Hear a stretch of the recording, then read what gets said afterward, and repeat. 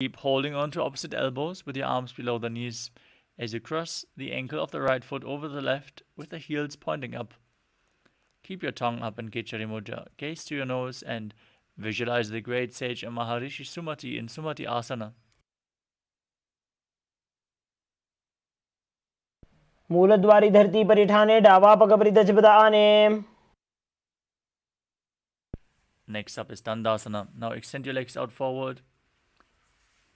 Interlock your fingers and stretch them up straight with the wrists pointed outwards as you engage all three bandhas and gaze to your nose. Visualize Swamiji in your inner space as you do so. इदानीं गर्भिणीनां योगाभ्यासो यथा लघु.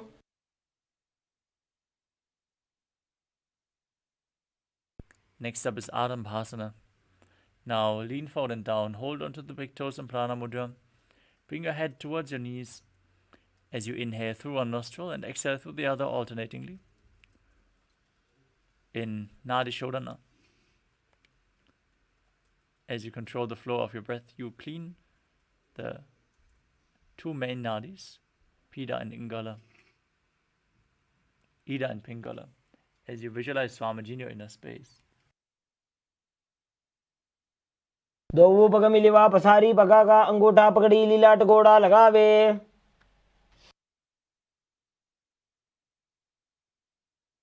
Next up is Bidukasana.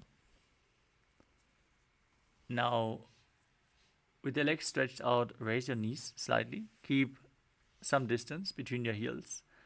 Lean forward, bring your shoulders down and wrap your hands in and around the legs, holding onto the ankles from the outside of the feet. Gaze to your third eye as you visualize Swamiji in your inner space. प्रथम बैसी दो पाव पसारी कछुक उर्द को कोरडो डारे.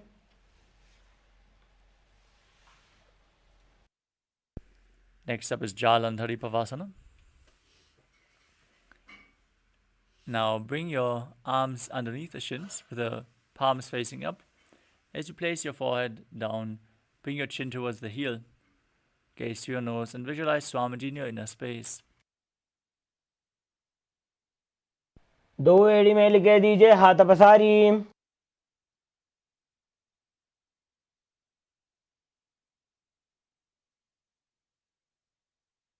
Next up is Urdhva Paschimottanasana.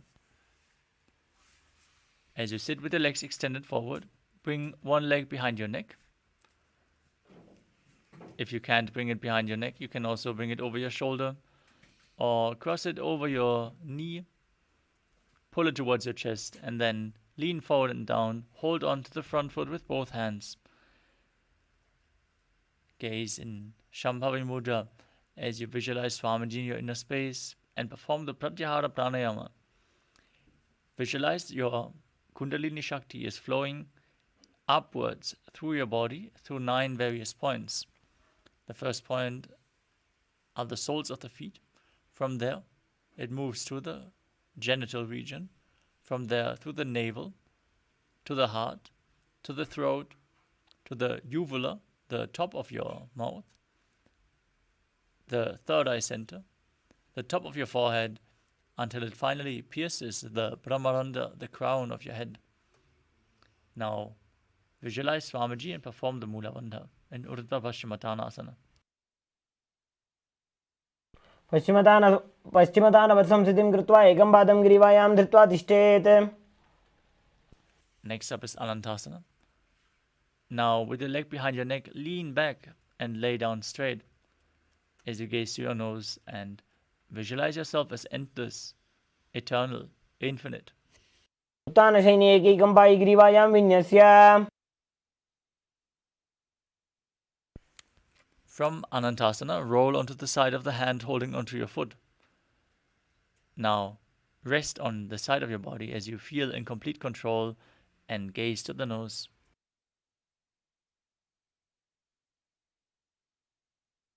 उत्तानशयित एकैकं पादं ग्रीवायां कुर्वन्.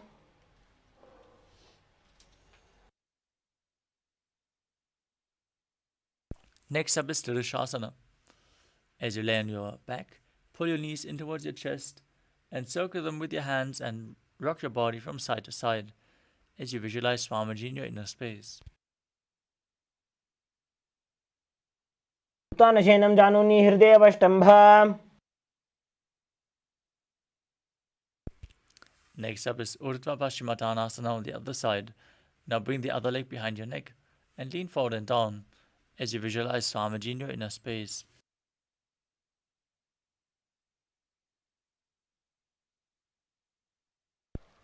पश्चिमदानवत्सं स्थितिं कृत्वा एकं पादं ग्रीवायां धृत्वा तिष्ठेत्.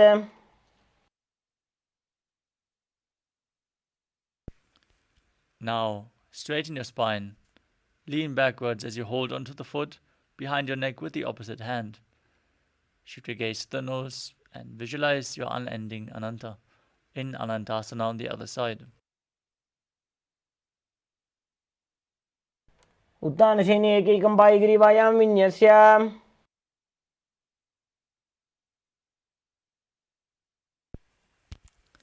Next up is Ankushasana on the other side. Now roll to the side and feel in complete control as you gaze to your nose. उत्तानशयित एकैकं पादं ग्रीवायां कुर्वन्. Next up is Yoga Nidrasana. As you lay on your back, now lift one by one your legs up behind your neck. If you cannot bring your legs behind your neck, you can cross them in front of you and pull them up with your hands, or you can bring your legs over your shoulders as you gaze to your nose and visualize Swamiji in your inner space, interlocking your fingers behind your back.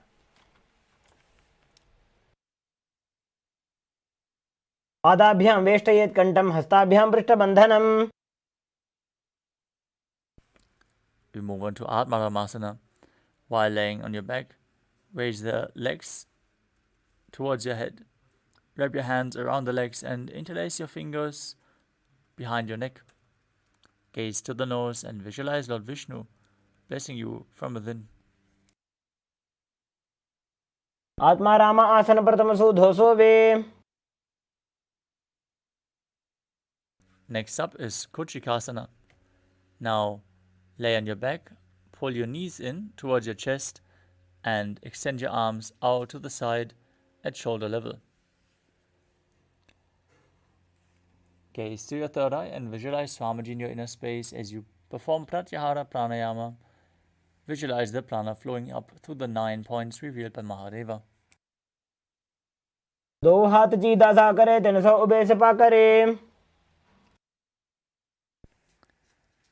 From the same position, we move on to Jatara Parivritti. With your knees towards your chest, arms extended out to the sides.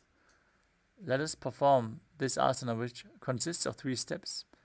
We're going to perform all 3 and then repeat them on the other side. Now, with your knees towards your chest, drop one knee to the side and extend the opposite leg down. Step 1.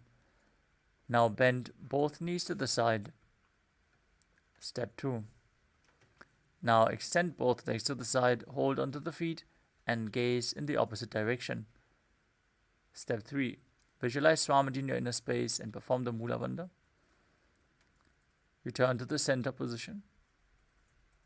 Drop the other knee to the side. Extend the opposite leg down. Step 1. Bend both knees to the side. Step 2. Extend both legs to the side and hold them with your hand as you gaze away from the feet. Step 3.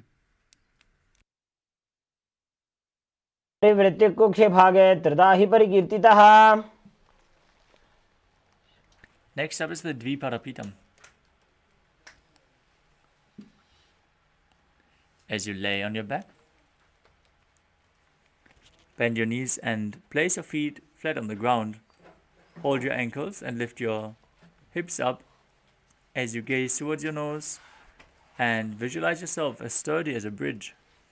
Breathe in Murcha Kumbhaka with Jalandhara Bandha and Mula Bandha engaged, and internally chant the Mahavakya Om Nithyananda Paramashivoham. प्रतिक्रियायुतं द्वन्द्वपीठ सर्वबलप्रदम्. Next up is Paryankasana. As you lay on your back, place your hands flat on the mat as well. And keep your fingers pointing towards your feet as you raise your entire body off the mat. Now, visualize yourself as sturdy as stone furniture as you breathe calmly through your nose in Sahajra Kumbhaka and perform the Mula Bandha. उत्तानशयनं हस्ततलाभ्यां भूमिमवष्टभ्य. Next up is Shvotanasana. As you lay on your back, bend your knees to the chest. Visualize yourself as a dog playfully rolling around on its back as you perform the Mula Bandha. शवच्छरीरं संस्थाप्य जानुनी सम्मील्य नाभवानीजा. Next up is the Viparita Karani. As you lay supine, keep your arms flat on the mat and then raise your legs off the ground and move them in a circular motion. Visualize Swamiji in your inner space as you perform Jalandhara Bandha and Mula Bandha in Viparita Karani. विपरीताख्या सर्वाधिव्याधिनाशिनी. Now stop the movement of your legs. Remain in the same position as you visualize Swamiji in Viparita Karani too. भूतले सशिरो दत्त्वा खेनये चरणद्वयम्.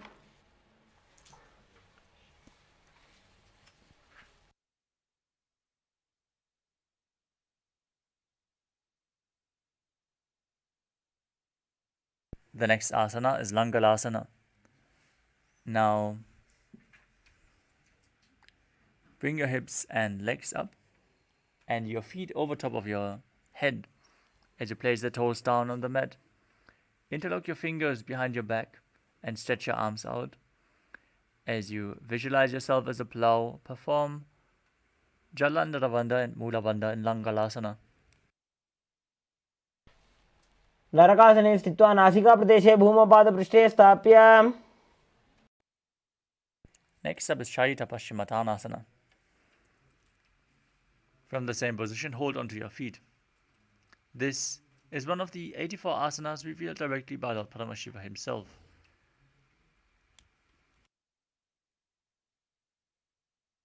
तानं शयित्वात् कुर्वीत शयितपश्चिमतानकम्.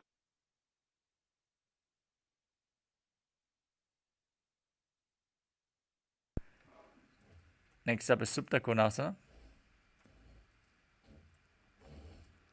In the same position, bring your hips over the shoulders and then spread your legs wide. Now visualize Swamiji in your inner space. Perform Jalandhara Bandha and Mula Bandha.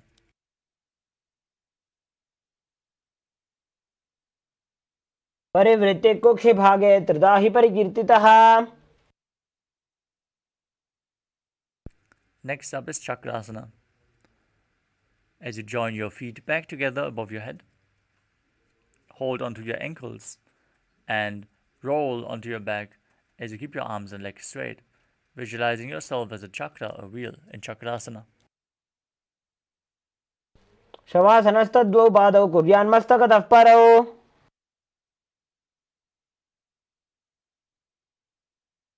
Next up is Supta Prasarita Varangushtasana. Now stretch your legs up above your body as you hold onto the big toes and then open your arms and legs wide. Visualize Swamiji in your inner space and breathe in Ujjayi Pranayama. Make an ocean-like sound with your mouth. उत्तानपादं क्रौञ्चं च मरीचिं वीरभद्रकम्.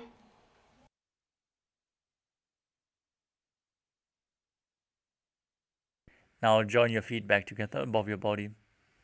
Keep holding on to the big toes in Prana Mudra. Visualize Swamiji in Supta Parangushtasana. उत्तानपादं क्रौञ्चं च मरीचिं वीरभद्रकम्. Next up is Matsyasana. From the same position, place your feet in Padmasana and lay down flat as you bring your arms over your head. Hold on to opposite elbows, gaze to your nose and visualize Matsya, the fish avatar of Lord Vishnu. in Matsyasana.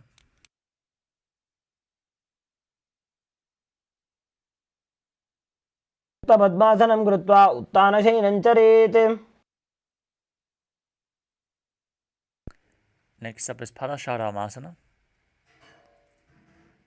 As you lay on your back with your legs in Padmasana, place the back of the right hand onto the left palm above your head. Gaze to your nose and visualize Lord Rama in your inner space.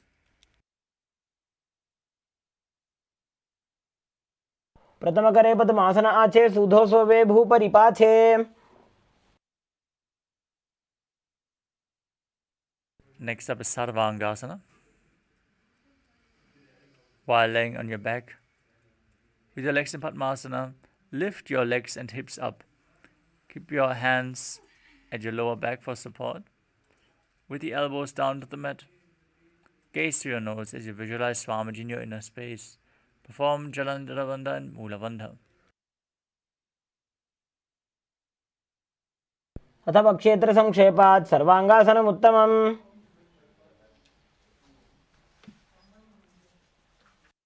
Next up is Vrishikasana. As you lay on your back, place one foot on top of the opposite thigh. Extend your arms up above your head. Hook the fingers forward as you gaze to your third eye and visualize yourself as a scorpion. प्रथमशयन सुधो शीर्षकेशिकी संधि सुदाखे. Now repeat the asana by placing your foot on top of the opposite thigh. Gaze to your third eye and visualize yourself as a scorpion. प्रथमशयन सुधो शीर्षकेशिकी संधि सुदाखे. Next up is Vrishaparakshitasana.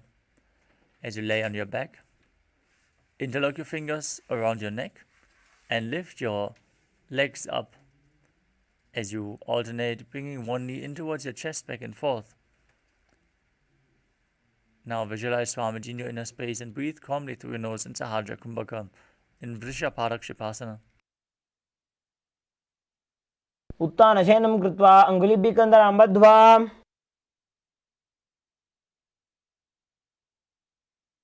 Next up is Maruttanasana. As you place your hands at the side of your hips, pull your knees in one by one and touch your knees to your ears again and again. Now visualize Swamiji in your inner space. श्रोतानवत् संस्थितिः कृत्वा जानुद्वयं पर्यायेन कर्णयोः संस्पृशेत्.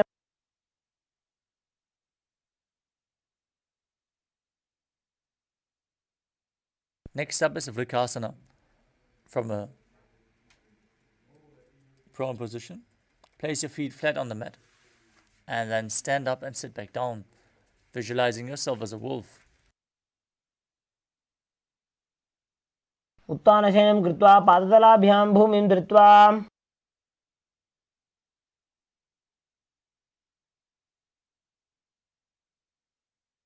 Next up is Luthasana.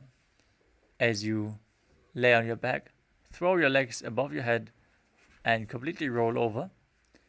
As you repeat this again and again, visualize Swamiji in your inner space. Once you finally finish, end in a prone position. उत्तानशयनं पादौ शिर उल्लङ्घ्य भूमौ स्थापयित्वा. Next up is Saradhasana. As you lay down on your stomach, keep your hands by the shoulders, toes pointing back. Contract your lips, make a whistling sound while inhaling, like that of a flute. As you visualize yourself as a chariot, carrying warriors into battle for Dharma on your chariot back in Saradhasana. निद्यशयनं कृत्वा नाभिं भूमौ निधाय.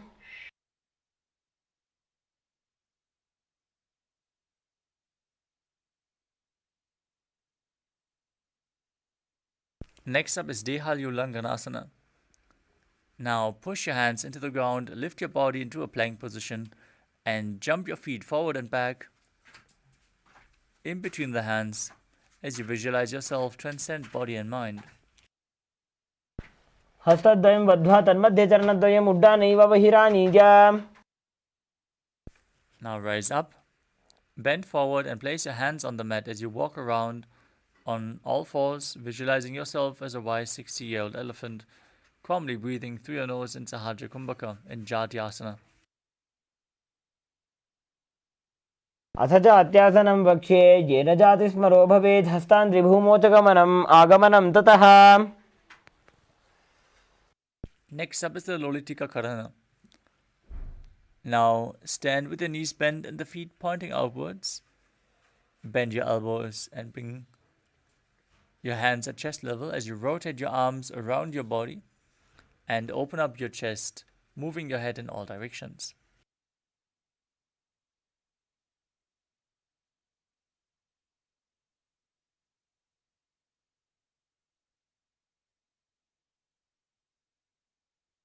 Next up is Sadapasana. Now stand erect on the mat and tie your feet with a rope if you have one available. Keep your hands at the side of the hips. As you visualize, your Kundalini Devi is rising and curling upwards around your body as you stand completely straight.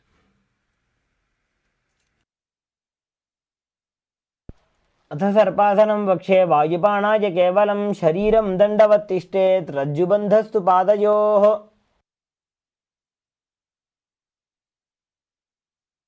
Next up is Ushtra Sadhanasana. From a standing position, lean forward and down. Hold onto the front of your feet as you step your feet on your hands. Now visualize yourself as a camel and start walking around on your mat. मुष्टिकनिष्ठिकाप्रदेशेन भूमौ निधाय उपरि पादतले संस्थाप्य.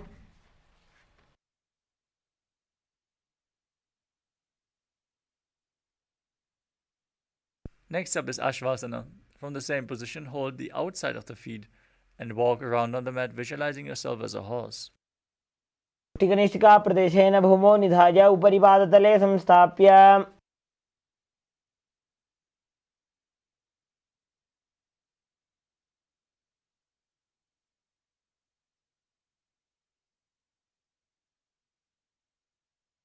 Next up is Kapota Nitakasana. As you interlock your fingers behind your back in Parasha Mudra, pull them down towards your calves. Open up your chest widely. As you visualize yourself as a soaring bird diving, perform the Mula Bandha. पादतले भूमौ निधाय पृष्ठभागेन हस्तौ जङ्घापर्यन्तं नीत्वा. Next up is Tala Pushpa Bhutam Karana. Now stand tall with the palms together in Namaskara Mudra. Your knees gently bent, toes pointing outwards. Now bow down to one side. Open up your palms and raise the heel and the knee of the respective hand. And visualize yourself holding a bouquet of flowers, offering it to Paramashiva.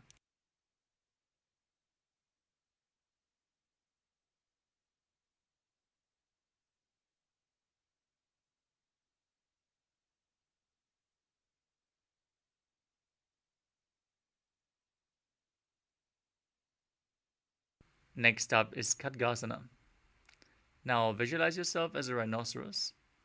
Gaze to your nose and then lay down on your stomach and jump your feet back up towards your hand and stand with your arms, hands together in Namaskara Mudra, forming the horn of the rhinoceros.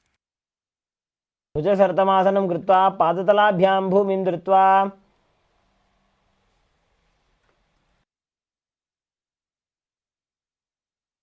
Next up is the Uttanottanam. You can hold weights if you want to intensify this asana.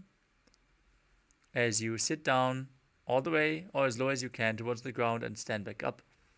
Do this again and again as you gaze to your nose and visualize Swamiji in your inner space. पुनः उत्थातव्यम् असितव्यम् इति उत्थानोत्थानं भवति. Next up is Musalasana. As you stand up straight, raise your arms over your head and jump repeatedly as you visualize yourself as a mace. सरलं स्थित्वा ऊर्ध्वं बाहु नजेत् वारं वारम् उड्डानं कृत्वा.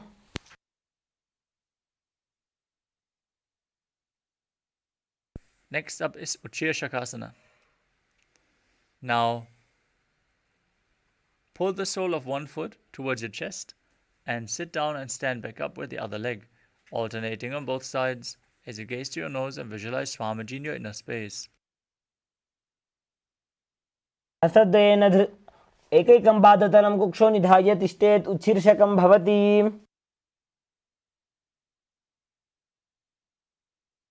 Next up is Parshvajanukarana. Now stand and keep one leg slightly bent with the toes pointing outwards. Then pull the other knee up towards your chest and circle with your arms with the hand in a fist. Place your hand on the inner thigh with the fingers pointing towards the center of your body.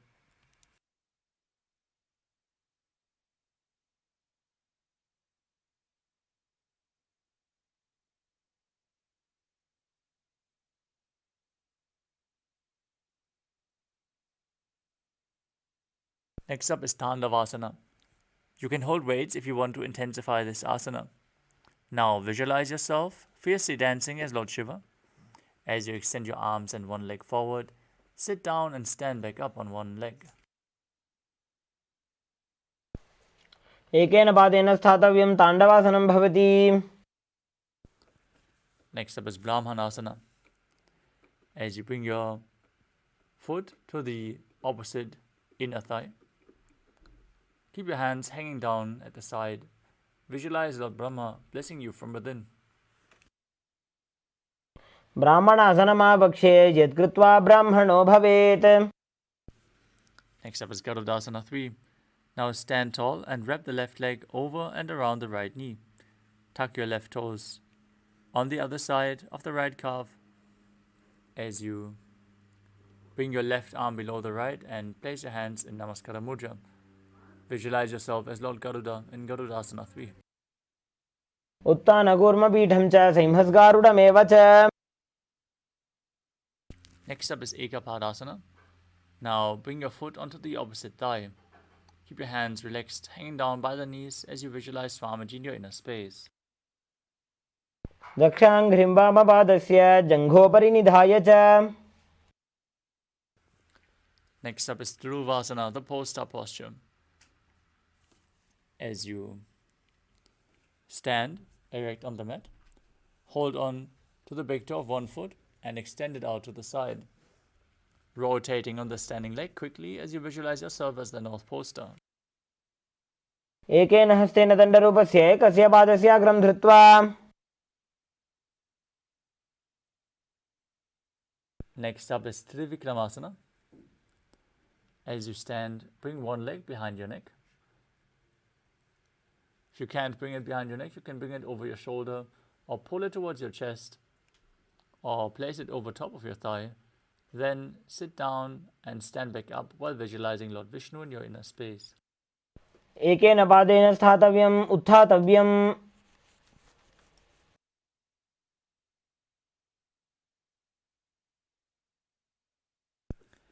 Next up is Parshvajanukarana on the other side. Now pull the other knee in towards your chest with the hand in a fist. Opposite hand on the inner thigh with the fingers pointing inwards.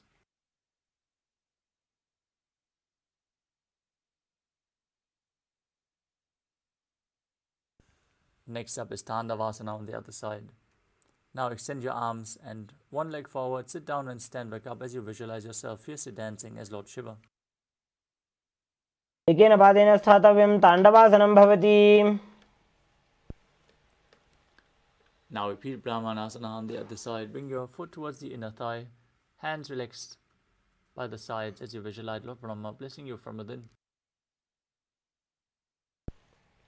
ब्राह्मणासनमावक्षे यत्कृत्वा ब्राह्मणो भवेत्. Now repeat Garudasana 3. Bring the right leg over top of the left. Hook the toes behind and bring the right arm below as you place your hands in Namaskara Mudra, visualizing yourself as Lord Garuda. उत्तानकूर्मपीठं च सिंहस्गारुडमेव च.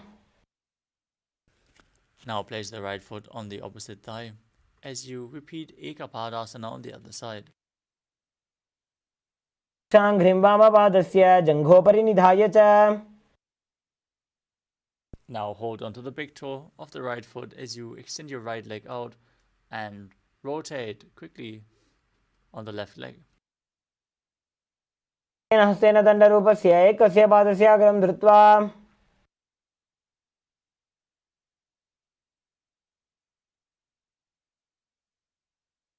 Next up is Trivikramasana on the other side.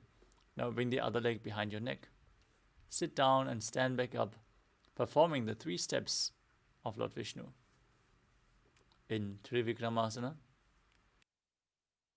ग्रीवायां पादं संस्थाप्य स्थातव्यम् उत्थातव्यं त्रिविक्रमासनं भवति. next up is Samanakakarana. As you stand, with your heels together, toes pointing slightly outwards, keep your arms slightly extended away from the body, with the fingers pointing one by one.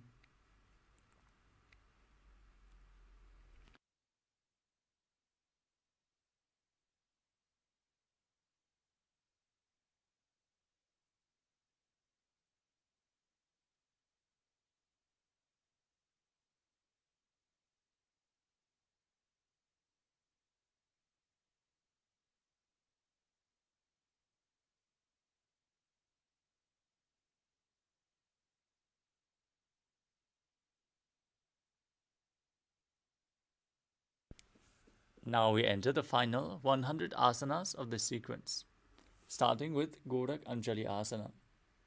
Now stand erect and then bend forward as you bring both hands underneath the knees and make a finger lock in Parashu Mudra. Then squat down and bring the finger lock to your navel as you visualize Sage Goraknath, the founder of the Nata Yoga Hindu Sampradaya. Perform the Jivachala Kumbhaka. Inhale deeply and hold your breath as you move the prana freely throughout your system, up and down and through your limbs, along with your mind. Perform the Mula Bandha and chant the Mahavakya as you do so. परतम हि बोहोये बाहुरी नीचो पुनि होवे.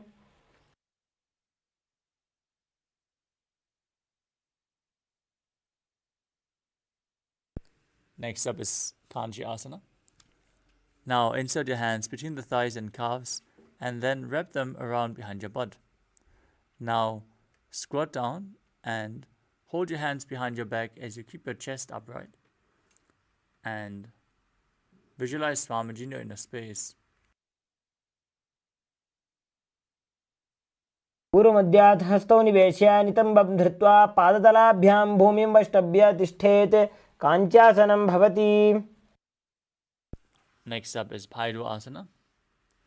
As you bring your feet together and sit in a squatting position with your heels touching your perineum, hold your hands at the back in Parashu Mudra, gaze to the nose and gaze to your navel as you visualize Bhagavan Kala Bhairava, the Lord of Time, in Bhairu Asana. दो पग की थलिया की माहिली को और मिला जी फना पानी उकड़ मोड़ वैसे. Next up is Varahasana. As you squat all the way down to the ground, keep your feet together and the toes apart.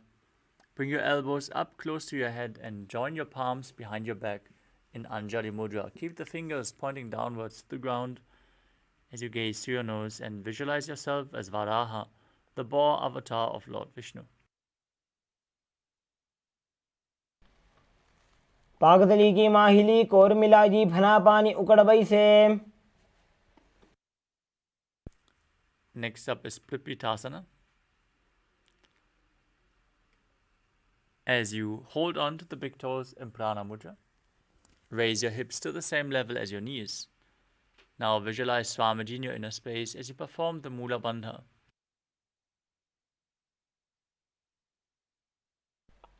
पार्श्वद्वय सम्मील्य स्थित्वा नितम्बं जानुप्रदेश आनीय तिष्ठेत्. प्रपीठासनं भवति.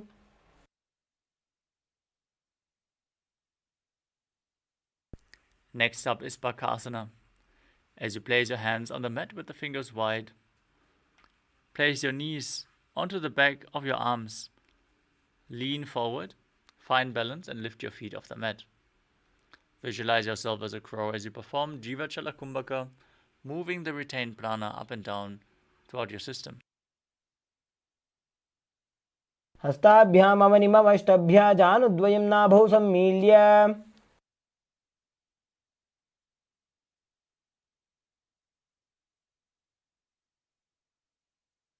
Next up is Sushtanga Kapali Asana, another inverted posture. Set yourself up in front of a wall if required. Now, keep your hands flat on the mat, shoulder width apart. With the knees on the arms towards your armpits, raise your hips up, and then stretch your legs up and place them into Padmasana. Now, gaze to your nose and visualize Swamiji in your inner space as you perform the Mula Bandha.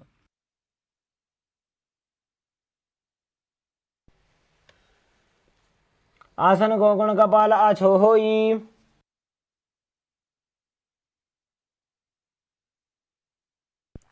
Next up is Guptasana. As you keep your toes flat, the toes touching behind your body, sit in between the heels. Keep your heels outside of the hips. As you keep your hands on the thighs, gaze to your nose and visualize you are sitting in the secret seat with Paramashiva and Guru in Guptasana. जानोर्वोरन्तरे पादौ कृत्वा पादौ च गोपयेत्.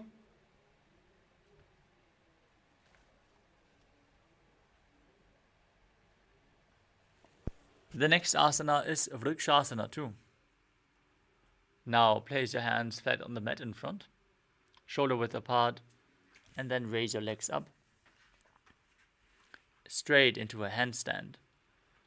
Use the support of a wall or get someone to help you in this asana as you cleanse your 7 chakras. By performing this asana, visualize yourself as a tree with deep roots growing into the ground. चक्रक्षालनाय वृक्षासनविशेषकान्. Next up is Shiva Asana, again in the handstand posture.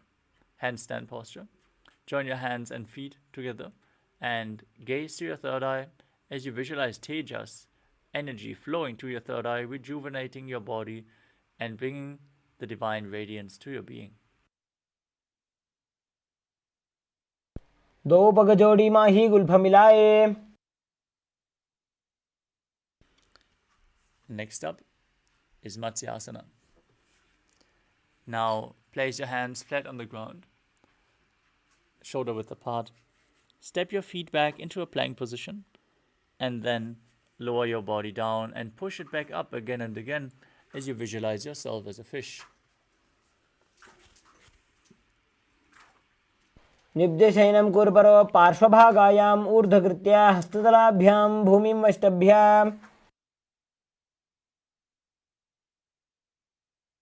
Next up is Sadapasana too. As you lay prone on your belly, keep your hands on the hips and lift your chest from left to right as you visualize and move your body like a snake in Sadapasana too. Breathe calmly through your nose in Sahajra Kumbhaka.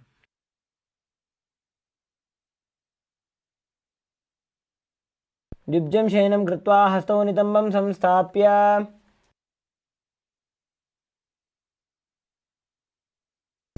Next is Nidhalambanasana. As you lie prone on your belly, keep your hands in Padma Mudra, the lotus mudra. As you hold onto your chin, place your elbows on the mat in front of you, with the toes pointing backwards. Feel self-supported and completely independent.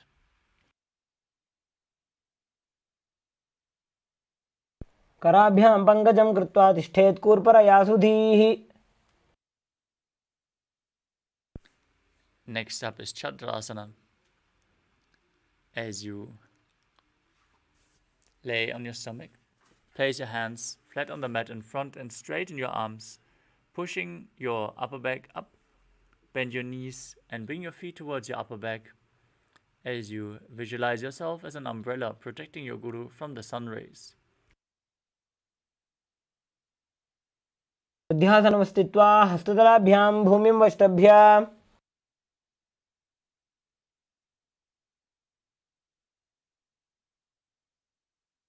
Next up is Vajrasana. As you visualize yourself as Vajra, the weapon of Indra, symbolizing your indestructibility, sit in a kneeling posture with your perineum on the heels, feet flat, extend your arms out at front and place your forehead on the ground. Gaze to your nose and calmly breathe in Sahadra Kumbhaka as you perform the Mula Bandha. इदानीं गर्भिणीनां योगाभ्यासो यथा लघु सुखप्रसवलाभाय प्रोच्यते प्राक्तने पथि.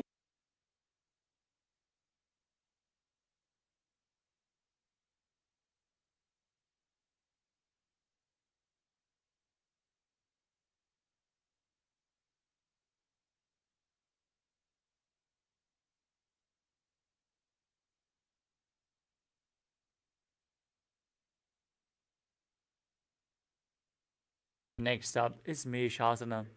Now place your hands flat on the mat and raise your hips up into Gajasana. Then alternate striking the ground with your hands as you experience yourself as powerful as a ram.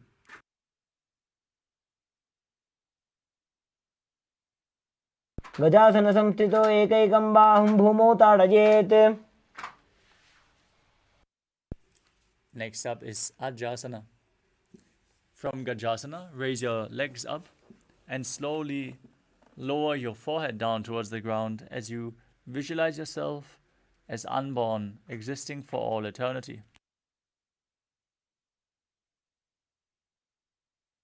गजासन संस्थितो पादद्वयमन्तराळे कृत्य मस्तकेन भूमिं स्पृशेत्.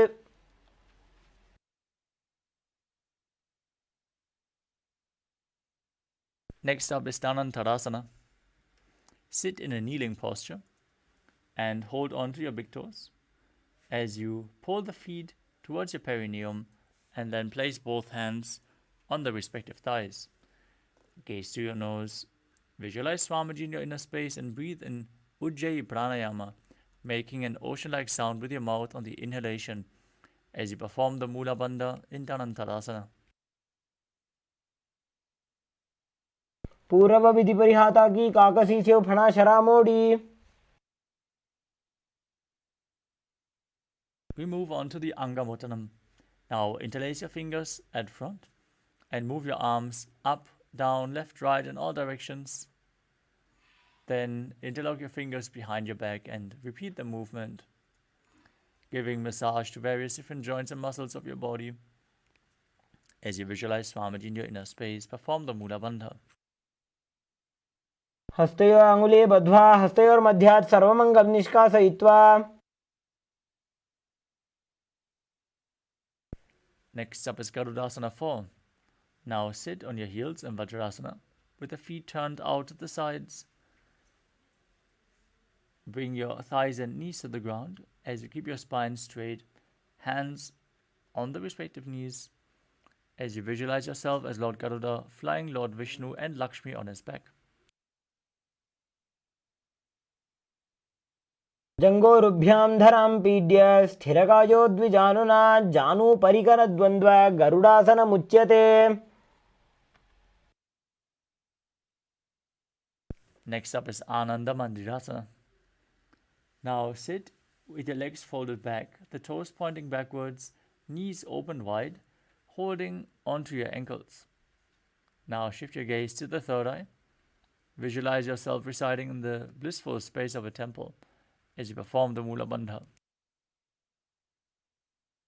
अथ वक्षे वीरनाथ आनन्दमन्दिरासनं यत्कृत्वा अमरो धीरो भवत्येवेह साधकः. Next up is Mandukasana 2. Now sit with your knees wide, feet overlapping on your ankles. Keep your hands under the knees and gaze to your nose as you perform Manduki Mudra with your tongue, pressing the tongue up against the palate of the mouth, catching the nectar of immortality. As you visualize yourself as a frog, perform Uddiyana Bandha, the stomach lock, and Mula Bandha, the root lock, in Mandukasana 2. पृष्ठं सम्पीड्य गुल्फाभ्यां जान्वङ्गे सबलयाकृतिः. Next up is Narasimhasana. As you keep your toes on the mat, heels up and together. Place your perineum on the heels, your palms on the ground in front of you. Spread your fingers wide. Keep the thumbs touching. The base of your hand should touch your toes. As you stick out your tongue, exhale forcefully. Gaze to your nose and visualize Narasimha, one of the 10 avatars of Lord Vishnu. दो फणा पाणी होय वैसे AD Mailer गुदानी वैसे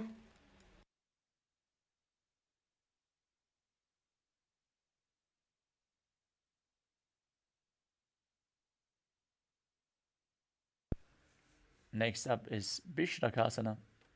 As you sit on the toes, with the perineum placed on the raised heels, cover your mouth with both hands cupped over top. Bring your thumbs beneath the upper teeth and close your lips. As you inhale through the right nostril and exhale through your mouth in Vishnaka Pranayama, gaze to your nose and visualize yourself as Devi, victorious over all your fears.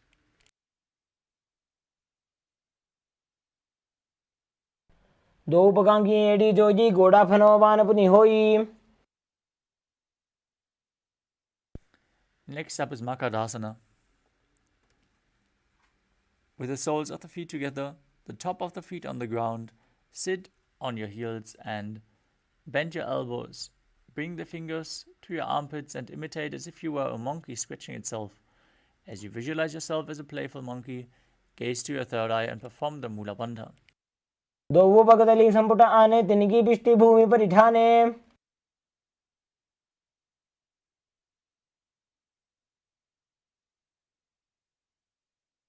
Next up is Vajra Sangarasana. As you stand on the toes, with the soles of the feet together, sit on your heels, keep your knees wide and off the floor, with your hands holding the elbows behind your back. Gaze to your nose and embody diamond-like strength for you and your Sangha, your spiritual community.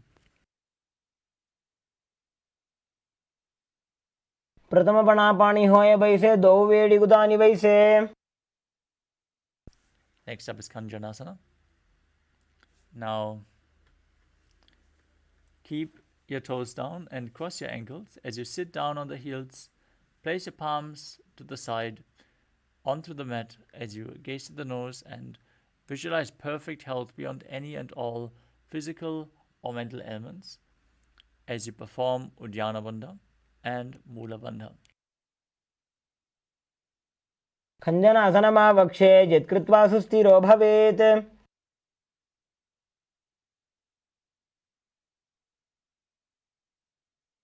Next up is Kurmasana. From the same position, sitting on crossed heels, place your hands on the knees, shift your gaze to the nose, visualize yourself as a turtle with a stable body and mind to live for centuries as you breathe in Ujjayi Pranayama in Kurmasana.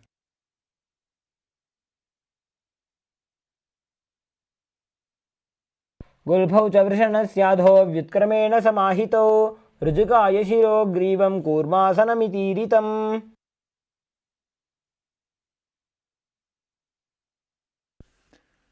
Next up is Yogasana. From the same position, shift your gaze to the nose and visualize Swamiji in your inner space.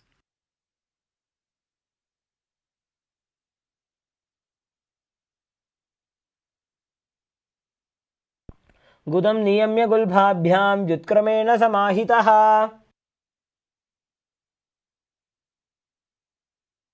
Next up is Vijyogasana. As you stand on the knees, cross your ankles behind, step your feet to the opposite hips. As you hold onto your calves with the fingers inside and the thumbs outside.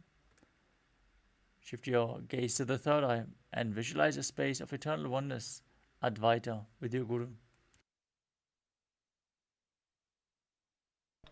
गोड़ा वामौ उभौ होई गोड़ा आड़ा राखे दोई.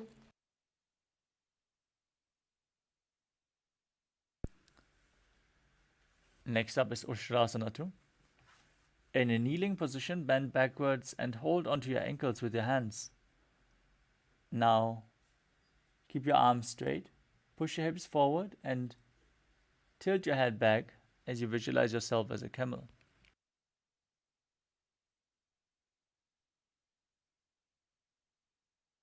मेरुदण्डग्रन्थिदाढ्य संविवादयिषु पुमान्. Next up is Jatyasana 2.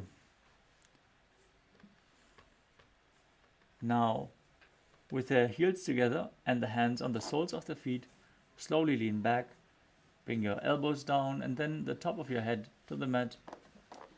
As you gaze to your nose, experience yourself as a lotus blooming.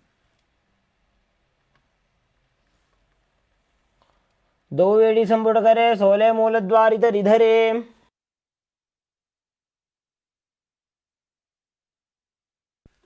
Next up is Virātasana.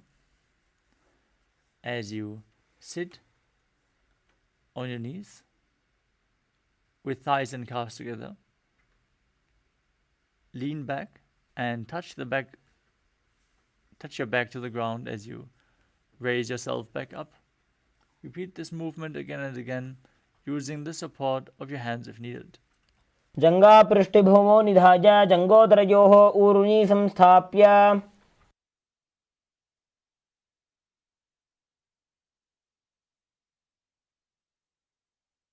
Next up is Kapotasana. Now,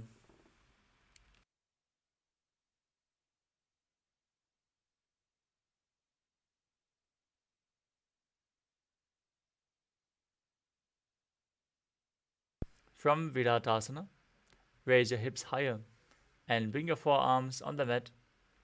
Hold the back of your heels as you bring your head in between the feet. Visualize yourself as a beautiful dove in Kapotasana. मेरुदण्डग्रन्थिदाढ्य संपिपादयिषुः पुमान्. कपोतोष्ट्रासनाभ्यास कुर्यान्मितहिताशनः.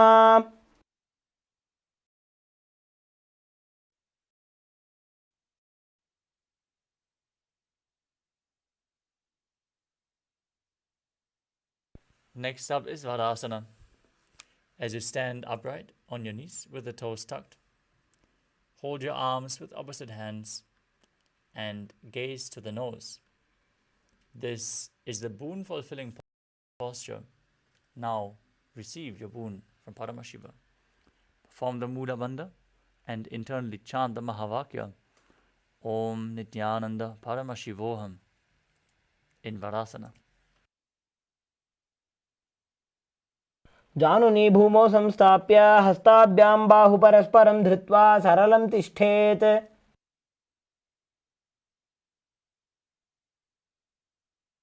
Next up is Varahasana.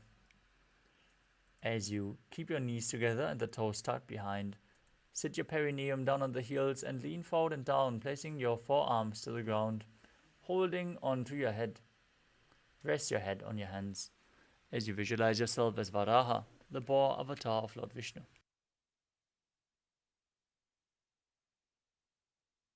सूर्यं चन्द्रं भेदनानि आसनानि निकत्यते. कूर्परौ भूमौ स्थापयित्वा जानुभ्याम् अवनिमवष्टभ्य हस्तौ मस्तके संस्थाप्य.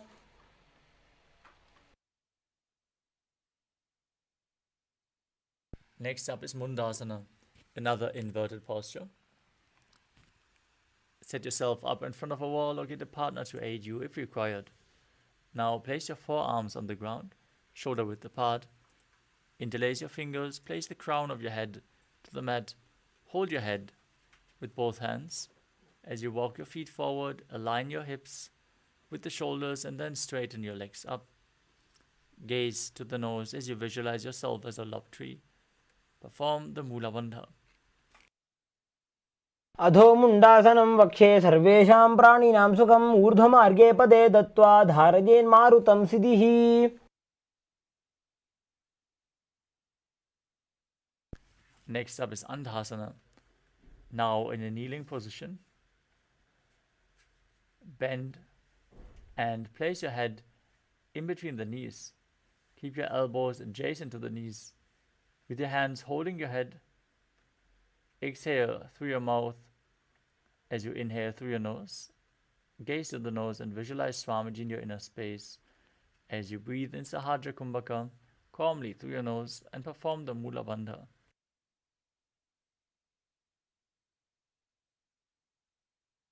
प्रथम पगतली समटारावे कोरमाहिली उभे मिलावे. Next up is Viparita Shalabhasana. As you lay down on your stomach with your arms and legs extended. You can hold weights if you want to intensify this asana. As you raise your arms, head, legs, chest off the ground and visualize yourself as a locust. शलभासन भेदाश्च नटभेरुण्ड नामके गण्डभेरुण्ड सहिते शीर्षदण्डासनं तथा. Next up is Kapalasana. Now laying on your stomach, place your hands next to your hips and your forehead on the ground. Lift your entire legs off the mat as you visualize a skull representing the mind with purified thoughts and the strong will to attain enlightenment. कपालं भूमौ निधाय ऊर्ध्वं पादौ नजेत् कपालासनं भवति.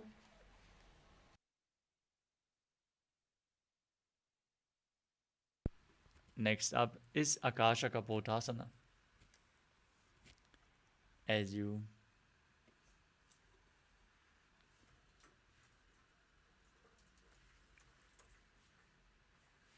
place your hands flat on the mat behind you.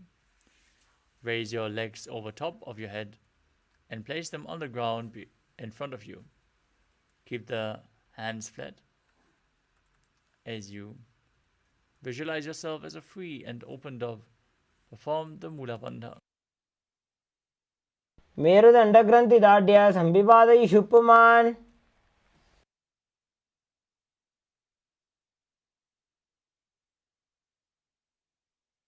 Next up is Chatakasana. Now, from a kneeling position, place your forearms on the ground in front of you. Be sturdy as you visualize yourself as a sparrow. परवर्यन्तौ हस्तौ धरामवष्टभ्य जानुनी नाभौ संकुञ्च्य तिष्ठेत् चटकासनं भवति. Next up is Vrishikasana too. Now, kneel down and place your elbows on the mat. Then raise your leg.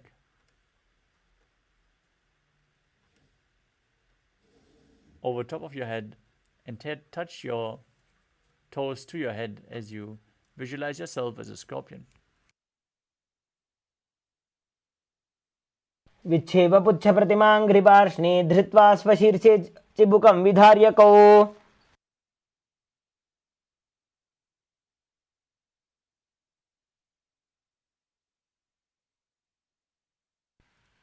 Next up is the Vrishasana. As you sit in a kneeling position, place your perineum down on one heel and keep the other heel outside the hip with the toes pointing outwards. Now keep your hands in front of your body on the mat as you visualize yourself as a bull. Breathe in Antaranga Kumbhaka, forcefully inhaling through your nose, holding your breath for a short while and slowly exhaling again and again. याम्यगुल्फे पादमूले वामभागे पदेतरम्.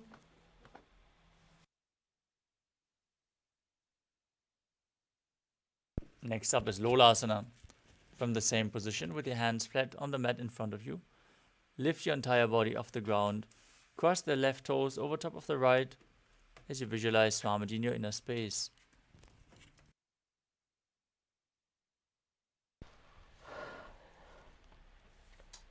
लोलासनं सदा कुर्याद् वायुलोलापघातनात् स्थिरवायुप्रसादेन स्थिरचेता भवेत् धृतम्.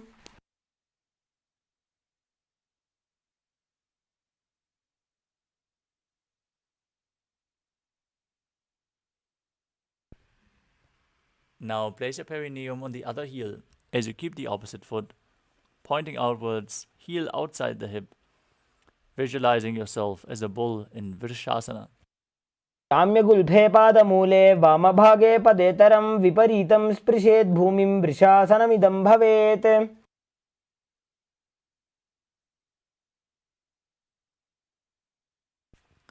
Next up is Bala Gunasana. Now place the toes of the left foot down and sit down on the left heel. Keep the right foot flat on the ground with the knee raised towards your chest. Place your hands on respective knees and visualize Bala Gunahai, one of the 84 siddhas in your inner space, as you perform the Mula Bandha. आसन को गुण जल विकार जाई. Next up is Grahasana. As you squat down with the feet flat on the mat, bring your elbows under the thighs and wrap them around your shins. Hold onto your ankles from the outside as you visualize yourself as the entire planet. पादतले भूमौ संस्थाप्य जानुमध्ये कूर्परौ स्थाप्य हस्ताभ्यां गुल्भप्रदेशो धृत्वा तिष्ठेत्. ग्रहासनं भवति.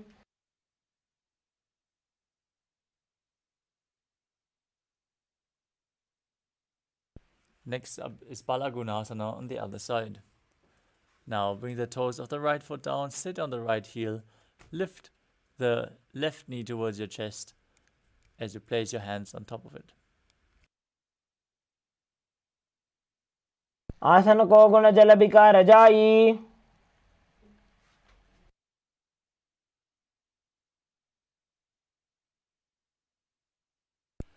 Next up is Utkatasana. You can use weights to intensify this asana. As you squat down on the toes, with the heels up and the knees off the mat, place your perineum on the heels and your hands on the respective knees. Keep your spine straight and visualize Swamiji in your inner space. युजास्पिजोऽस्ति यद ऊर्वजानो यत्रासने पादतलद्वयोपरि. Next up is Vajra Sangarasana 2. As you sit on the toes with the perineum on the heels, the soles of the feet together, keep your knees wide and off the ground as you hold onto opposite elbows behind your back.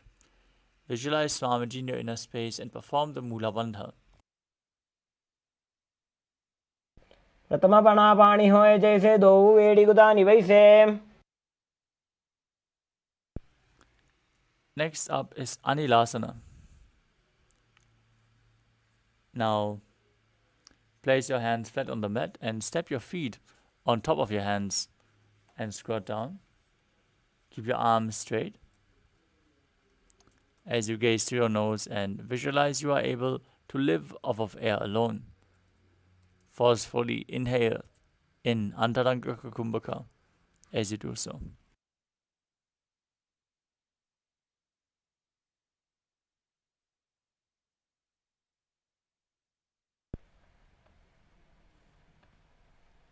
कूर्परपर्यन्तौ हस्तौ धरामोष्टभ्य.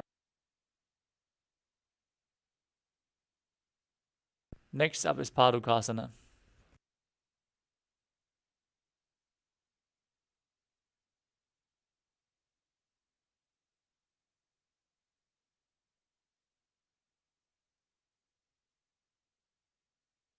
Now, place the back of your hands onto the mat and step your feet on top. As you visualize, you're wearing padukas, walking across India. Wrap your hands around the feet and walk around on your mat.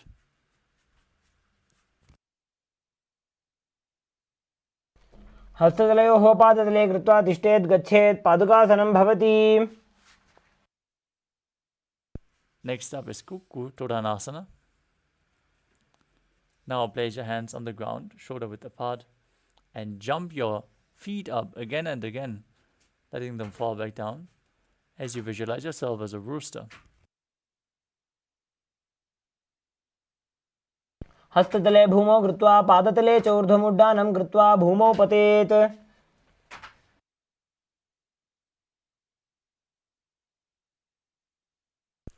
Next up is Viparita Nrityasana. As you place your hands on the mat, raise your legs upwards into a handstand. Move around on two hands dancing as you feel yourself become free of all inhibitions. हस्तदलाभ्यां भूमिं वष्टभ्य ऊर्ध्वपादाग्रे कुर्वन्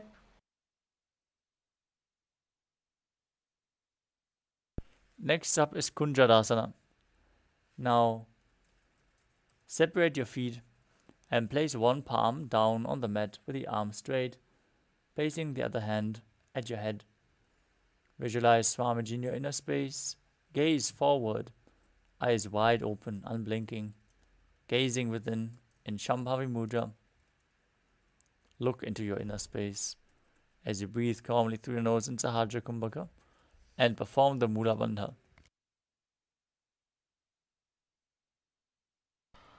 अथ वक्षे महादेव कुञ्जरासनमुत्तमं करेणैकेन पादाभ्यां भूमौ तिष्ठेच्छिरक्करः. Now place the other hand down to the mat, opposite hand to the head. Visualize Swamiji in your inner space as you repeat Kunjarasana. अथ वक्षे महादेव कुञ्जरासनमुत्तमं करेणैकेन पादाभ्यां भूमौ तिष्ठेच्छिरक्करः. The next asana is Kadambasana. Now sit on the ground with the feet flat and the heels close to your body. Hold on to the respective ankles as you lift your feet off the ground and visualize yourself as a Kadamba tree, a pious tree that promotes a long life. पार्श्वेभ्यां भूमिं वष्टभ्य हस्तद्वयेन गुल्फौ धृत्वा Next up is Pavana Muktasana. Now place your feet flat on the ground. Hold on to the opposite knees and pull them in towards your chest. Visualize that any excess vata is being released from or balanced within your system as you perform Sahajra Kumbhaka and the Mula Bandha in Pavana Muktasana. द्वयोस्तु पादयोः पाणिं लात्वा स्वस्वनितम्बके जानुनी वक्षसि साधुर्बभ्रतीकरबन्धनैः.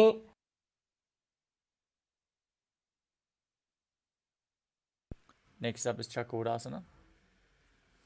As you bring one leg behind your neck and place your hands to the side, extend the opposite leg up and lift your entire body off the mat. Gaze to your third eye as you visualize yourself as a powerful source of energy and perform the Mula Bandha as you do so. दानं चतुष्पादपीठं वज्रासनं तथा चकोरक्रौञ्चशलभभुजङ्गमपि वृश्चिकम्. Next up is Dhanurasana 2. Now hold on to the respective big toes with your hands as you extend one leg forward and pull the other one in towards your ear.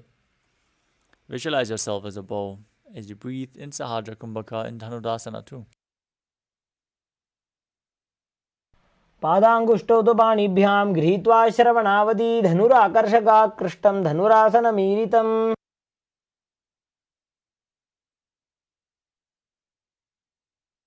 Next up is Ashtavakrasana. Now bring the left leg over top of the respective shoulder and hook the right foot over top the leg.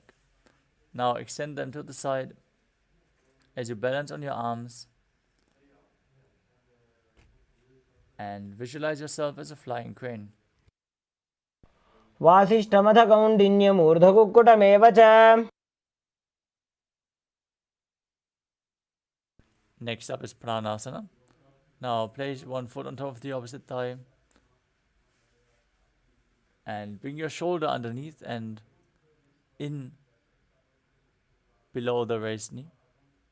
Push the right knee down to the mat as you gaze to your third eye and visualize you're immortal and able to exist solely from prana. एतत् प्रभेदं वक्ष्यामि करोति यस्य चामरः. Next up is Parshvamatsendrasana. Now bring the left heel, the right heel to the left hip and step the left leg over top of the right knee. Now bring the left elbow outside the raised knee.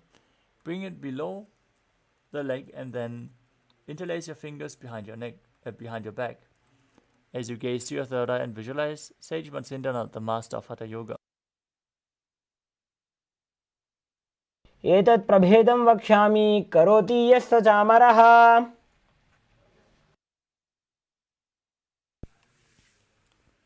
Now repeat Chakrasana on the other side. As you raise the other leg behind your neck, extend the opposite leg forward and visualize yourself as a powerful source of energy as you balance above the mat.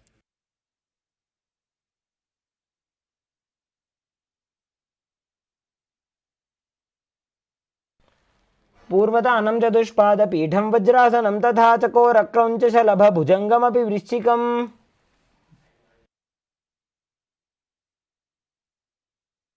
Now repeat Dhanurasana 2.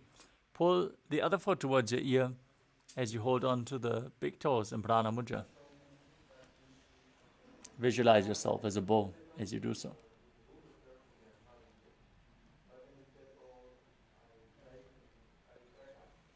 पादाङ्गुष्ठौ तु पाणिभ्यां गृहीत्वा श्रवणावधि धनुराकर्षकाकृष्टं धनुरासनमीरितम्.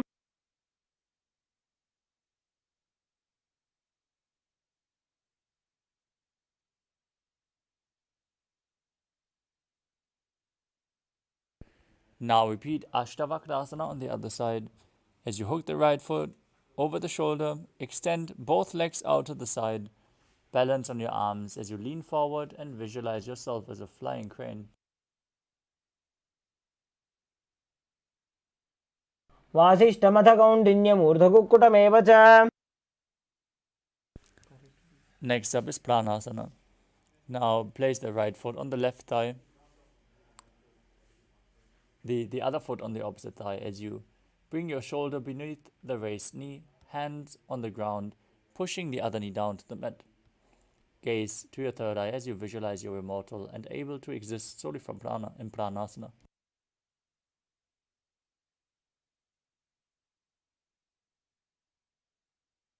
एतत् प्रभेदं वक्ष्यामि करोति यस्य चामरः. Now repeat Paramātma S as you bring the left heel to the right hip. Step the right foot over top, bring the left knee outside the shoulder and interlace your fingers behind your back. Gaze to your third eye and visualize Sage Matsindana.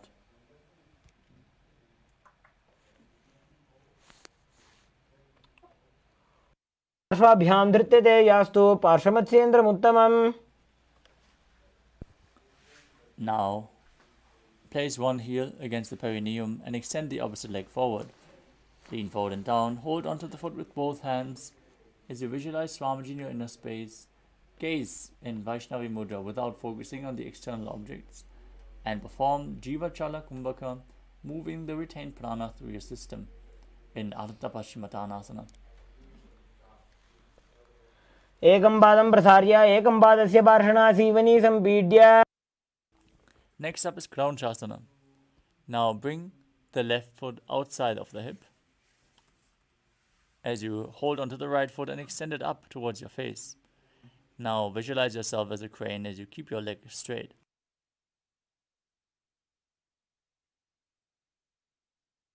उत्तानपादं क्रौञ्चं च मरीचिं वीरभद्रकम्. Next up is Ardha Paschimottanasana on the other side. Bring the other foot to the groin, extend the opposite leg, lean forward and down, and visualize Swamiji in your inner space. वासिष्ठमथ कौण्डिन्यम् ऊर्ध्वकुक्कुटमेव च.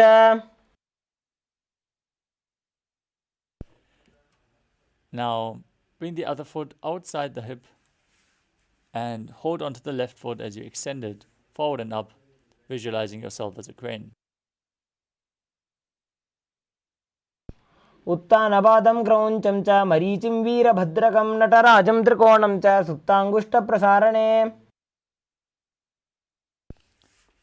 Next up is Swastikasana. As you sit with the soles of the feet in between the thighs and calves, keep your spine straight and place your palms on the respective knees. Gaze to your nose and embody peace, well-being, good fortune and prosperity Visualize a swastika.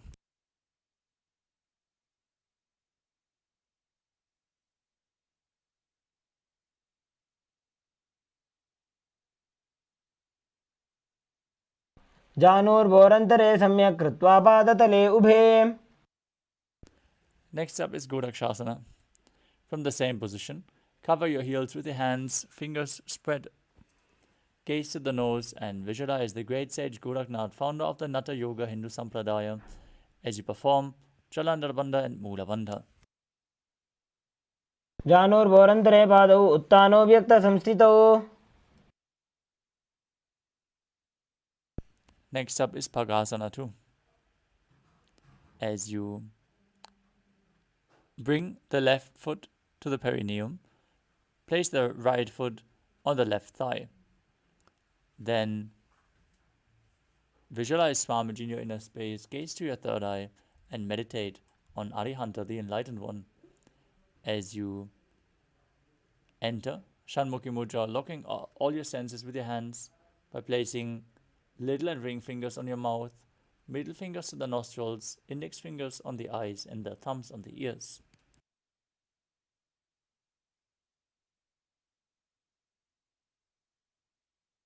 वामपार्श्वगुदं संस्थाप्य दक्षाङ्घ्रिवामजगने.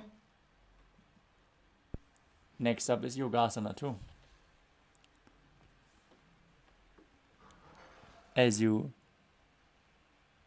place your feet on top of opposite knees, keep your hands at the side of your body with the palms facing up. Gaze to your nose, visualize Swamiji and perform Kakachanchu Kumbhaka. Roll up your tongue and keep your mouth in the shape of the beak of a crow as you inhale through the rolled up tongue in Yogasana 2.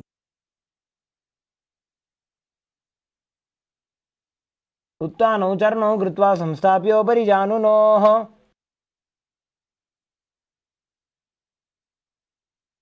Next up is Urdhva Kukutasana. From Padmasana, place your palms flat on the mat beside you and lift your entire body up. Visualize yourself as a rooster as you perform the Moola Bandha. वासिष्ठपथकौण्डिन्यम् ऊर्ध्वकुक्कुटमेव च. Next up is Siddha Haratali Asana. From Padmasana, insert both hands through the thighs and calves. Place them on the mat. Don't lift your body up. Stay seated on the mat as you gaze through your nose and visualize Swamiji in your inner space.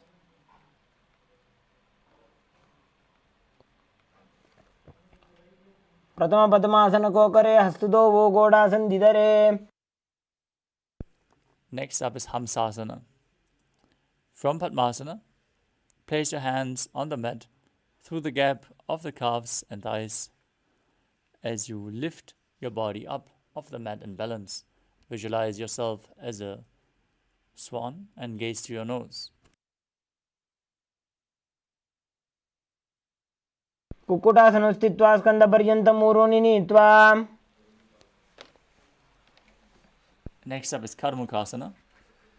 With your legs in Padmasana, push your hands in between the thighs and calves and extend your legs.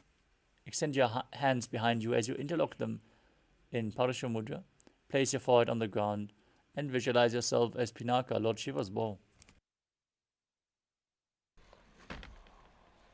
प्रथम पद्मासनकोकरे गोडासन्दिमाहिकरिधरे. Next up is Kurmasana 2. With your legs in Padmasana, hands between the thighs and calves. Bend your elbows and hold on to your neck. As you visualize yourself as a turtle, having a stable body and mind to live for hundreds of years. By जंग पर दक्षिण पावा दाई जंग परि by ल्यावा.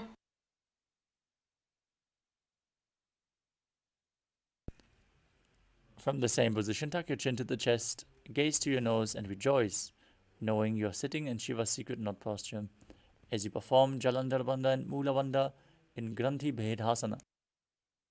वक्षे नीलकण्ठ ग्रन्थिभेदासनं शुभम्. Next up is Uttana Kurmasana. From the same position, Roll onto your back. Hold onto your shoulders as you lay on your back with your legs in Padmasana, embodying a turtle laying on its back as you gaze to your nose. कुक्कुटासनबन्धस्थं कराभ्यां धृतगन्धरं पीठं कूर्मवदुत्तानम् एतदुत्तानकूर्मकम्. Next up is Pangu Kukutasana. Sit back up in Padmasana. Now place your hands in between the thighs and calves. Place one hand flat. Hold its ankle with your hand as you push your body off the mat and balance on one arm, visualizing yourself as a rooster. कुक्कुटासनस्थित्वा एकेन हस्तेन अन्यस्य मुनिबन्धं धृत्वा. Now place the other hand flat. Hold its wrist. Visualize yourself as a rooster. Repeat Pangu Kukutasana on the other side. कुक्कुटासनस्थित्वा एकेन हस्तेन अन्यस्य मुनिबन्धं धृत्वा. Next up is Kritrasana. Now from Padmasana, place your elbows on the toes and interlock your fingers in Parashamudra. Rest your chin on your knuckles and press your thumbs to the throat as you visualize you have gone beyond all greed and covetous in Kritrasana. तानोर्वोरन्तरे पादौ उत्तानो व्यक्तसंस्थितौ. Next up is Padmasana 3. As you sit in Padmasana, hold one hand over the other with the palms facing upwards.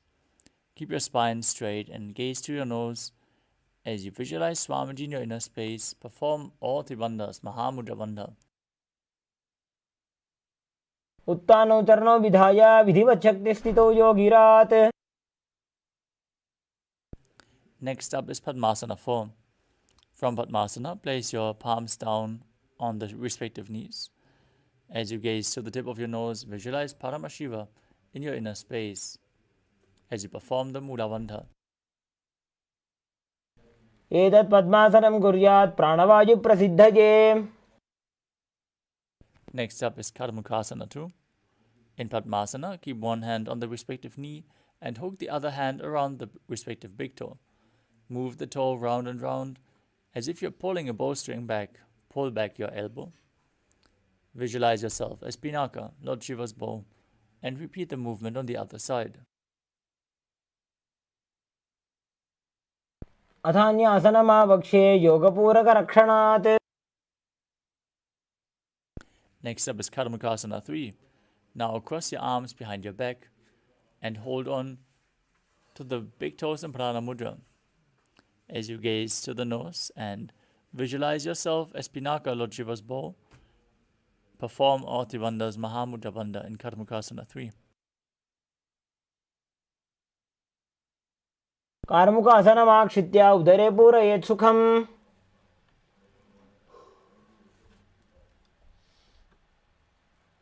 Next up is Dridhasana. Maintaining the same position, open up your chest, lift your chest, and gaze at your third eye as you visualize yourself as the action of Paramashiva's third eye, destroying anything you come across.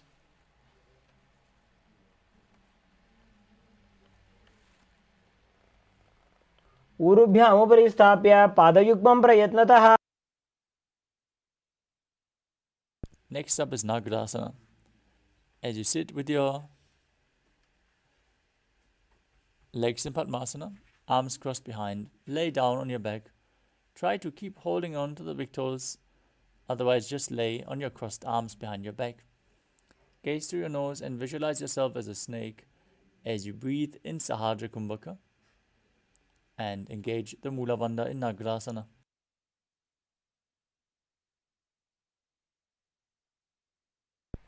प्रथम पद्मासन को ठाने दो हाथ पाछाने आने. Now free your arms and legs. Pull your knees into your chest.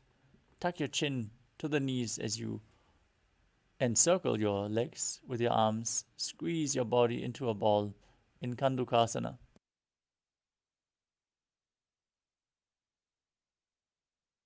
वेत्रासने स्थित्वा हस्तपादान् निष्कुष्य.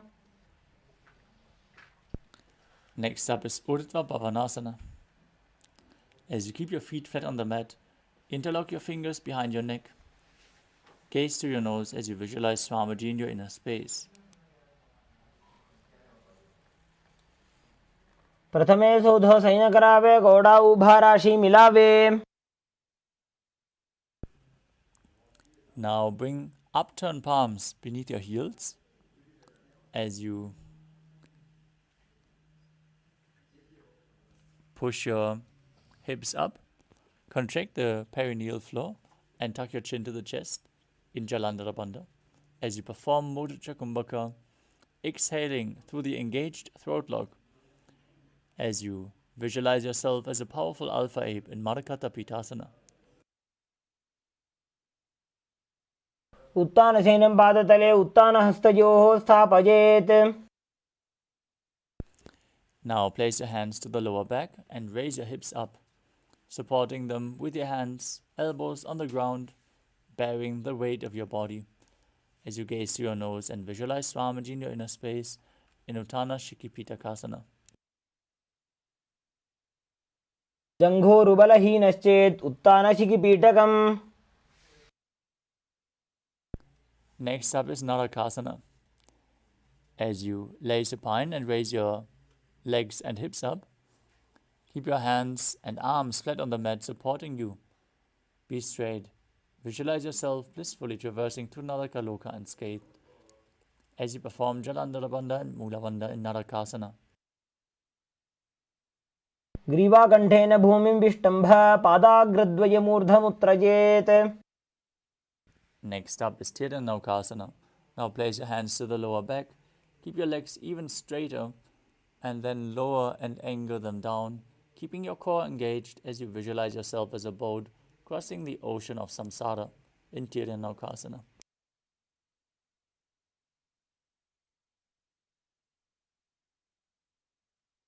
नौकावत् स्थित्वात् ऊर्ध्वं पादाग्रद्वयं नयेत्. Now place your arms back down to the mat. Keep your legs pointing up as you go straight like a flagpole. Visualize yourself as the KAILASA flag, respected across all nations in Dvajasana. तिर्यन्नौकावत् ग्रीवापृष्ठगोर्परैः भूमिं वष्टभ्य. Now gently lower your body down. Keep your arms at the side of your body, palms facing up next to your hip in Mridasana. Unclutch from any micro movements of the body and mind. Be completely relaxed as you pull the Kundalini Shakti up forcefully along your spine from the Muladhara to the Sahasrara Chakra in Shakti Chalan Mudra. Now relax. Visualize your body is dead and the Supreme Pontiff of Hinduism, Swamiji, is liberating you as you internally chant the Mahavakya Om Nithyananda Paramashivoham.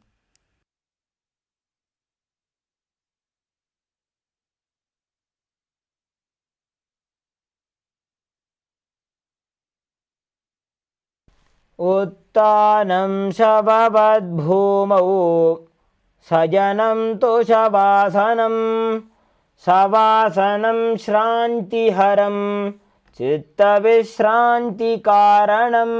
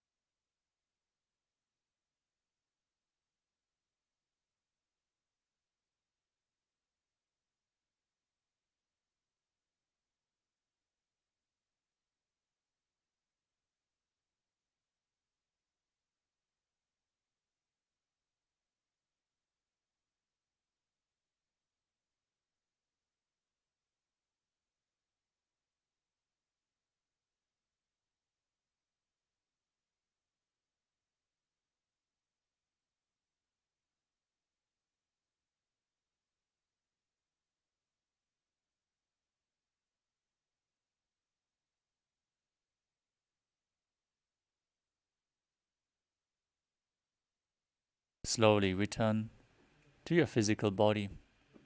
Start to wiggle your fingers and toes, your wrists and your ankles, your elbows and your knees. Pull your knees up towards your chest. Rock your body from side to side as you slowly return to a comfortable seated position.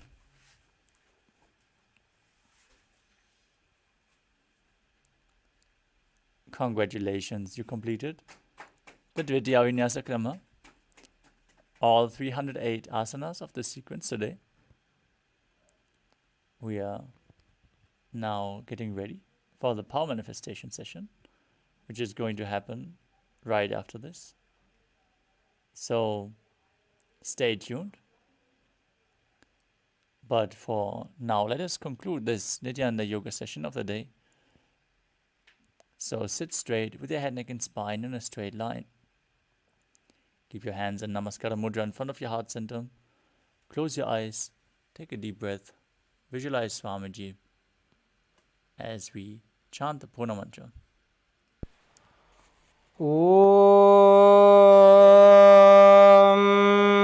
Purnamadah Purnamidam Purnat Purnamudachyate Purnasya Purnamadaya Purnamevavasishyate. Om Shanti Shanti Shanti. Hari Om Tat Sat. Sarvam Bhagavat Sri Nithyananda Paramashiva Padukarpanamastu. Om Nithyanandam. Thank you all. Nithyanandam.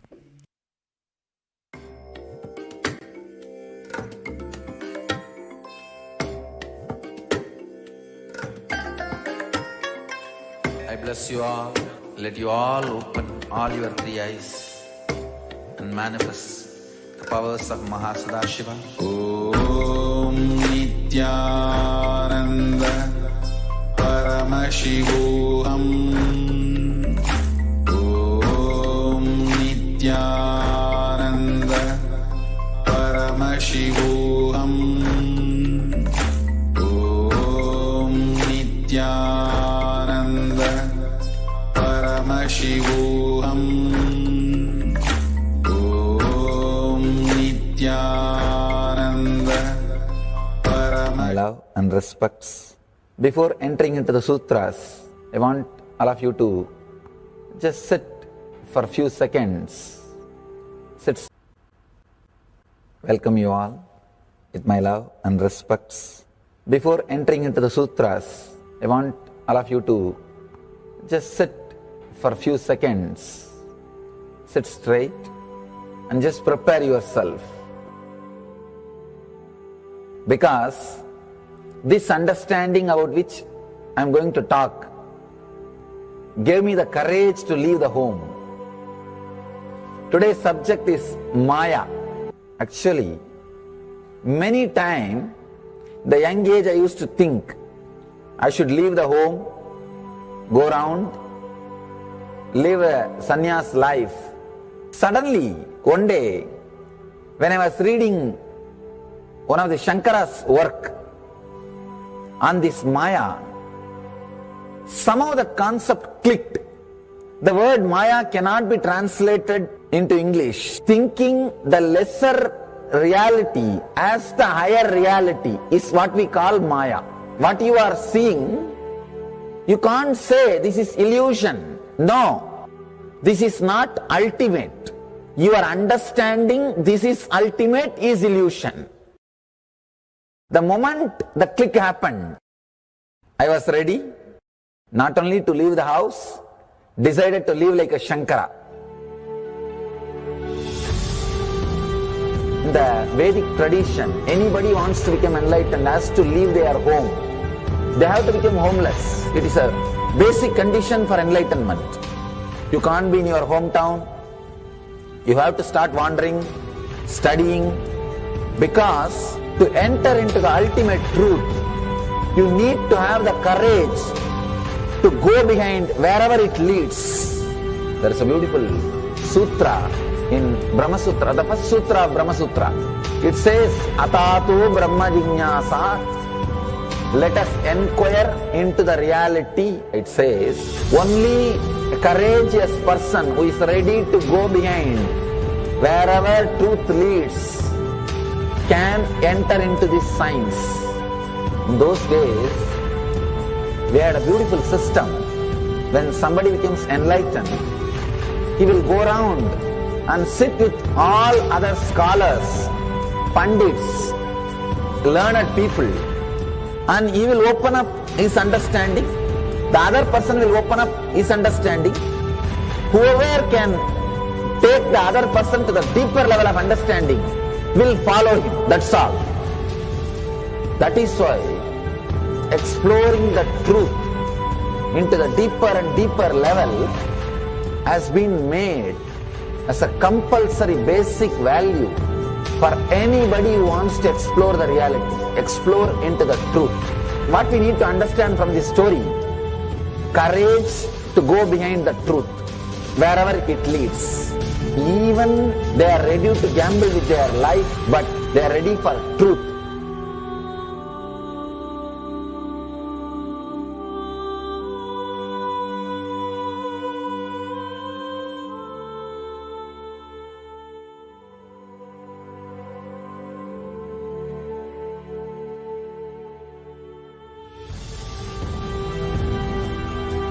If you accept or start working on the reality, whatever you see can be Maya.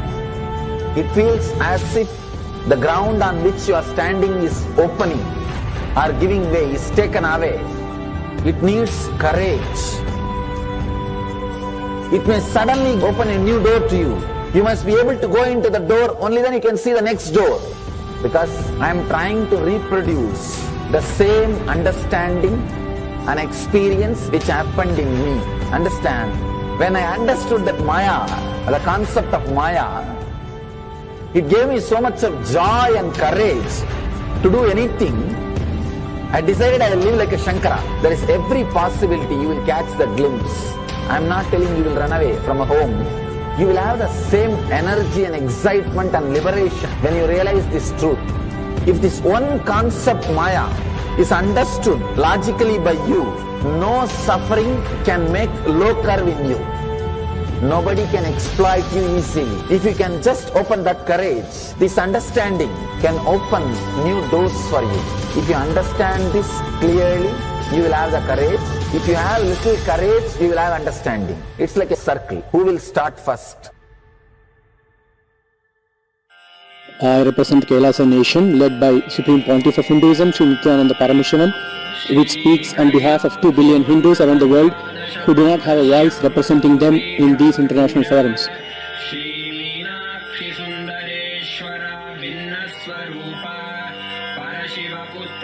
Alright, I'll start from my side first. I'll give the understanding. Let you add courage to it. Let's enter into the sutra. Illusions deceive, colors circumscribe, even divisibles are indivisible. Look becomes Shiva.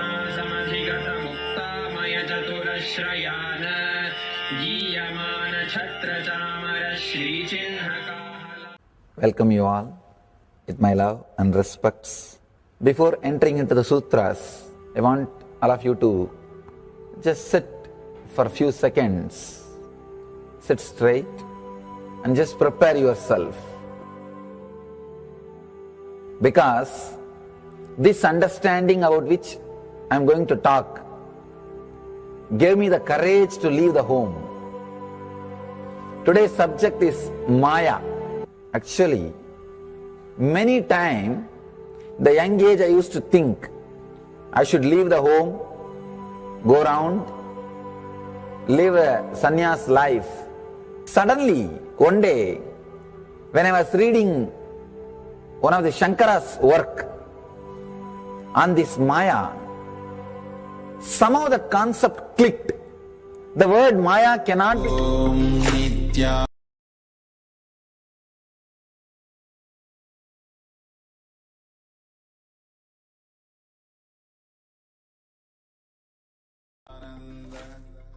Paramashivoham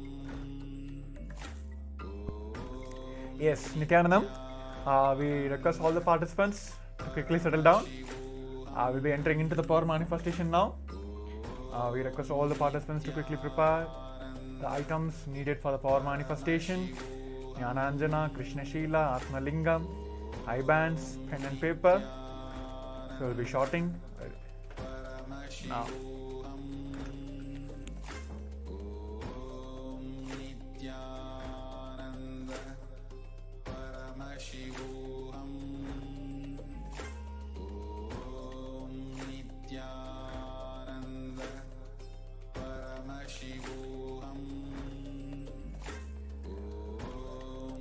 Nithyanandam Paramasugadam Kevalam Jnanamurtim Dvanvadidam Gagana Sadrisham Tatvamashyadilaksham Egam Nityam Vimalamachalam Sarvadishakshibudam Bhavadidam Trigunaragidam Sadgurum Tam Namami. Yes, Nithyanandam everyone. Welcome all of the Paramashivoham participants for yet another day. So it is a wonderful yoga segment, so hope everyone have enjoyed. And if any of you are facing any obstacles or facing difficulty in manifesting or completely doing this asana, please keep doing it. And all the instructions, the very program itself is structured in a way that it will give the superconscious breakthrough to all of us. So yes, now we're going to enter into the power-packed power manifestation segment immediately after the yoga, so which will help us manifest the power so easily. So now we'll be entering into the power manifestation. We'll all be manifesting the power of third eye. So I request all the participants to keep their blindfolds ready. Today we all will be manifesting pictures. I'll be showing the pictures for all of you. We'll be manifesting the third eye power. Yes. So let's get ready. I request all the participants to put your blindfolds. I'm still seeing few cameras are turned off. I request all of you to make sure your cameras are off. You're present in front of the camera. Yes. Let's start now. Let us sit straight, head, neck, spine in the straight line. Visualize Swamiji is sitting in your third eye, manifesting as Paramashivam with 25 heads, 50 hands and 75 eyes, just intensely manifesting through you. With that completion space, let's chant the Mahavakya. Om Nithyananda Paramashivoham. Om Nithyananda Paramashivoham. Om Nithyananda Paramashivoham. Om Nithyananda Paramashivoham. Om Nithyananda Paramashivoham. Om Nithyananda Paramashivoham. Om Nithyananda Paramashivoham. Nithyananda Paramashivoham. Om Nithyananda Paramashivoham. Om Nithyananda Paramashivoham. Om Nithyananda Paramashivoham. Om Nithyananda Paramashivoham. Om Nithyananda Paramashivoham. Om Nithyananda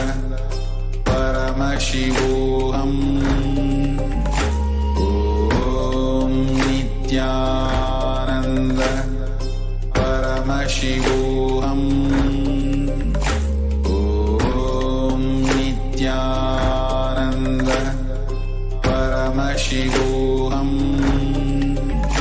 Om Nithyananda Paramashivoham. Om Nithyananda Paramashivoham.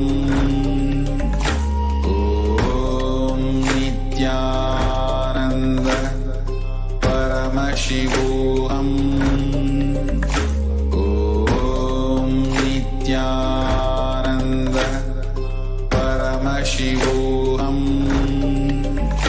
Om Nithyananda Paramashivoham. Om Nithyananda Paramashivoham. Om Nithyananda Paramashivoham. Om Nithyananda Paramashivoham. Om Nithyananda Paramashivoham. Om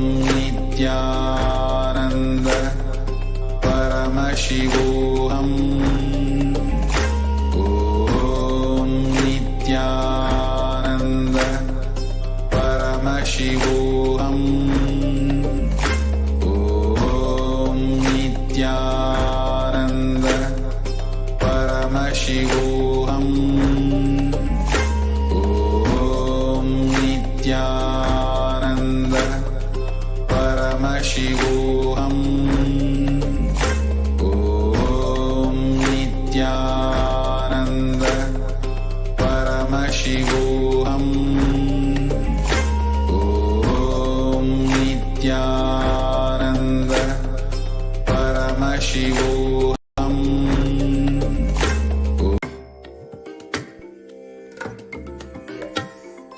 Now, all of you can relax now. I bless you all. Let you all open all your three eyes and manifest the powers of Mahasadashiva. Om Nithyananda Paramashivoham.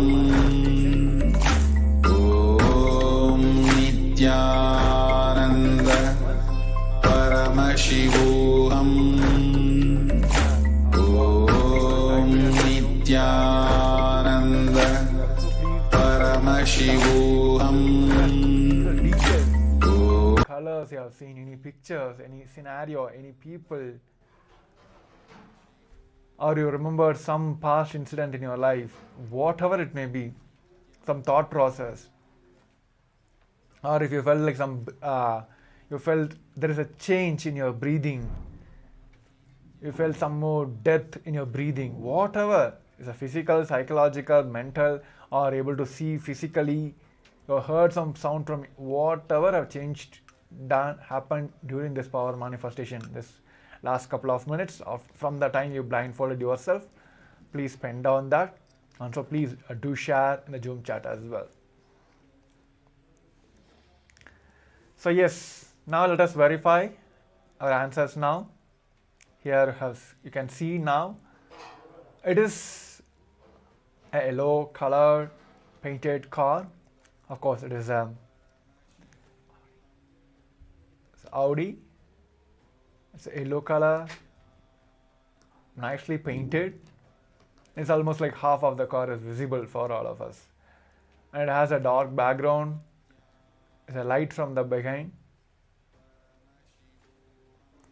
So even if you are seeing any person, like I'm just picking up some example. You might have remembered some person who have this kind of car, the yellow color car, or like he is keen about buying his color, or he likes the color yellow. So there are many ways Paramashiva start revealing these answers to all of us. So it is now our responsibility, I would say, that start penning down all of this and let's start celebrating all of this. So yes, so with this we'll be entering into the second round of the power manifestation. We'll be manifesting the pictures again.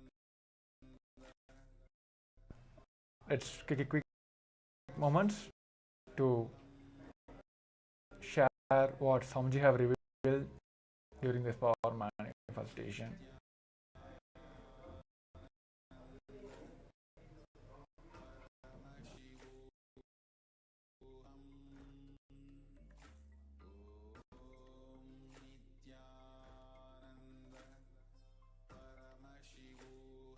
Yes. Let us verify our answers now. It is a set of dice. It's a colors. It's a white color with multiple pins, starting from blue, red, all various colors. So now you can post and also share how many of you are able to manifest these colors or the pictures, or you might have just remembered or just came into a third eye that a person who keen about or who likes playing this dice game. So whatever Swamiji have revealed, please do share that as well. And also take a moment to post in your social medias, sharing your experience about the power manifestation. So with this, we'll be coming to the end of this today's first segment of power manifestation. Now I'll be moving on to the next segment. Thank you. Nithyanandam.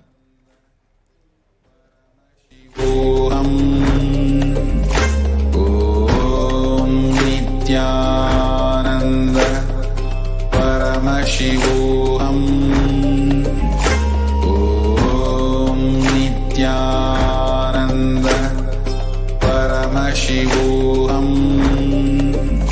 Om Nithyananda Paramashivoham. Om Nithyananda Paramashivoham. Om Nithyananda Paramashivoham. Om Nithyananda Paramashivoham. Om Nithyananda Paramashivoham. Om Nithyananda Paramashivoham. Om Nithyananda Paramashivoham.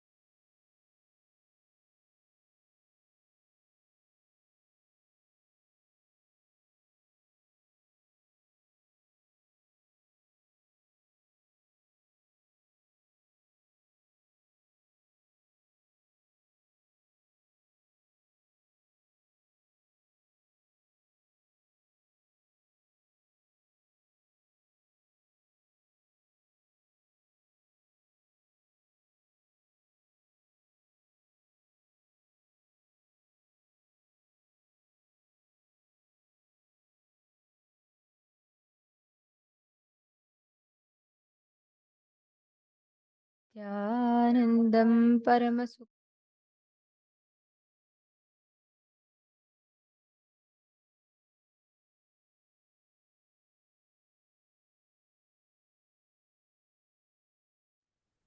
Nithyanandam Paramasukhadam Kevalam Jnanamurtim Tvandvatitam Gaganasadrisham Tattvamasyaadhilaksham Ekam Nityam Vimalamachalam Sarvadi Sakshi Bhutam Bhavatitam Trigunarahitam Sadgurum Tam Namami. Nithyanandam, welcoming all the participants, every one of you that have joined in here for today. Nithyanandam, everyone. The participants. Today is a very, very beautiful day. We're all going to be learning about Ganga Dharamurti and Ganga Visarjanamurti. Literally, the key to persistence, the key to manifesting the reality as we want. We are going to be learning one of the most profound and important sciences of today. So all the participants that have joined with us today, Nithyanandam, welcome. Thank you so much for being here. Ma Diana Spillav, Ma Jnana Pradayini, Nithyanandam, Ma Cindy Chang, Ma Sumati. Very nice and wonderful to see all of you joining here with us. Ma Yujin Kin. Beautiful. See, today is going to be a very, very important day. And for the initiation today, we're going to be having the super-determinism initiation, and we're going to be manifesting the power of ruling dice and consciously printing the reality as we want. It's going to be a very beautiful day ahead. So we wish every one of you all the best for your journey today, and get ready to break all the doubts that you are stuck in and to have a transformation, complete change in the way you perceive life, in the way you make your decisions, in the way you try and change the reality that life presents in front of you. See, please understand, today Ganga Dharamurti, Ganga Visarjanamurti are the forms of Paramashiva, where he receives Ganga and he releases Ganga from his jatas. And this is a very, very powerful experience, powerful cognition. Very important that we understand and cognize this. Getting it? Yes, and also I just wanted to add to this. All the participants today, see, today is the day where all of us are going to be working on our will persistence. The secret key to even power manifestation or any success in your life is will persistence. If you see Swamiji, no matter what has happened, no matter how many things Swamiji had to face for this, but Swamiji never ever gave up on his vision to make KAILASA happen for Hindus, for us, for humanity at large. And Swamiji was continuously, even to this day, moving with will persistence, which is why just a single person, one person, single-handedly, with absolutely no political backing, not having any like a big economic background, nothing. Swamiji left his house at the age of 16. But today, he has created an empire for Hindus. This secret key is only will persistence. And today we are going to be learning that will persistence for all of us. And we are going to be working on this aspect. So if you have any of your friends that are still struggling with, let's say, they are having a lot of will persist, they are having a lot of struggle, like they've been facing some failure, they're in some kind of a depression, you can help them with this. Today, they can really help transform their life. So do invite them to come and join you in today's sessions.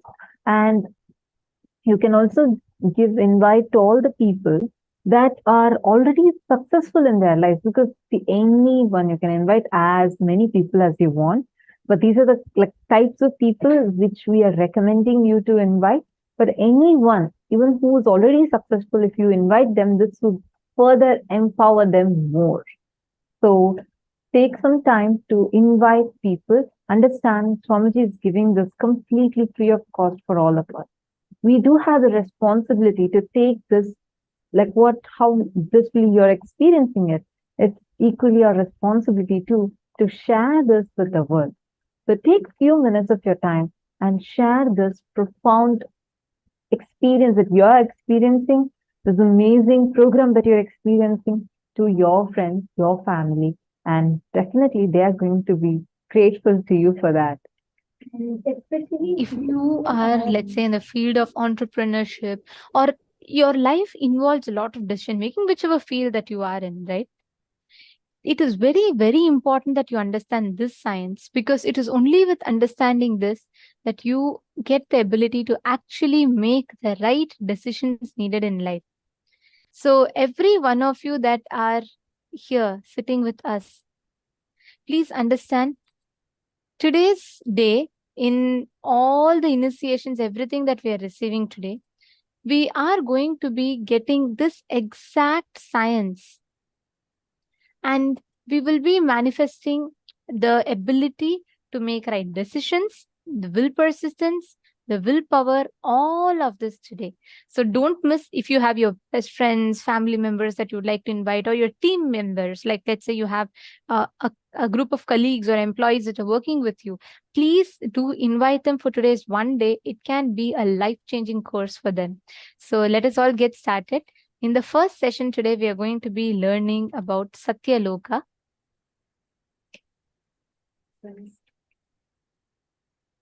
Since today is the darshan of Bhagavan Gangadhara Murti and Ganga Visarjana Murti, Ganga resides in Satya Loka. That is why we are going to first learn about that abode. See, learning about these existence of parallel universes will help us tremendously to understand, cognize the amount of options that we have, what kind of things we can experience, which will empower us even when we leave the body. So let's learn about Satya Loka right now.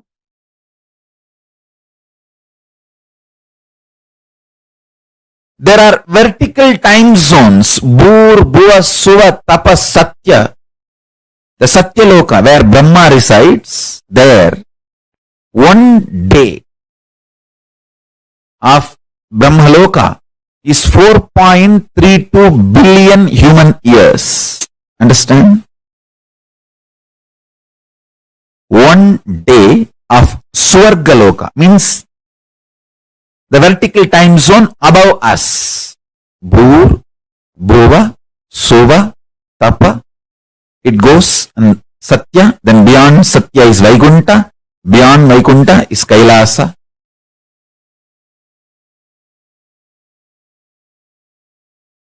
Below Atala, Vitala, Sutala, Talatala, Batala. Understand, I am not giving you some superstitious theories. No. I will give you precise understanding and experience of these vertical time zones. And understanding about these vertical time zones as a direct utility for your day-to-day life. It can bring tremendous physical health, mental health, psychological wellness, a very powerful way of existing, and above all, life of Paramashivoham. You can exist embodying the space of Paramashiva, state space of Paramashiva, and manifest powers of Paramashiva.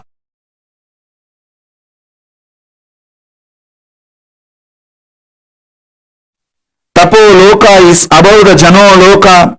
The great yogi Sanantana, Ribu, Sanat Kumara, Sanaka, who are the great ascetics, are living there. Its height is 12 crores of yojanas. Above this is the Satya Loka, abode of the Brahma, whose cognitive mind is centered only on Satya, and who has attained the lordship over the Kalpa. Because of such powerful cognition, it's abounding in all kinds of the wealth and awe-inspiring objects and enjoyments. Its height is 16 crore of yojanas. Savitri, the Vedas and the Upavedas are there, assuming their relevant forms above the Satya Loka. There is abode of Vishnu, Paramapada, who subdued Madhu.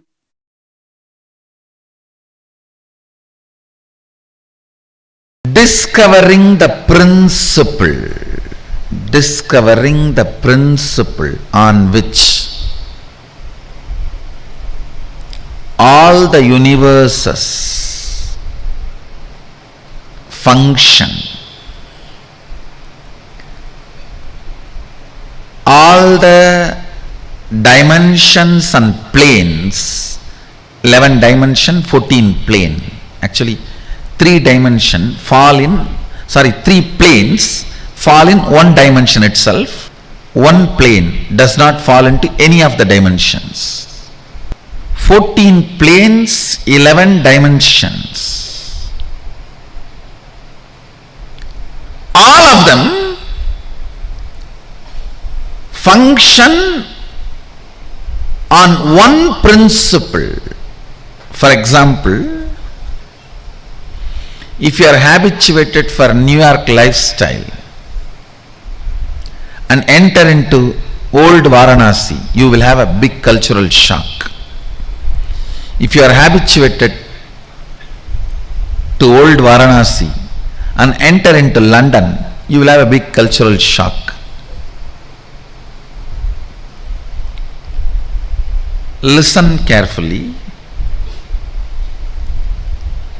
The American dollar may be useful in America. Indian dollar may be, Indian currency, rupees may be useful in India. Malaysian ringgits may be useful in Malaysia. But gold is a universal currency. The whole planet Earth, anywhere, the gold can be used as a currency. Same way, there is certain culture, mental setup, software useful in New York. There is certain mental setup, culture, lifestyle useful in Bangalore. There is certain culture, mental setup useful in Varanasi. There is certain culture, mental setup useful in Germany. If you move to a different place, you will have a cultural shock. But there is one culture, one principle common to the whole 14 planes and 11 dimensions, the whole Brahmanda. If you develop this one principle in you, you have a cosmic currency, you will not have shock in any of these planes. Any transition into any plane, whether you go to Pitruloka, Bhuloka, Bhuvaloka, Tapaloka, Tapuloka it's called, Satya Loka, Brahmaloka, Vaikunta, KAILASA, Goloka, Patala. It is like you have cosmic currency. That principle is oneness.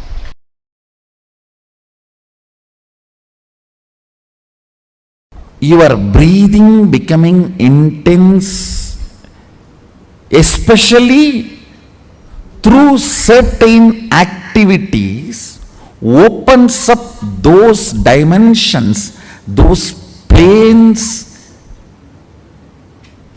and your brain awakens the ability to have access to those dimensions. Listen. Now, you are intensely listening to this truth, and even if it is going above your head, you are trying to let me.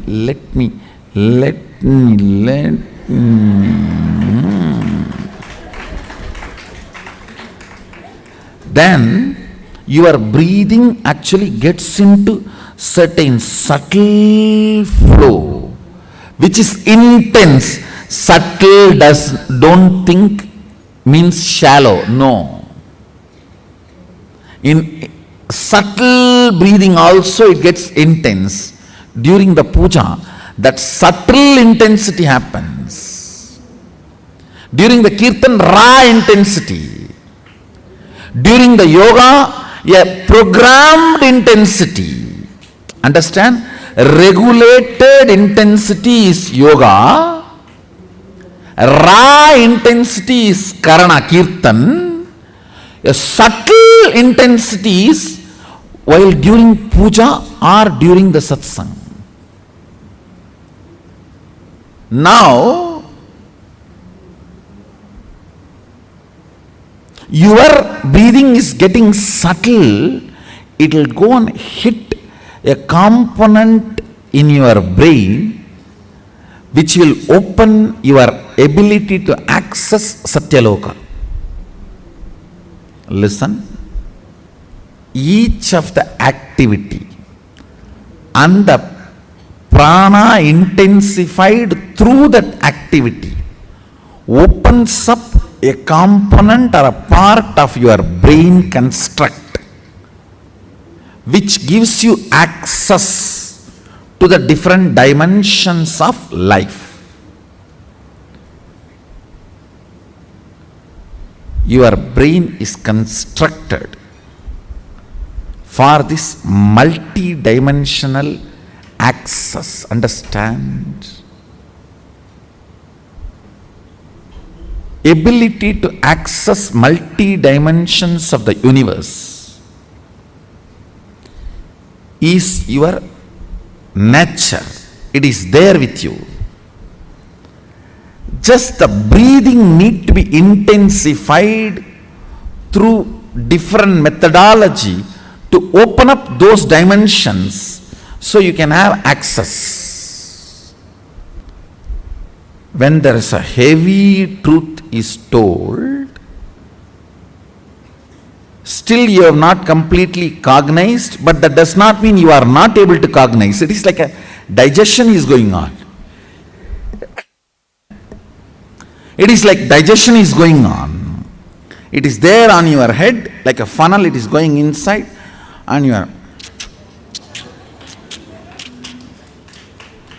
During that time, certain intense, subtle breathing gets developed that gives you access to Satya Loka. I want you to know the strength of the life in you is strength of your breathing. When the breathing becomes intense, your brain's capacity to cognize all the other planes opens up. It is like cracking the code, cracking the passcode.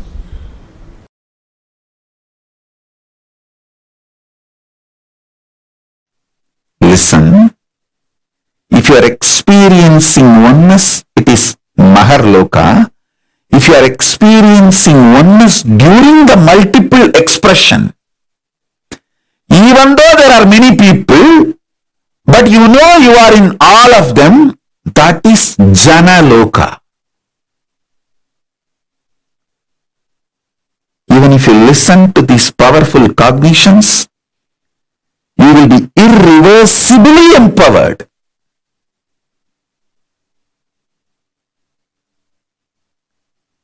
Tapaloka is that last struggle you go through. Sometimes you know you are Paramashiva, sometimes you just slip off, but again you say, I am Paramashiva. That space is the Tapoloka. An absolute surrender. Whether I am remembering, I am manifesting Paramashivatva, or I am deluded, I surrender both to Paramashiva. When you take that decision, you are lifted to Brahma Loka. You move to the Brahma Loka. The deep surrender lifts you to Brahma Loka. So understand? Then from there you move to Parandama, Vaikunta, and Kailasa, then Mahakailasa itself.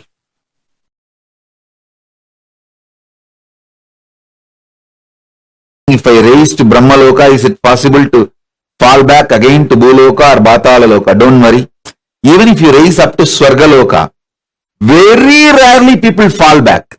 Otherwise, usually 99.999% of the people only go higher and higher and higher. Exemption, rare stories only this falling back. Like sometime rarely you hear some fellow raped his own mother. It's like a rare exemption. Like that, some rare people fall down from Swargaloka to Bhuloka. Otherwise, 99.99% they just go only higher and higher and higher. Gayatri mantra raises you up to Swargaloka.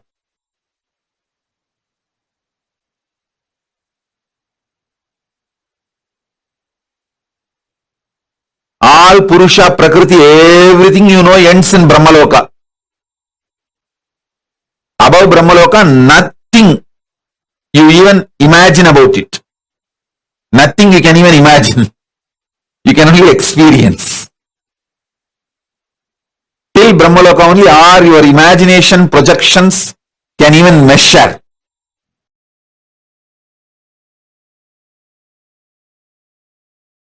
Yes, listen. Are you all ready? Shall we enter into the Brahmanyana session? The Satya Loka, pure intelligence session. Oh God. Till now what was going on was only introduction. Now only we are entering into the subject. Come on. See. What is Brahmanyana? Aham Brahmasmi. Tattvamasi. Ayam Anma Brahma. Sarvangalvidam Brahma. Prajnanam Brahma. Listen, I will explain everything. I will explain everything. First listen to all these words I am uttering. Aham Brahmasmi. Tattvamasi. Prajnanam Brahma. Sarvangalvidam Brahma. Ayam Anma Brahma. Shivoham. Soham. All these statements mean the same.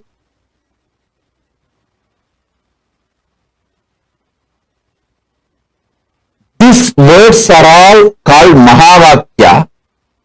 This is the pure Brahmanyana.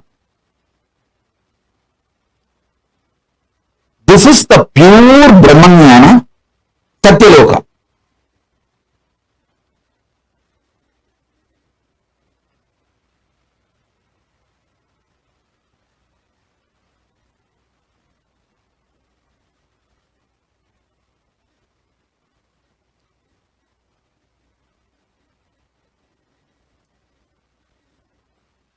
Tattvamasi means you are that.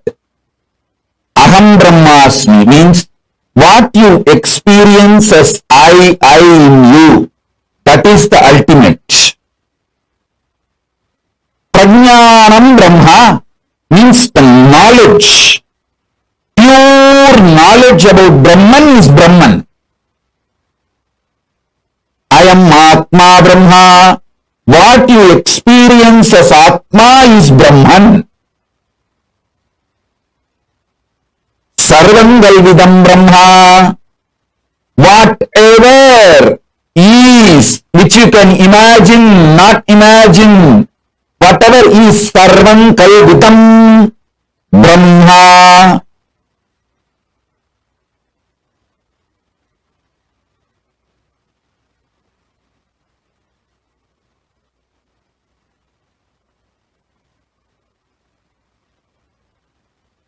All of you please listen. Complete attention please. Prajnanam Brahma means complete knowledge about Brahman is Brahman. Sarvam Kalvitam Brahma, everything exists. You know, you don't know, everything is Brahman. I am Anma Brahma. Your very soul, core is Brahman. This knowledge leads you to Brahmaloka, space of Parabrahma. Listen. Satya Loka and Brahmaloka is one and the same. Even if you reach Satya Loka, that's enough. From there, automatically you will merge into Parabrahman. Making this truth not as first priority, but only priority, takes you to Brahmaloka. Now, whatever I said, these few words, whatever you can capture, whatever you understood, type it. Then I will take you to the next step. Listen.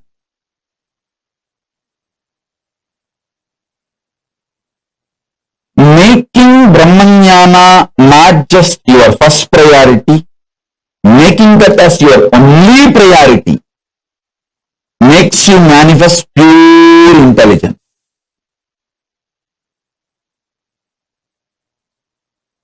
Come on. Sit with this one truth. I'll infuse the Brahmanyana in you. Sit with this one truth now. You can keep your eyes closed or open. Come on.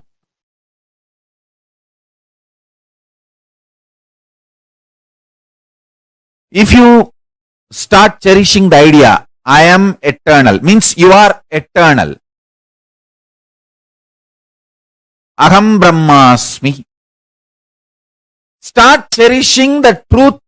Aham Brahmasmi means you are eternal. Whatever you feel as you is eternal. When you start cherishing this truth, everything else is impermanent. You will see all the psychological, physiological, neurological ups and downs in your life drastically reduces. More and more you get centered on the truth, powerful cognition, you are eternal. Aham Brahmasmi. Other than you being eternal, everything else is not you. When you cherish this one powerful cognition, internalize it, so much of powerfulness will manifest in your life. It raises your physical health, mental health. Nobody can put a value for you. You decide the number. Your utility for yourself and others increases. Wealth is nothing but your utility for yourself and others. If you are able to increase that, your wealth increases. It has nothing to do with education. Understand? Qualification is different, competence is different. Life is all about competence, not about qualification. Qualification may be an initial visiting card, good visiting card, but that doesn't make you successful. Competence makes you successful. Powerful cognitions makes you competent.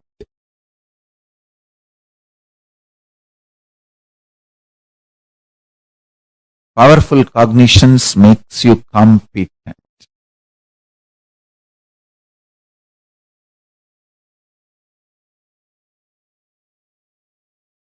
The most sweetest word Parabrahman wants to hear is Aham Brahmasmi. You declaring I am Brahman, oh God, I am Parabrahma. Paramashiva is waiting for you to declare, hey, Paramashivoham. Understand this. Understand one thing. Evolving in cognitions is absolutely celebrated in multidimensional logic. This is one of the most important truth. Ontology of Paramashivoham. In Paramashivoham ontology, there is no space for jealousy, there is no anxiety, there is only one thing. If gods are anxious, they may be anxious for you to become them, you to realize oneness with them, that's all.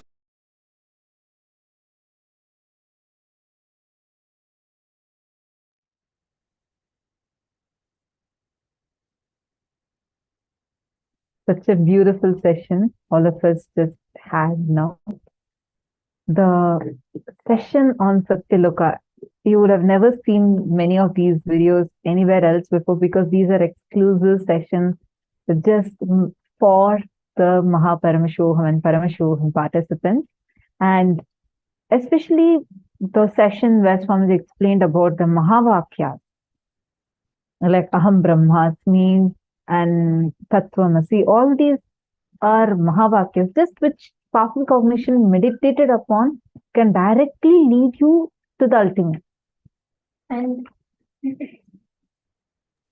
like Swamiji beautifully revealed, surrender, that last struggle, that last all the basic identity that we're carrying, when that drops and when we are experiencing absolute surrender, we are in Satya Loka, the space where you are in absolute bliss and joy, knowing that whatever happens in your life is not your doing. It is Paramashiva's doing for you. And when you leave everything to Paramashiva, that surrender is what opens up Satya Loka to all of us. This is such a beautiful and a very powerful session. Swamiji has revealed about how each of us experience that space of absolute surrender. That space of absolute surrender is Satya Loka. That is what we all experience. When the Satya Loka opens, when we all enter into the Satya Loka, this is the exact experience that our being receives, our being has. Now, every one of us that are sitting here, Satya Loka is the abode of Brahma, the place where Brahma exists. And Swamiji tells beautifully, right? Our brain is constructed for multidimensional access. Like when your breathing becomes intense, especially through certain activities, it opens up those dimensions, those planes, and your brain awakens the ability to have access to those dimensions of the cosmos. That absolute Brahmajnana that you experience, what Swamiji calls is absolute surrender. Start cherishing the truth that Aham Brahmasmi, means you are eternal. Whatever you feel as you is eternal. When you start cherishing this truth, right, everything else is impermanent. You will see all the psychological, physiological, neurological ups and downs in your life will drastically reduce. This is one truth, if we all apply, literally we can experience that powerful cognition manifesting immediately then and there itself. Are you all catching it? That absolute surrender is what is Brahman. That absolute surrender is what is reality. Catching it? Are all of you getting it? Now, can I request every one of you to type out, what do you understand exactly as surrender? What is surrender according to you? Come on, all of you take a few minutes and quickly type out. I know I see some of you who are typing the powerful cognitions that you got. Take a few minutes and type out all the understandings you had from the session. Ma Sharmi Patel, Ma Nithyananda, Ma Prematavasi, Ma Mahajanani. Mahajanani, you seem to be so happy. Nice to see you smiling so beautifully. Okay, come on, all of you share what are the clicks you got from this session.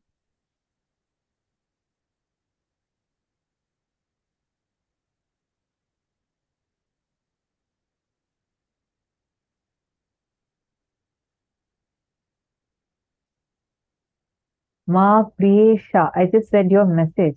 Gratitude to Swamiji for giving all of us such an amazing program. This whole program is directly a gift from Swamiji, because the amount of effort Swamiji has put into designing the program, or giving us all to give the best experience. Like you're sharing so beautifully how you feel tremendously healed and overflowing with love and joy. It's absolutely Swamiji's compassion. He's making the effort that Swamiji's put so much for giving everything in the perfect way and making it available completely free of cost until this Chaturmasya. It's just wow. Swamiji is just so amazing.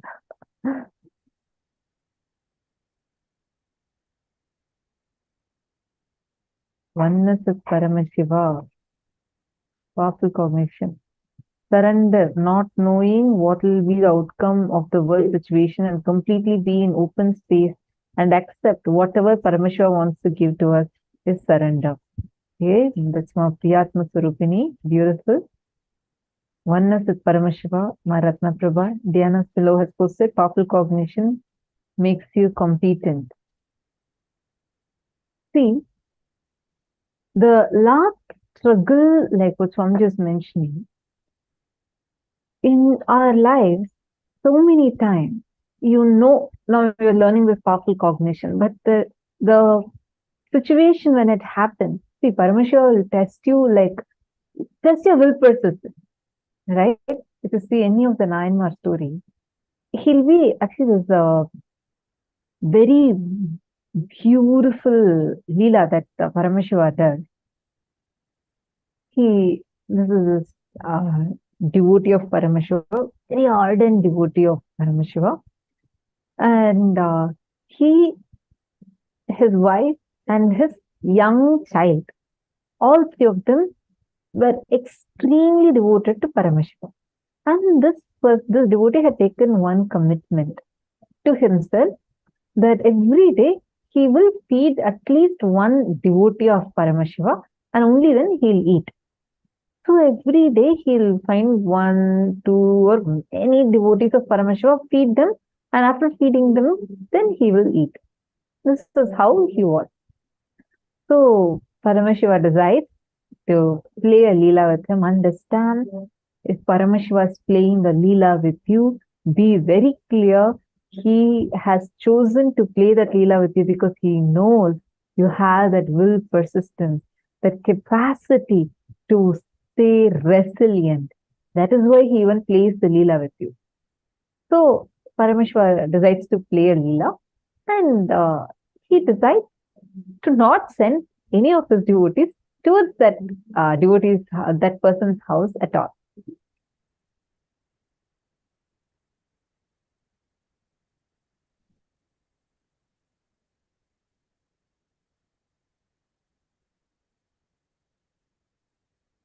And this person is waiting, like he doesn't know. I'm just trying to remember his name. So this Nayanmar, he becomes a Nayanmar. This person is waiting. He's looking here, there. He goes everywhere, tries searching. He is not able to find a single devotee of Paramashiva. And he's like going everywhere, street by street, he's saying, it's morning is over, afternoon is over, it's almost evening. And he's like almost about to faint. He's that hungry. But he's very clear with his vow that he will only eat after feeding any devotee of Paramashiva. And Paramashiva comes in the form of a Ghori Baba. He comes down And he starts going in front of this person's house.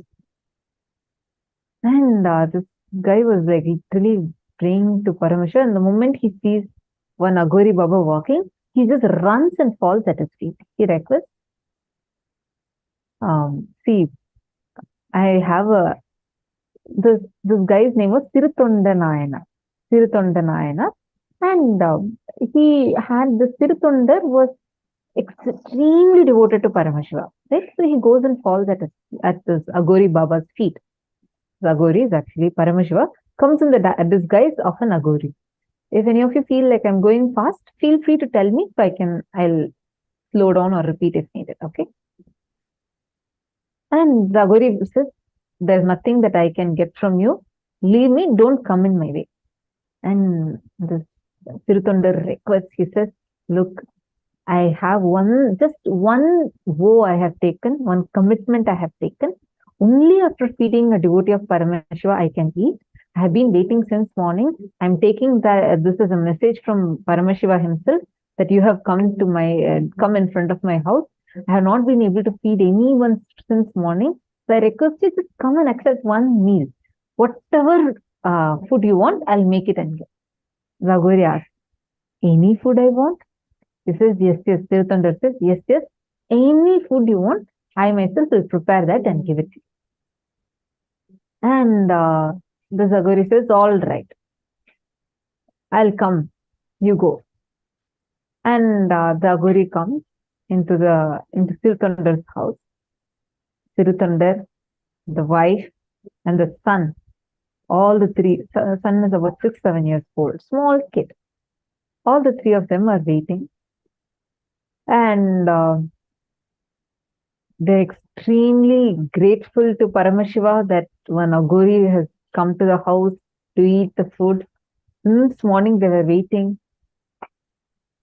And Tirutondar introduces himself, his wife, and his son to the Aghori and asks Aghori, saying, whatever you want, I'll give you. I'll cook that and I'll give you. Aghori asks again, are you sure? What if I ask you something that you'll never be able to do? He says, it's okay. Whatever it is, I can make it and give it to you.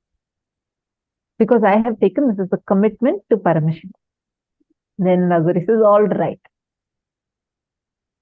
Give me, cook your son, kill your son, cook your son and give to me.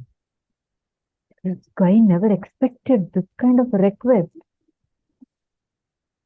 He and his wife were just shocked to hear. They were shaken from their very core. Tirutondar asks again, what exactly do you want? The Aghori repeats, kill your son, cook your son, and give the meat of your son to me. Like he asks, I want to eat the meat of your son. He is terrorized. Tirutondar is shaken. But he says, he and his wife go aside. They both discuss. They come to the conclusion, no matter what, I have taken this commitment to Paramashiva that I will feed his devotees. And definitely it is Paramashiva's Leela only to even send this Aghori to our house.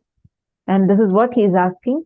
Understand, this person, Tirutondar, does not even know that the Aghori who has come is actually Paramashiva in disguise. He does not know that. He only thinks it's like a message from Paramashiva. And he has only taken this as a commitment to Paramashiva's deity. He has only committed that he will feed. He has not even committed he'll obey whatever they say. He says, the Tirutondar decides, no matter what, let us just go. This is what he's asking. And we'll cook our son's meat, give it to him, and we will also end our life. But we will not go back in our commitment. They actually go. The son comes and tells. The son tells, why are you both worried? Take this as a message from Paramashiva. I am so more than happy that for this commitment, I am giving my life, and it is after all Paramashiva.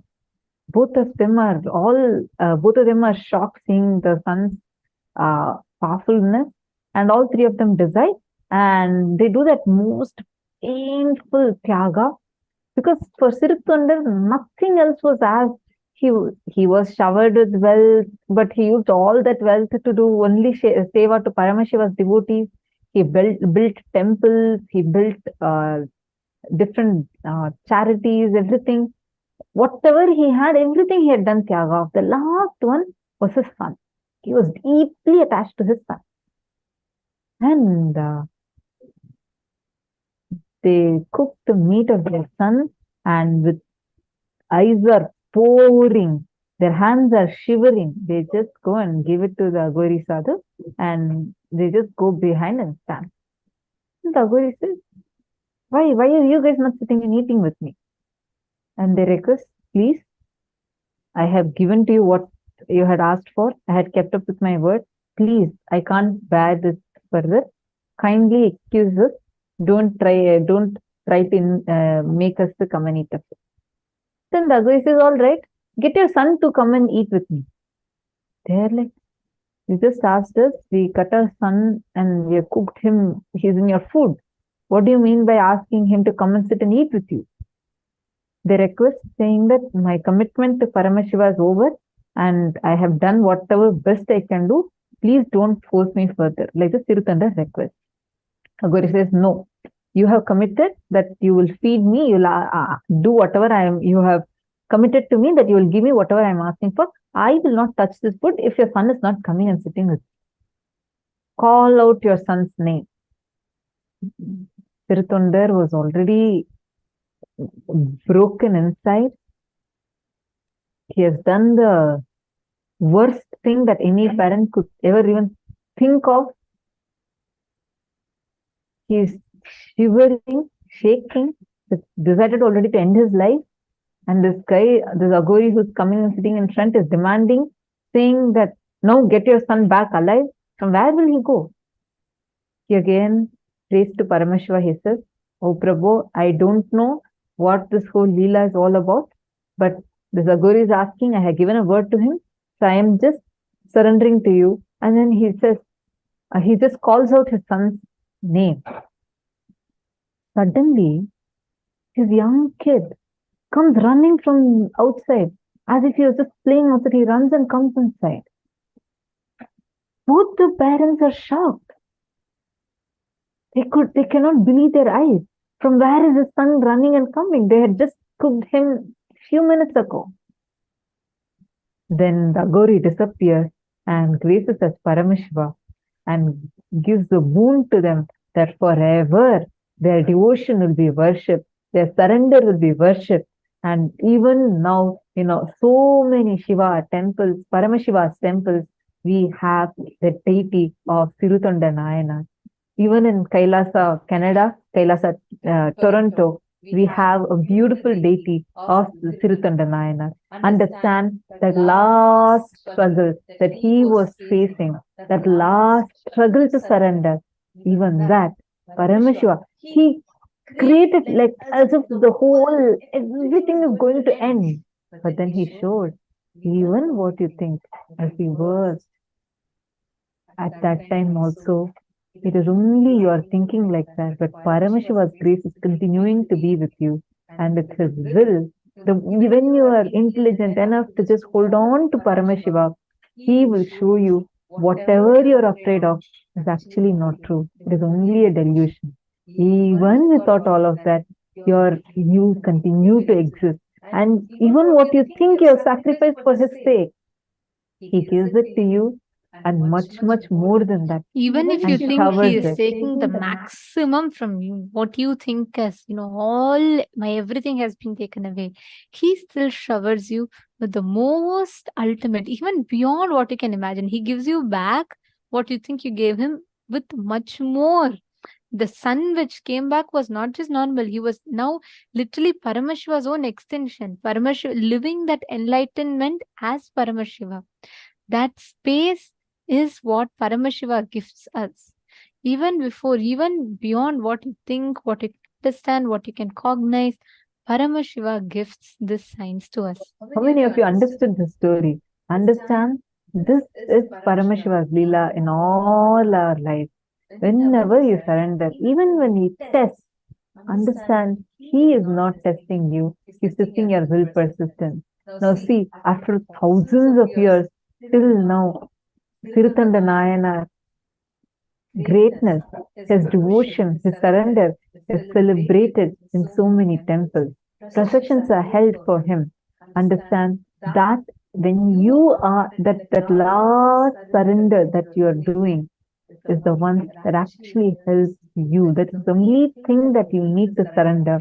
But when anything you give up for him, understand you will get him and what you had given up also. But anything for which you try to give up on him, you will neither get that nor you'll get him. Just remember this. This is the key. This is literally the key to experiencing, opening up the portal for you to enter that highest parallel universe, the Satya Loka, surrender.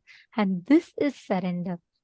Not our calculated saying, oh, okay, Paramashiva, I'm giving you this much. You have to give me this. Let me wait. If you don't, then I'll withdraw. That is not surrender. That is not at all surrender, what Paramashiva explains.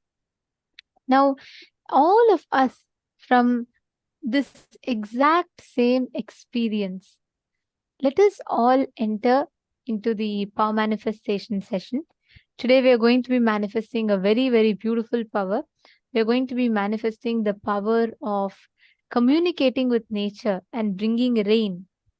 Actually, imagine, see, every one of us are like so much in, not in touch with the reality around us today, the nature. We are constantly creating this for ourselves. If we just understand, if we just analyze this, the way you experience that connection, the way that you are, the way you manifest the reality, everything will be very different. The power that we are going to be manifesting today is a very, very important one, because with this, you will be able to manifest that experience of oneness. You are going to be able to bring rain just by your will. Ready? Shall we all start? Okay. So now I'm going to be chanting the Shastra Pramana. This is from Vijnana Bhairava Tantra, 113th Sutra, 87th Dharana. Sampradayamimam devi shruno samyagvadamyaham kaivalyam jayate sadyo netrayo stabda matrayoho. Bhagavan Paramashiva says, O Devi, listen to this sacred tradition. I shall reveal it to you vividly, completely. Just keep your eyes completely wide open. Do not see or perceive anything. By simply keeping it fixed with a steady gaze on the reality within, by this, the state of aloneness, the kaivalya, the oneness that expresses as extraordinary powers, manifests immediately. Actually, our Puranas have so many references to how extraordinary way our ancestors have manifested this power. I'm just going to share one of the clipping from the life of Savitri and Satyavan to you all. You all can listen to this. It's a very, very beautiful clipping.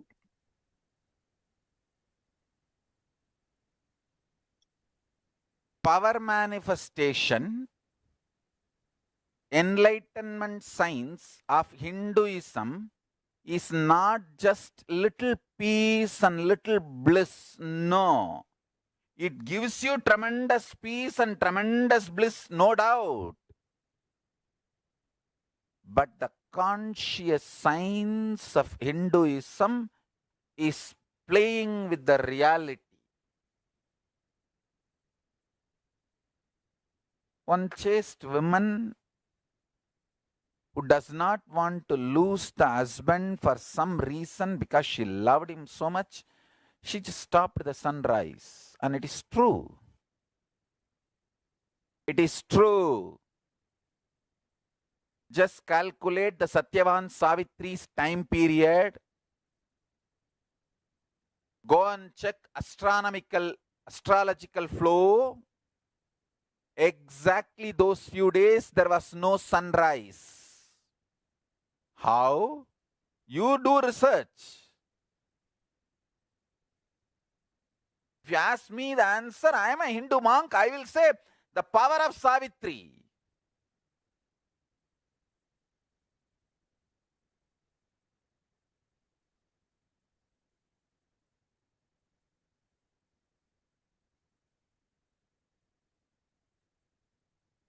You can try to find out whether there was any huge dust cloud formed between earth and sun, so the sun rays did not reach the earth. Whatever, you do all that research. But I tell you, it happened. It is a fact. It's a reality.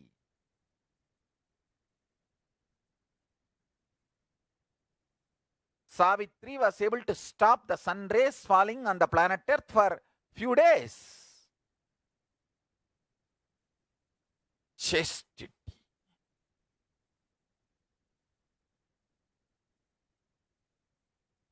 The great Shaiva saint says, Devam Toral Korunan Toludezhuvazh Peyyana Peyyum Mazhai.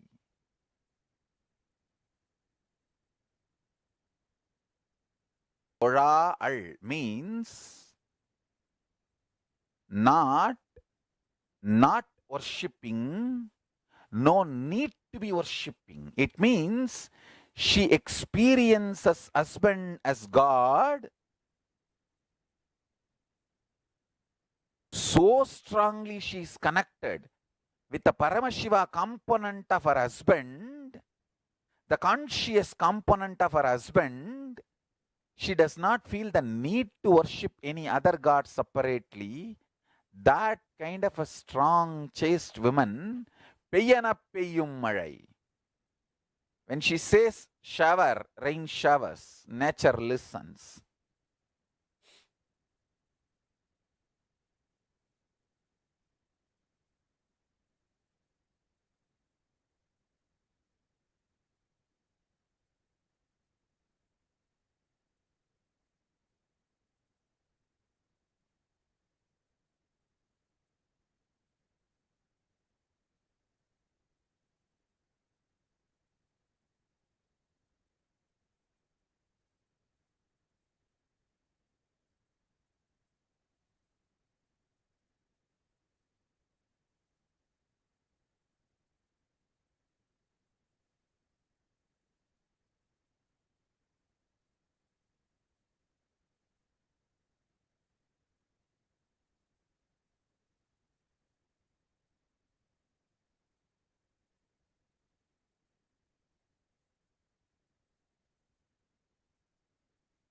Day starts with sunrise.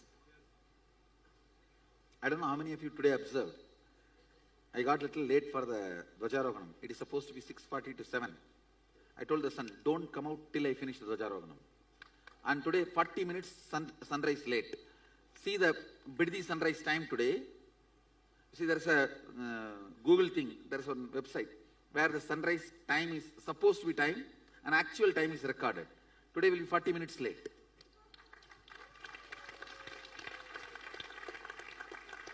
You want to see? It was actually only after I came out, finishing the Dvajarohanam, sun was even seen in the east. Not because of cloud. Cloud means it will be seen higher.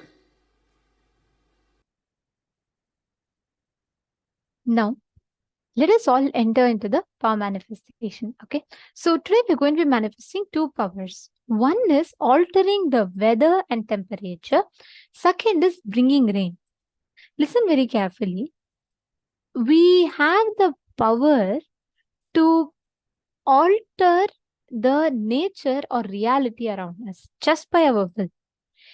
If you declare saying, I want the temperature to rise, your will has the power to create that as reality. Now, all we need to do is just consciously create the will, understand, experience the sky in front of you, Mother Earth in front of you as an extension of you. If we cognize this, we will stop polluting planet Earth and we will know how to manifest tremendous friendliness. See, last the July is declared by NASA and UN as one of the most hottest year that planet Earth has ever experienced. And NASA even recently declared how this is a danger for Earth, and we have to take it seriously. All these happenings are there, but what is the cause? Fundamentally, all of us losing that connect with Mother Earth. When we say connect, most of the people outside understand as just feeling, oh, okay, this is Mother Earth. It's not just cognition level, experience level, knowing that Bhumi Devi is alive in planet Earth and you connecting to her as her own son or daughter. That makes you experience so much of reverence towards it, and we will stop abusing planet Earth. This is what our lifestyle, Hindu lifestyle, tells from eons, much before this concept of global warming even came into existence. So please understand, every one of us that are sitting here, all of us are experiencing this most beautiful, most powerful experience of connecting with nature, experiencing reality. Just connect with, take any place now, and you all can go to accuweather.com to find out the exact temperature. Just go to accuweather.com and read the exact temperature it is in any place. Pick any one place, read the exact temperature, and take a before picture. And once you connect to Swamiji, manifest and take an after picture. Okay, shall we all start? Please chant the Mahavakya. Nithyananda Paramashivoham. Om Nithyananda Paramashivoham.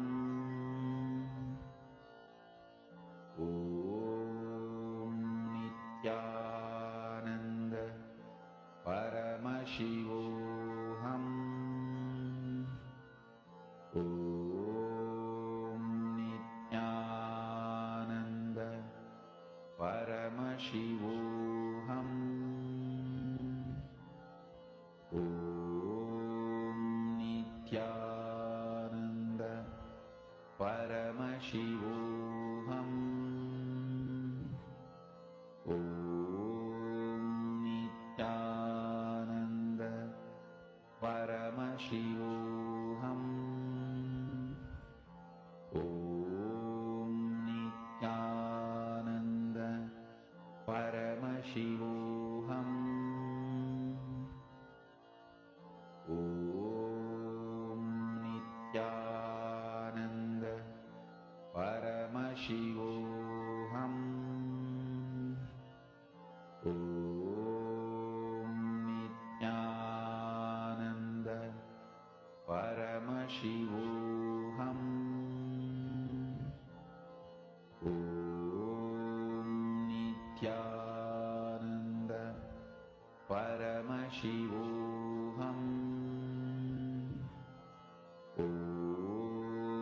Nithyananda Paramashivoham. Om Nithyananda Paramashivoham. Om Nithyananda Paramashivoham.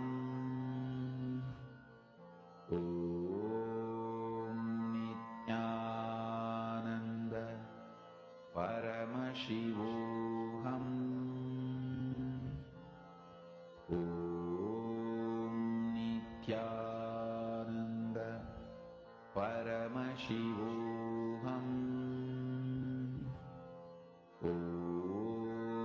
Nithyananda Paramashivoham. Om Nithyananda Paramashivoham. Om Nithyananda Paramashivoham. Om Nithyananda Paramashivoham.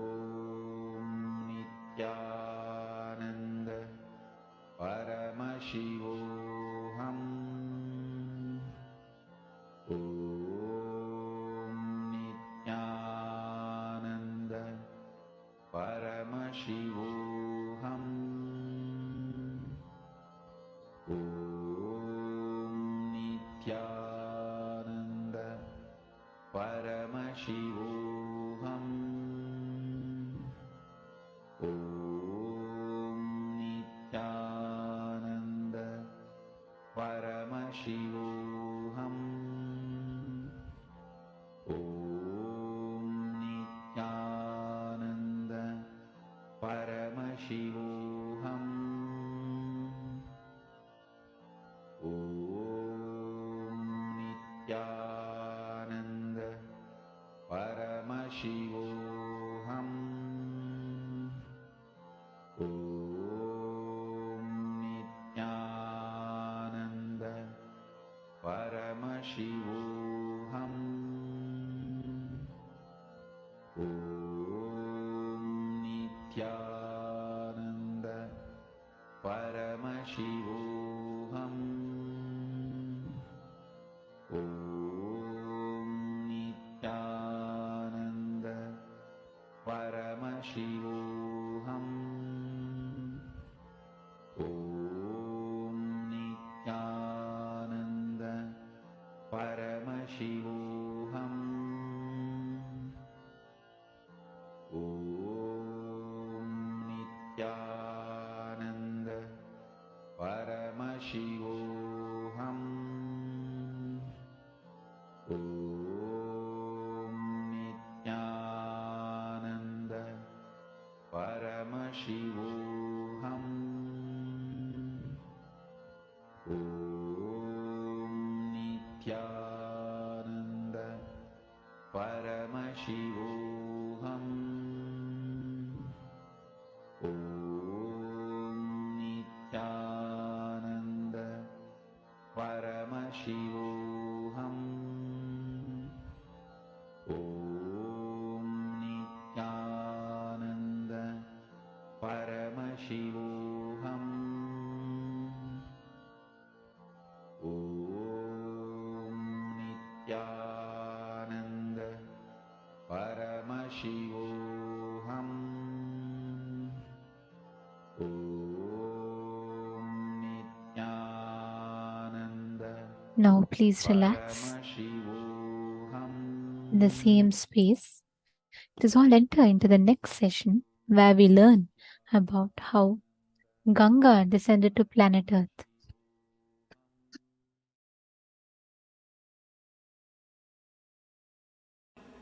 Today we will see the story of Ganga. How Ganga happened on the planet Earth. Ganga is considered as a river which is there in the higher lokas.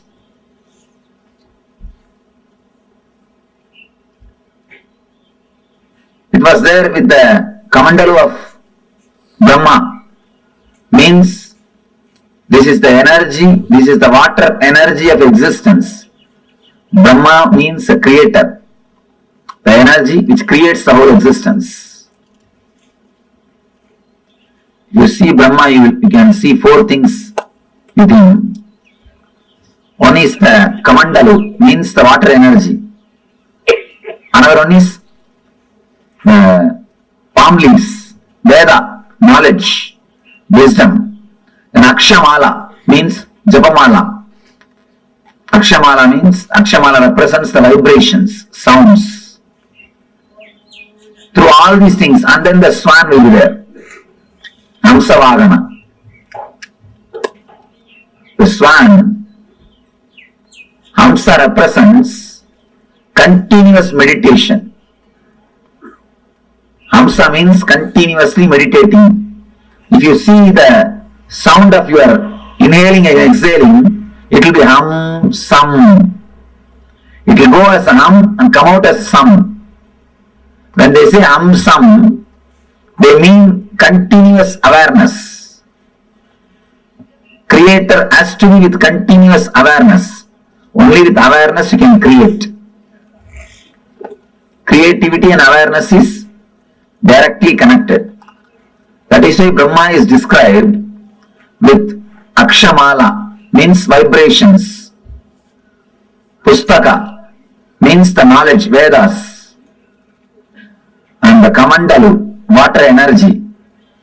And Hamsam, awareness. Man who has reached the ultimate awareness, the Parama awareness, is Paramahamsa. Hamsam means awareness.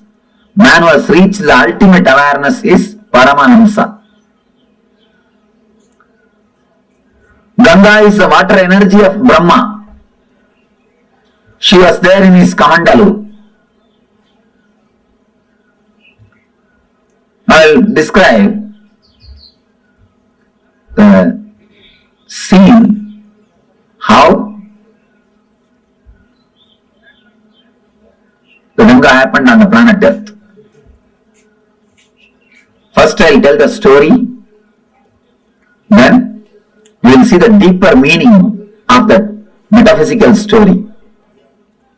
There was a king called Bhagirath. For some reason, his forefathers have been cursed by some rishi and they all died. They have been burnt, reduced to ashes. All their ghosts are living there, struggling, suffering. They are not liberated. So they beg Bhagirath to help him some way.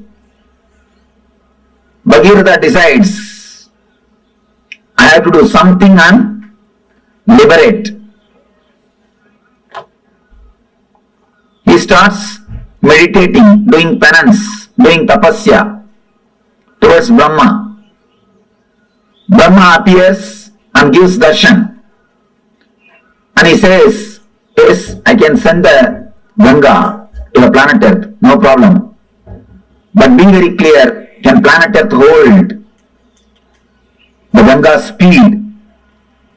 Can planet Earth sustain the force of Ganga? First, do something for that. Arrange for it. Then I will send the Ganga. Then again he starts doing penance, doing tapasya. After the tapasya, Shiva appears. Shiva asks, what do you want? Then Bhagirath says, now Brahma accepts to send the Ganga to planet Earth. But he says the whole planet Earth will be washed away. Planet Earth cannot withstand the speed of Ganga. Please do something. You have to protect us. You have to take care of us. Shiva says, all right, I will take care, don't worry. Tell Brahma to send Ganga, I will take care. He gives the assurance. Then again he meditates towards the Brahma. Now Brahma appears and says, I am ready to send, but Devatas are not ready to depart with Ganga. Devatas wants Ganga to be there. Bhagirath asks, what for Devatas wants Ganga to be there? No, they have to take bath in Ganga every day. It is their life source. Ganga is not simple water, it is an energy. By bathing in that only, every day they rejuvenate their body and mind. And anybody takes bath in Ganga every day, naturally their body and mind will be rejuvenated. That is why in this hilly area, no medical facilities, practically nothing. But see how many millions of people are living happily. Happily, they are living. Ganga is the mother who is protecting everybody. So the Brahma says they have to take bath every day. Then Bhagirath says, all right, I will arrange all the facilities for Devatas to stay in the planet Earth. Just on the banks of Ganga, I will create cities where all gods and goddesses can live and have bath every day and have their regular routine as they have in the other loka, as they have in the Brahma Loka. Brahma says, if that is the case, then I agree. Go ahead and do it. Then he comes and does tapasya towards Himachala, the Hima hills, Hema Parvata, the Himaraj, who is the father-in-law of Shiva. He does tapasya towards the Himaraja. Himaraja appears and asks, what do you want? I want you to be the host for Mother Ganga. I want you to be the host for Mother Ganga. And you are the person in whom I can create a city for all the Devatas. And only from you, the Ganga can flow. You are the only person who can be base for Ganga. Then she goes and tells Himaraja, host her. Himaraja accepts that Himaraja will host her. Then Bhagirata starts building the whole city throughout the route in which Ganga is supposed to travel. He meditates on every hill and takes permission. He prays to every hill. Every hill says, yes, I will give the way for Ganga. So all the whole route is cleared. Then he goes and prays to Kalabhairava, who is the in charge of city Varanasi. Kalabhairava is the in charge of Varanasi city. He meditates towards Kalabhairava. Kalabhairava appears and says, what do you want? I wanted, please give us the way for Ganga. You should receive Ganga and give us the way. Kalabhairava says, surely I will give, don't worry. But this is such a holy city. Tell Ganga to do a protection of the city and go. Suddenly, Brahma comes up with the next problem. You meditated and propitiated all the Devatas except Vishnu. Now, you have to do something to Vishnu. Only then I can send Ganga. Then he started meditating towards Vishnu. He prayed to Vishnu. With tapasya, Vishnu appeared. What do you want? I wanted the Ganga to come down to the planet Earth. Unless you agree, unless you do blessings, it will not be possible. Please bless me. Vishnu says, all right. I bless you. Ganga will come to the planet Earth. She will come just out of my feet. And he blesses. The Ganga will come out of his feet. Then he says a beautiful one word. Whomsoever has realized the Vishnumaya means the universal consciousness. Whatever water comes out of their feet will be Ganga.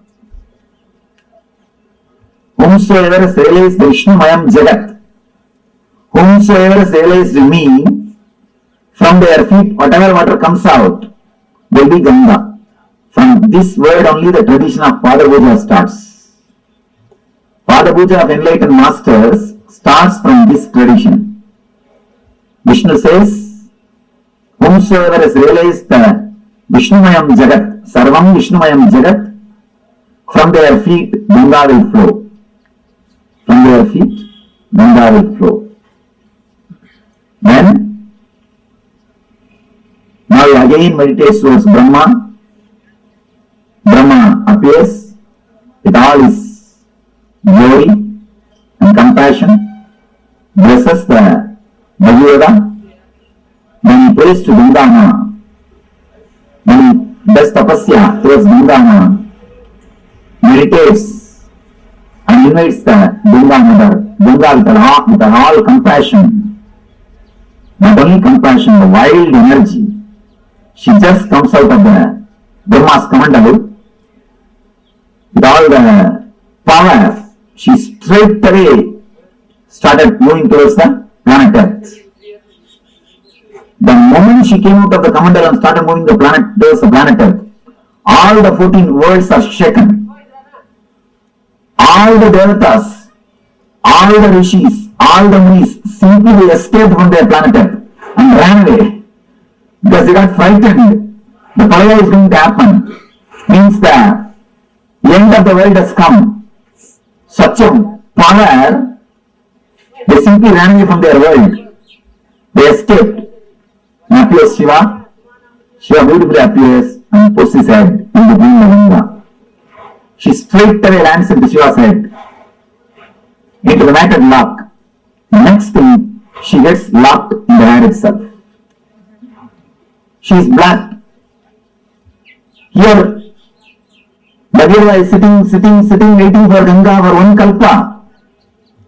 What is happening? They are receiving the call, she has started already, but she has not landed. Already she has started, but she has not landed here. What happened? What happened in the way? Again he meditates towards Shiva.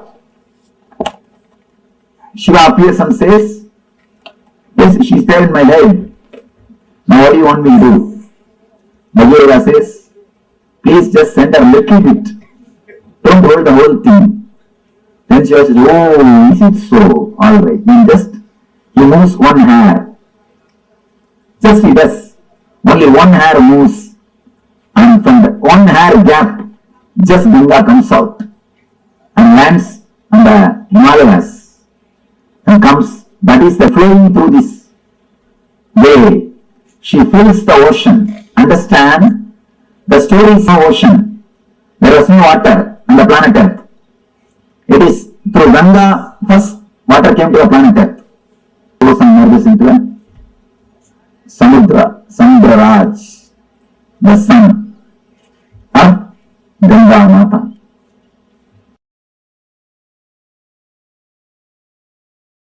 Integrity and authenticity. I can vouch with my integrity and authenticity just by living around Ganga and drinking the Ganga water every day, even remembering the Ganga's sacredness, one can become enlightened. Because it's such a powerful technique, powerful method, powerful process. Ganga heals all the violence we carry. Ganga heals all the incompletions we carry. See, the lust is an incompletion, anger is an incompletion, violence is incompletion. All the incompletions we carry, Ganga can purify. Ganga can really purify.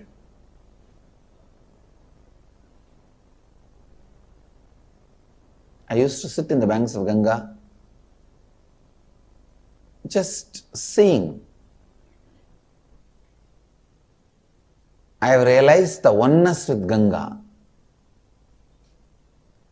How the things float on the waters of Ganga does not pollute Ganga.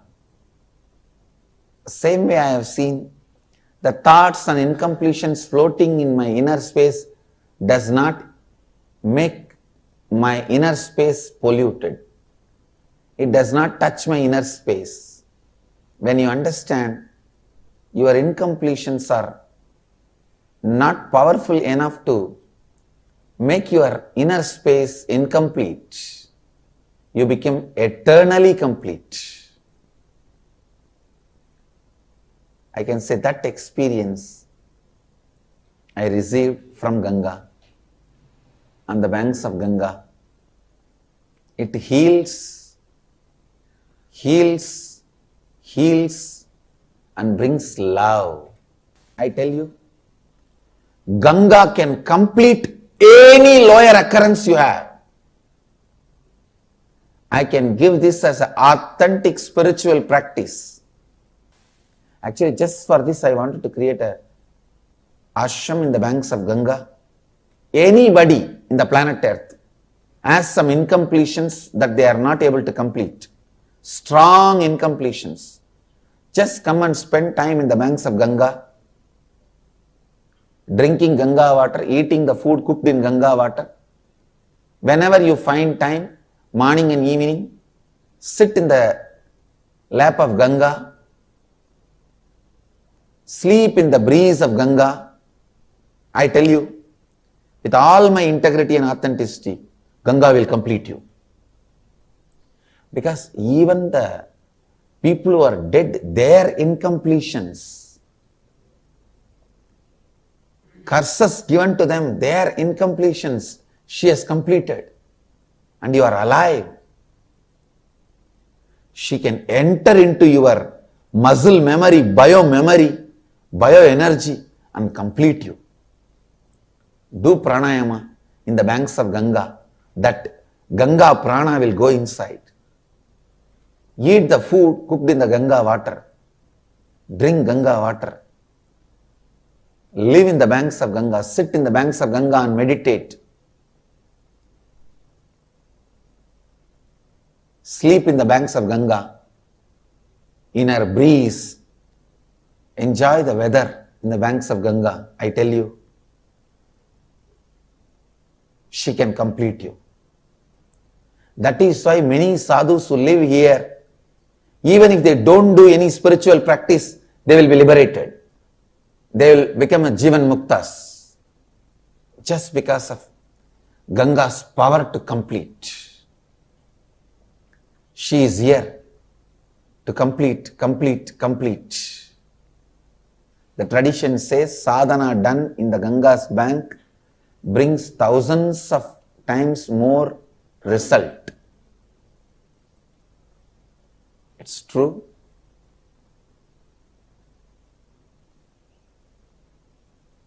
Ganga Mata is such powerful energy, such beautiful energy, such great energy. The largest worshipped deity is Ganga. She is the Kalpataru for planet Earth. Whatever whoever wants, she goes on showering. She is like a mother.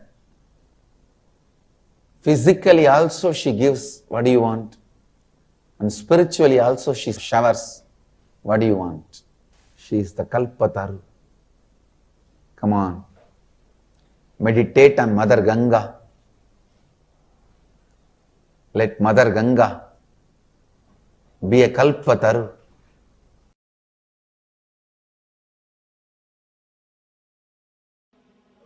Now you understand the whole story of Ganga from the dimension of a spiritual enlightenment. Actually, the whole story is metaphysical expression of Bhagirava's enlightenment. The whole story is the metaphysical expression of Bhagirava's enlightenment. First thing, Bhagirava is tortured by the past samskaras, engrams. That is the elders who are not liberated, who are still there hanging around him. He is continuously tortured by the past samskaras, engrams. So he does tapasya towards the creator of the whole universe. Continuously meditates. He wants the knowledge, the energy to be flooded on him so that all the engrams will be washed away. All the engrams will be destroyed. And one more important thing, Ganga came, she washed all the ashes of Bhagirava's forefathers and liberated all of them and gave ultimate enlightenment to Bhagirava, and she is here, liberating people. So he is meditating towards the creator, the divine energy, so that the energy can be flooded on him. The Shakti can happen to him. All the engrams will be washed away. He will be liberated, enlightened. The first darshan of creator is what I call first experience, Satori. Understand, why do you think Brahma is described with a 4 head? Don't think 4 heads are there. He can see complete 360 degree. The first experience is what is described as Brahma. A man who gets the experience of seeing complete 360 degree is what we call Brahman. He has achieved Brahma. He has achieved the Brahman consciousness. Whosoever gets the experience of seeing this side 360 degree and this side 360 degree achieves the Brahman consciousness. Bhagavad achieves Satori, first experience, glimpse. Then the Brahma says, enlightenment can happen to you, but be very clear, will your body stand? Prepare your body and mind. Will it be able to stand, sustain? Prepare it. Then it will happen forever. Prepare yourself. Create a maturity so that the energy can be with you forever. Then Bhagavad starts his tapas. Bhagavad starts his tapas. All the energy centers is awakening and preparing all the energy centers to receive the energy and to sustain it, to radiate it. If you don't prepare the planet Earth and call the Ganga, it will not be blessing, it will be a curse. It will destroy the planet Earth and the other worlds. So unless you prepare your whole body mind, enlightenment cannot happen. You need complete preparation. Satori can happen. You need complete preparation. Now you meditate towards the Guru who will guide, who will hold the energy and give you how much you wanted. He is the Shiva. He meditates on the Guru, Shiva, and asks, Master, when I have the experience, see my maturity and take care of me. Go, let me go with maturity and energy. Just take care. How much I mature, that much supply the energy. Please let you be the safety valve. Let you be the dam. Then appears Guru. Says, I'll take care. Don't worry. Then, once everything is ready, he has to prepare the base for the energy to land is Anandaganda Chakra. Anandaganda is the base on which directly the Ganga can land. Ganga can descend. So he creates all the 7 cities, 7 chakras.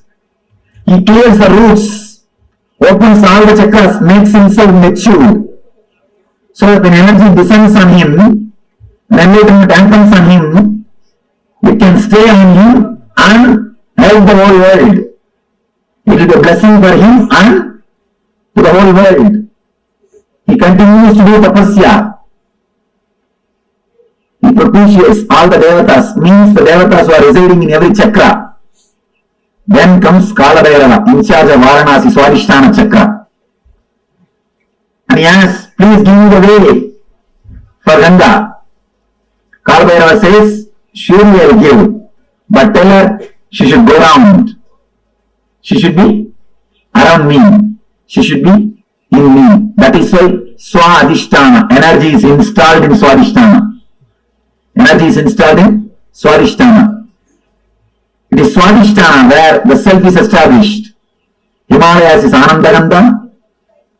Varanasi is Swadhisthana, where the energy is installed, where the whole energy takes a turn, where whole energy takes a turn. He propitiates all the devatas, prepares the whole thing, then intensely starts meditating, calls the Ganga. So Brahma blesses, Vishnu blesses, Ganga has come out of the Kamandalu, straight away she is landing, but still enlightenment has not happened. Ganga has lived there, but she has not landed here. Whatever can be done, all the tapas is done. Everything is done. Whatever meditations can be done, whatever tapas can be done, whatever study can be done, everything is done. Enough. The Ganga is not happening. He just relaxes, dropping all the efforts. Enough now, nothing can be done. What to do? Nothing can be done. So when he relaxes, surrenders at the feet of Guru, the Lord Shiva, out of his grace and compassion, he moves one hand. Then lands Ganga in Ananda Ganga Chakra to flood the whole world with the spiritual energy and runs to all over the world, not only to Ganga Savarti, and moves all over the world, and blessing the whole world during the Yuga Suva and Parasuva. Not only washing the embryons of Bhagavata, blessing the whole planet Earth, whole universe, by radiating the brain energy, by radiating the spiritual energy, by radiating Ananda Shakti. Ananda Shakti, the Ananda Shakti, which is liberated Madhurana, which is liberated the whole humanity, which is liberating millions of seekers. The Guru's grace, Ananda Shakti, let it liberate all of you, let it flow in all of you, let it be in all of you, let it purify all of you, let it radiate in all your beings, let you all become channels of Ananda Ganga, let you all become Ananda Shakti.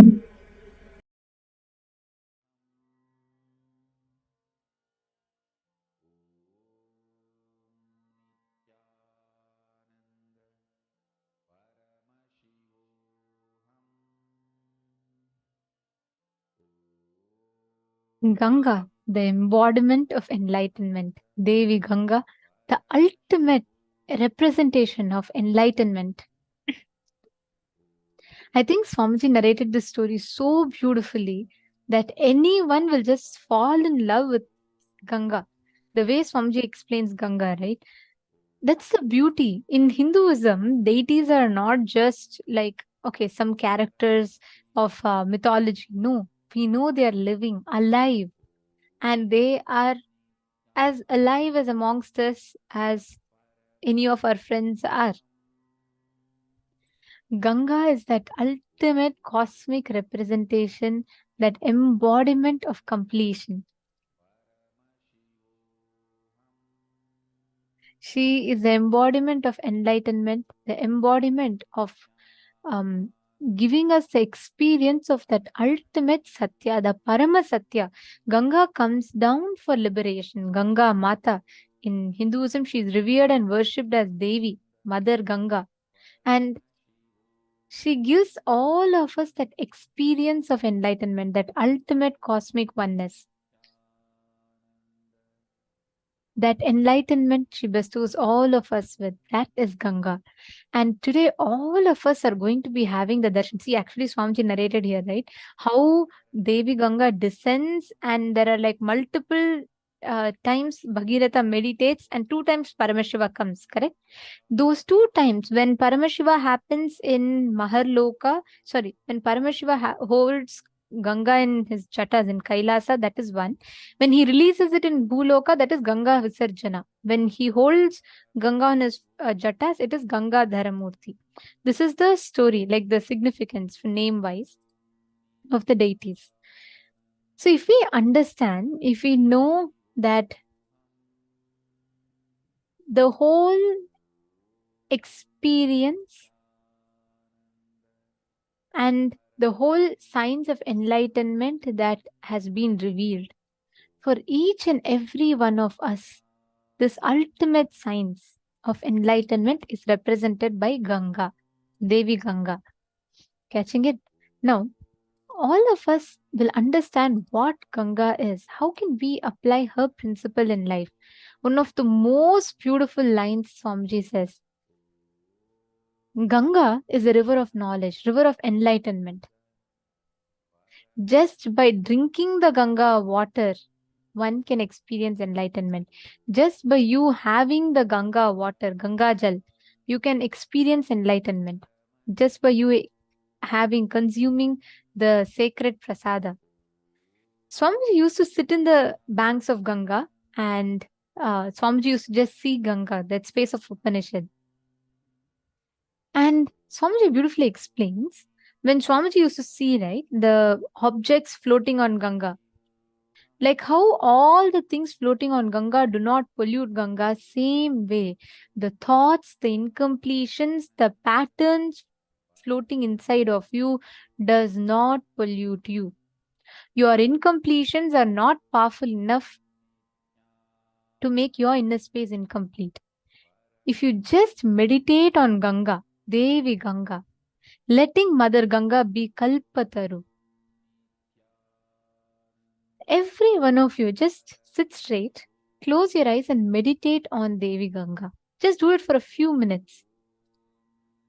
Just connect and meditate on Devi Ganga. Please sit straight. Visualize Ganga, that vast expanse, and create a deep prayerful mode, just a space of gratitude. Visualize Devi Ganga. Sit straight.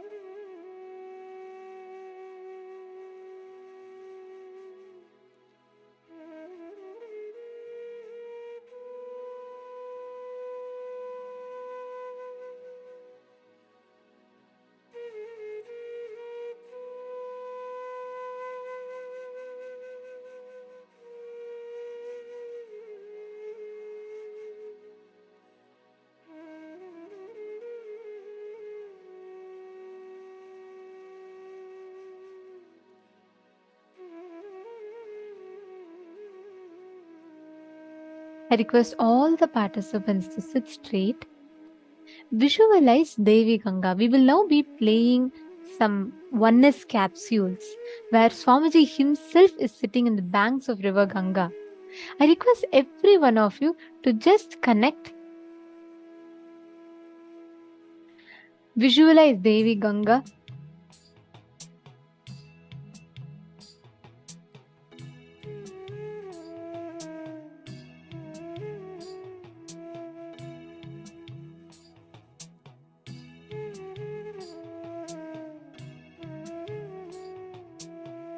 Ganga Mata, she will just flow through and gush into all of our lives, infusing completion.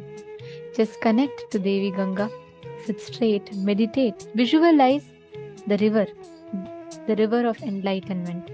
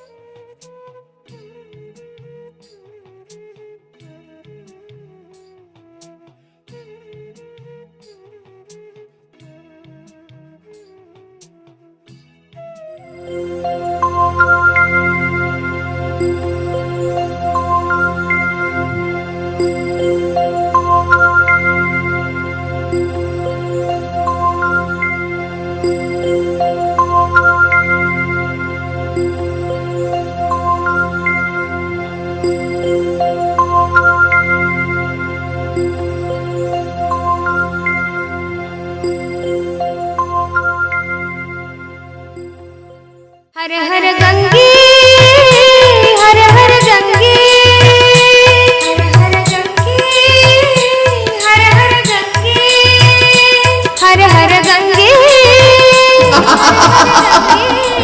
Ganga अयम।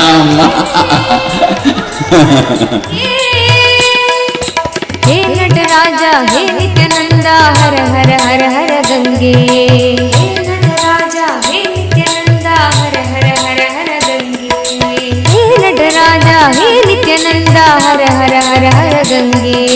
हे नटराजा हे नित्यानंदा, हर हर हर हर गंगे। हर हर गंगे, हर हर गंगे, हर हर गंगे, हर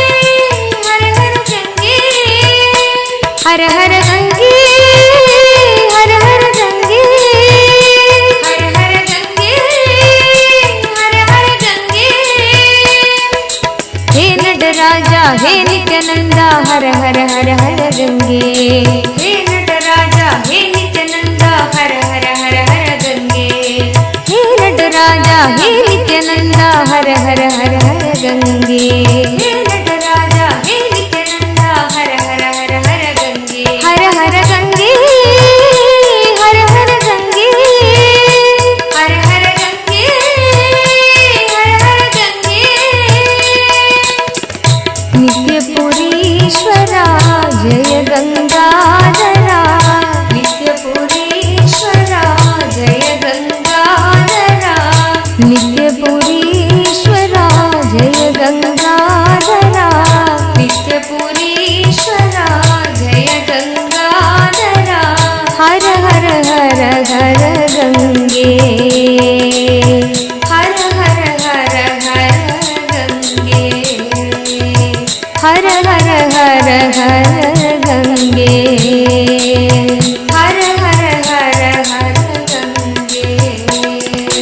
शंकरा शिव शंकरा शिव शंकर शंकर नित्या, शंकरा शिव शंकरा शिव शंकर शंकर नित्या, शंकरा शिव शंकरा शिव शंकर शंकर नित्या, शंकरा शिव शंकरा शिव शंकर शंकर नित्या, शंकरा शिव शंकरा शिव शंकर शंकर नित्या, शंकरा शिव शंकरा शिव शंकर शंकर नित्या, शंकरा शिव शंकरा शिव शंकर शंकर नित्या, शंकरा शिव शंकरा शिव शंकर शंकर नित्या। हर हर गंगे, हर हर गंगे, हर हर गंगे, हर हर गंगे, हर हर गंगे, हर हर गंगे, हर हर गंगे, हर हर Gange.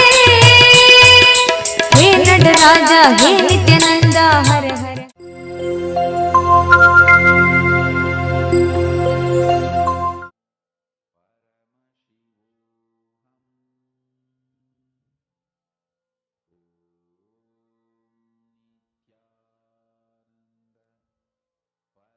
Please relax.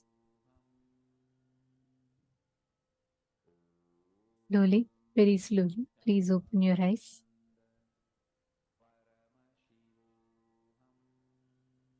Ganga Mata, the embodiment of completion. Actually, Swamiji tells beautifully, Ganga is the largest worshipped deity. Starting from Gangotri till Ganga Sagar, fully she is worshipped by 2 crore people every day. Ganga is that most compassionate, most loving, and most available form of Mother Nature, actually. And now, connect to Ganga, right? When you experience completion internally inside of you, bringing completion externally in all situations is very easily possible. See, Mother Ganga represents the Prakriti, ultimate form in front of us, right? If something is just a matter, if something is just an object which is not relevant in your life, you will not be able to connect with it. That is why we all worship Ganga as Mother, Devi. The moment you declare and connect her as that, she's immediately gushing to be available to us. And every one of us can just sit now. Vamadevananda, just sit from this space. Every one of you sit and connect to Ganga. You will see how all your commands, the nature will listen, the nature will obey. Whether you want to increase the size of water in something, whether you want to increase the temperature, everything will simply fall into place. All of you sitting here now, Ma Liangshu, Ma Pinyushan, Ma Donna, every one of you, connect to Devi Ganga, declare any change you want in the weather temperature. Immediately you will see how she will rush to make it happen for you. Shall you all start? Please sit straight. Sit with your head, neck and spine in a straight line. So first step, what you're going to do is, you're going to go to accuweather.com. The link to the website is shown for all of you here. Go to accuweather.com, and once you go to accuweather.com, you can take any one place. Let's say, for example, if Ma Liangshu, if you are scanning Beijing, okay? So scan, now you can type out Beijing in accuweather.com and you can see the current temperature in Beijing, and you will be able to alter the temperature at least by 3 degrees. Minimum by 3 degrees you will be able to alter. Okay, shall we all start? Okay. Please chant the Mahavakya. Come on, every one of you, please connect to a partner. Can I please request you all to post in chat if you have connected to a partner? Paramashivoham. Om Nithyananda Paramashivoham. Om Nithyananda Paramashivoham. Om Nithyananda Paramashivoham. Om Nithyananda Paramashivoham. Om Nithyananda Paramashivoham. Om Nithyananda Paramashivoham. Om Nithyananda Paramashivoham. Om Nithyananda Paramashivoham. Om Nithyananda Paramashivoham. Om Nithyananda Paramashivoham. Om Nithyananda Paramashivoham. Om Nithyananda Paramashivoham. Om Nithyananda Paramashivoham. Om Nithyananda Paramashivoham. Om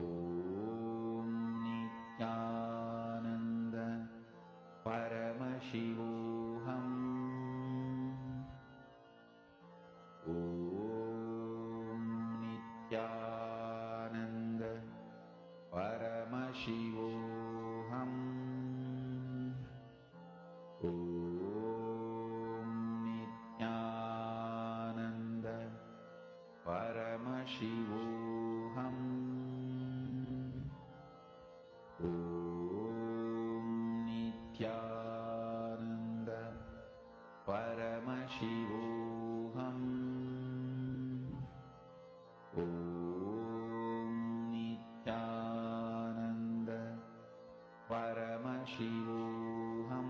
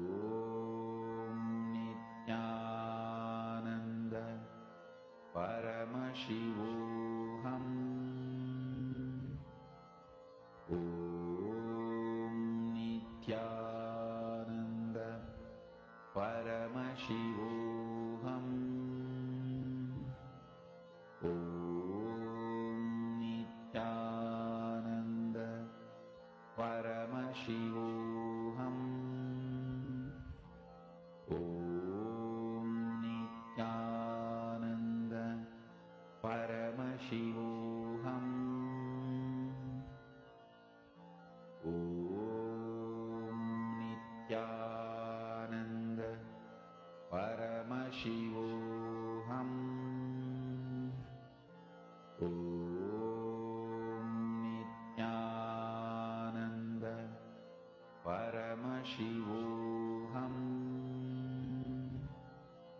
Om Nithyananda Paramashivoham. Om Nithyananda Paramashivoham. Om Nithyananda Paramashivoham.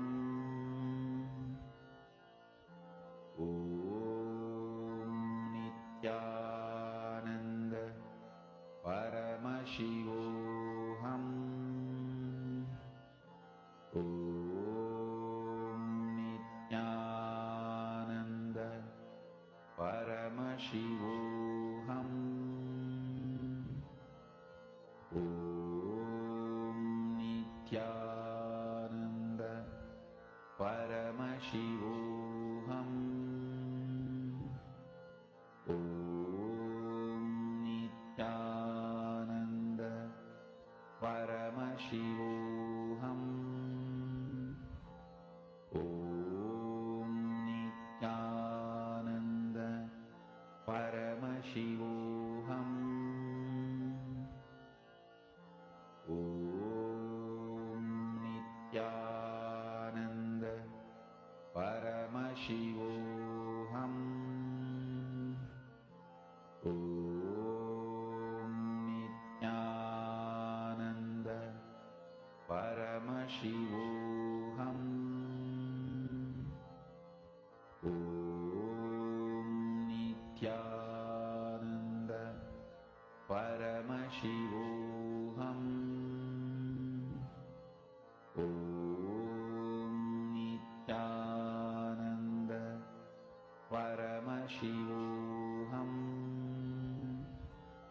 Om Nithyananda Paramashivoham. Om Nithyananda Paramashivoham. Om Nithyananda Paramashivoham. Mahamahāvāgya, spiritual lullaby for samadhi, and Suprabhatam, wake up call, wake up song for Paramashiva. This Mahamahāvāgya is spiritual lullaby for you to fall into samadhi. Suprabhatam, wake up song for Paramashiva to wake up in you. Just remember this one powerful cognition.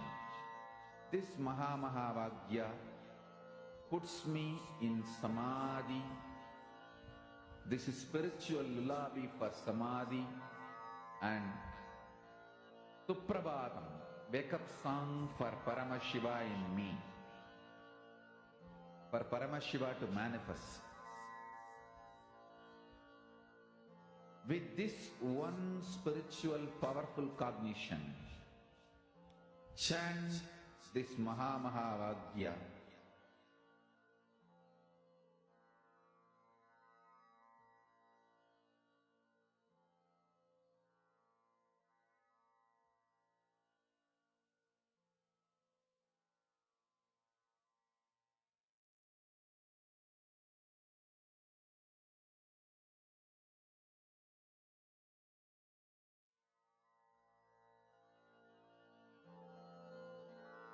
Mahamahāvāgya, spiritual lullaby for samadhi, one spiritual powerful cognition. Chant this Mahamahāvāgya. Nithyananda Paramashivoham.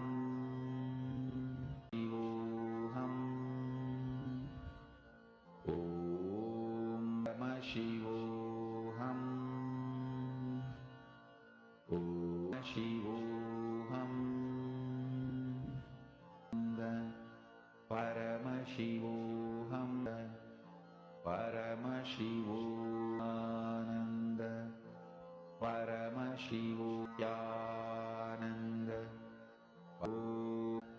Paramashivoham. Paramashivohananda.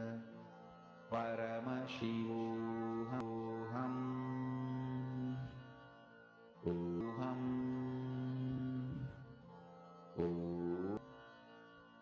Om Nithyananda. Om Paramashivoham. Om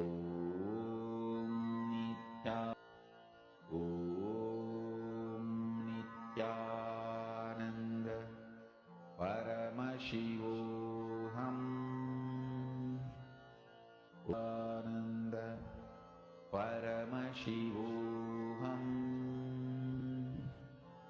Om Nithyananda Paramashivoham.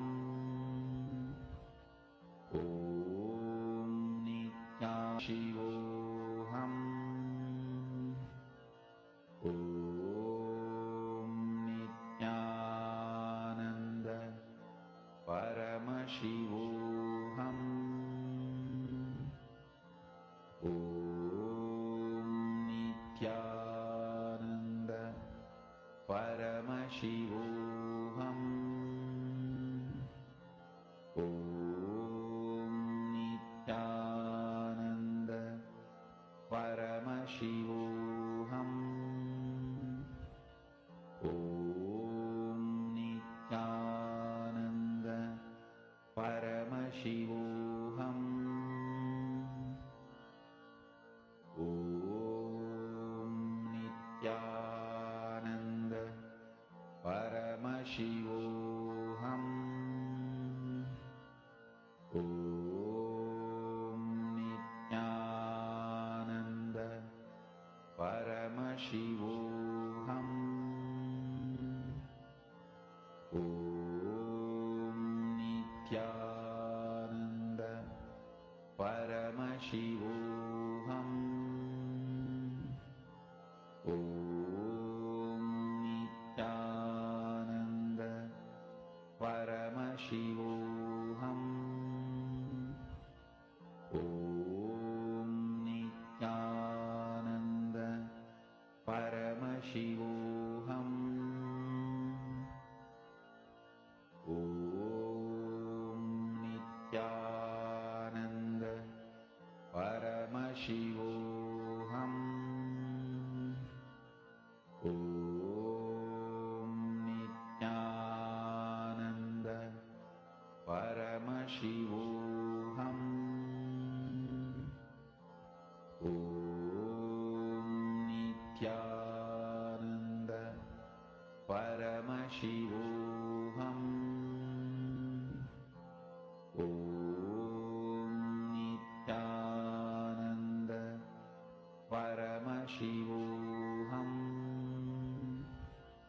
Om Nithyananda Paramashivoham.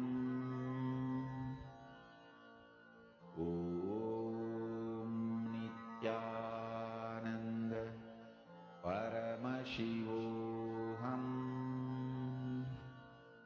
Om Nithyananda Paramashivoham. Om Nithyananda Paramashivoham. Om Nithyananda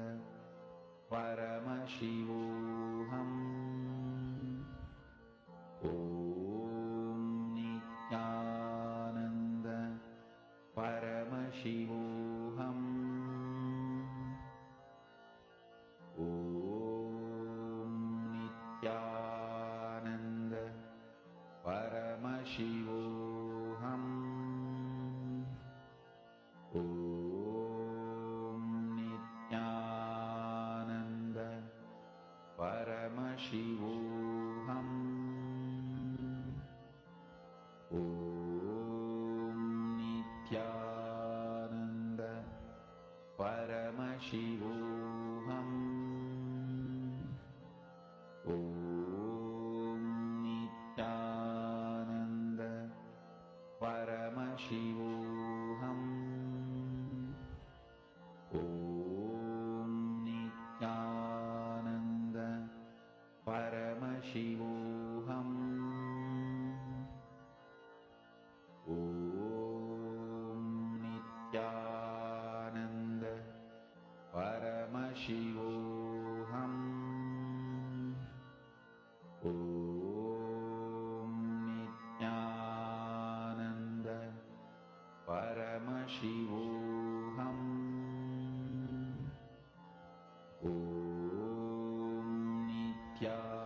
Now, Nithyananda in this same space, let us all enter into the next session where we are going to be understanding about one of the key, most important aspects of our life that is needed for decision making. Let us learn about will persistence.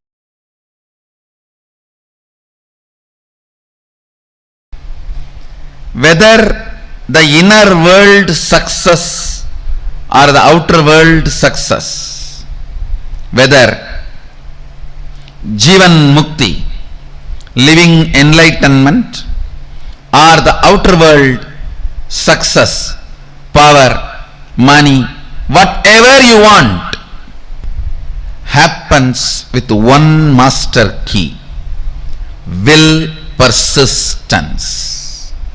Listen. Not willpower. Willpower means you try to make a will few times. My health should be like this. My life should be like this. My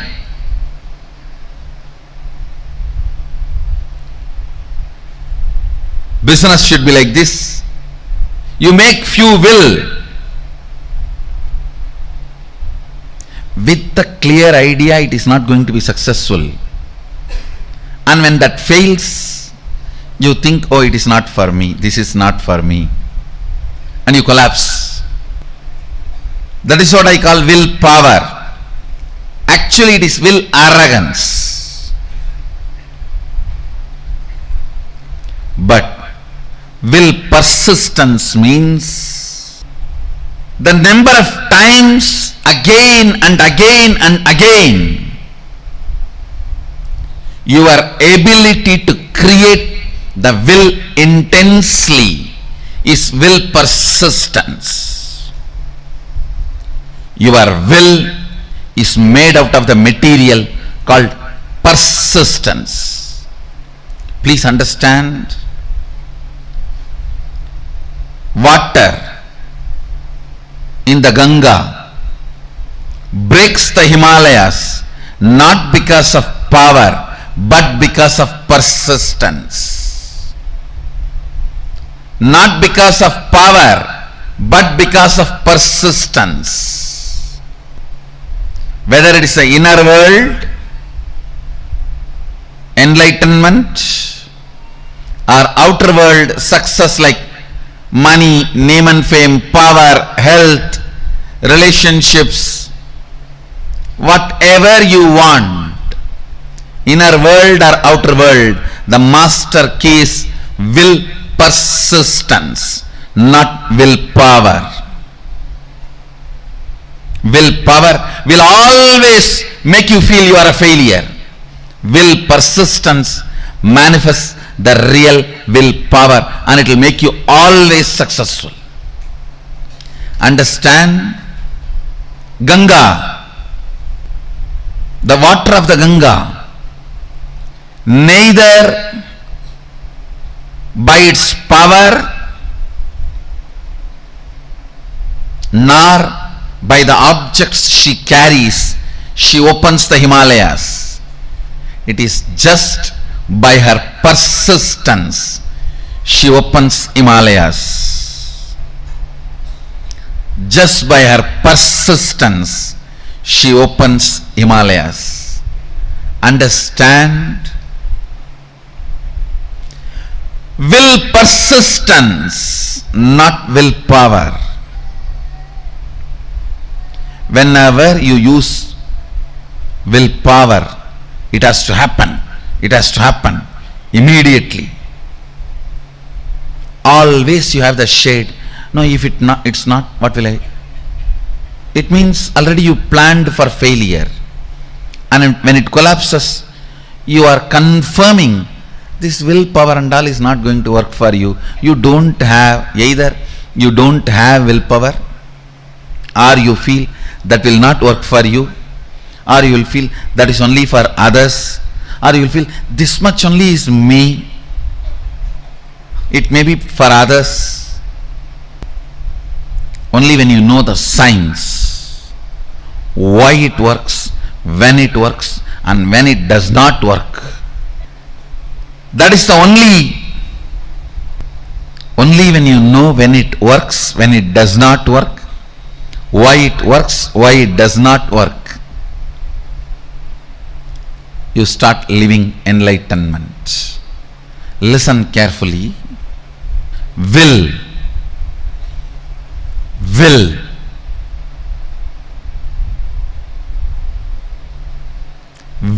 persistence means manifesting enlightenment and powers. If you decide to persist, that moment power starts manifesting. You don't even need to spend your whole life on persistence. Persistence is your decision without self-doubt.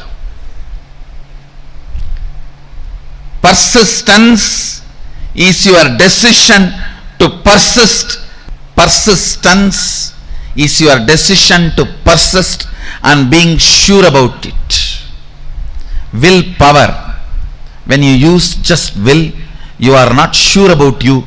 What will happen if it goes this way or that way? With will persistence, you are sure anyhow how you are going to be. Look at every step in your life. All your patterns of withdrawing from life, all your decisions to withdraw from the life comes from your will arrogant decisions.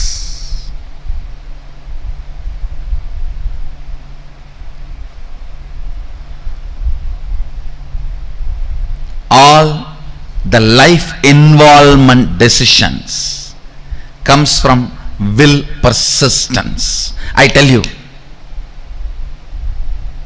whether inner world or outer world, life is all about how much you are intensely getting involved. That's all.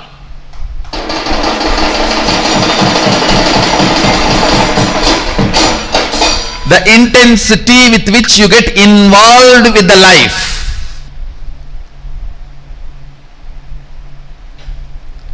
Intensity with which you get involved with the life. The more and more interaction, more and more involvement, more and more ice breaking.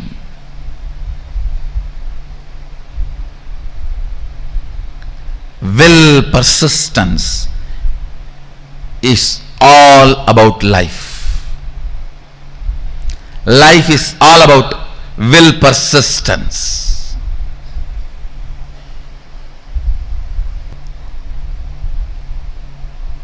Will arrogance is failure. Will arrogance means I'll try to create a will. If it is successful, then I'll believe this philosophy. If it fails, if it does not click, then I think this philosophy is not for me, this does not work for me, or I think this does not work for anybody. All this is what I call will arrogance. Let me check out how it looks, how it feels. The one and only way you will build will persistence is through Sangha.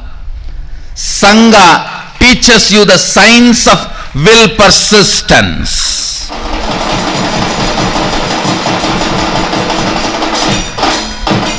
I tell you, stupid are those who say, oh, what is there in building temple outside? God is everywhere. And why do you put all your time, energy, money in all this? I tell you, when you build a temple outside, all the things required for it, creating a Sangha, creating, inspiring people, enriching, causing, everything, teaches you the science of will persistence, and you become enlightened. By the time Sadashiva sits on the temple you built outside, he already is sitting on the temple which you built inside.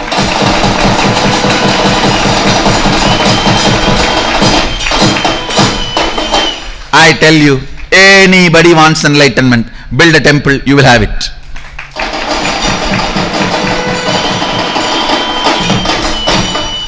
Because building temple is not a joke. You need to work with so many people. So much of involvement with life is required. And I also commit with you guys.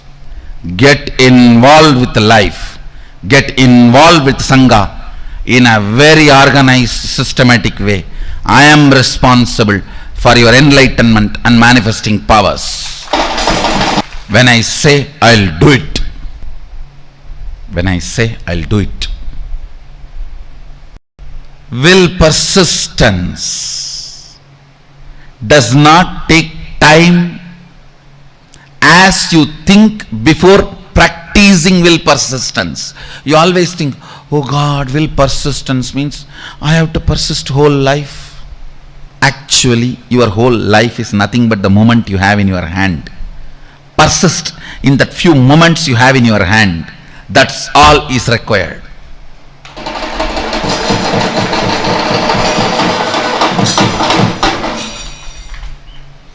The moment you think of the whole life, it's will arrogance, not will persistence.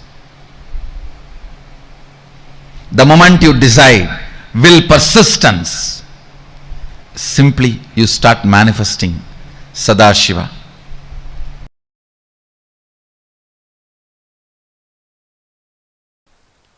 When I say the word will persistence, I do not mean you need to sit for years and years and years. No. It is a simple decision of more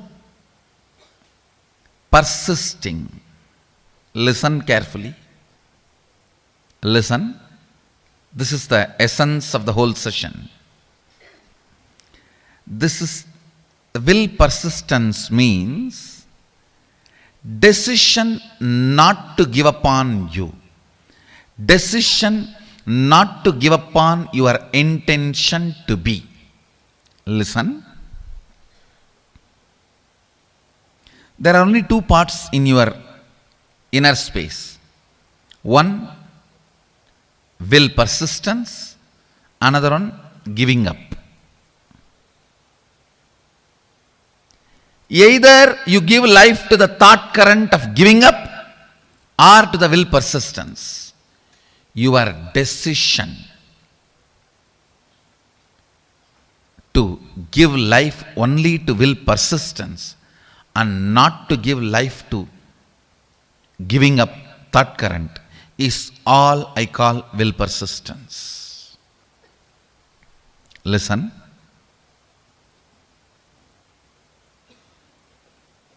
Actually, it's too easy. The truth is, it's too easy. Because you are giving life to giving up thought current, then persistence. Giving up thought current, then persistence. That is when it becomes complicated. It is like you create a terrorist group for some purpose and then you send your army to kill them. You create a terrorist group and then you send your army to kill them. Then world will never have peace. In your inner space, you do the same political game. For right or wrong reasons. For good or bad. You support giving up pattern. You cherish sometime without even you knowing. Only when you are about to fail, collapse, you wake up, oh, not this, not this.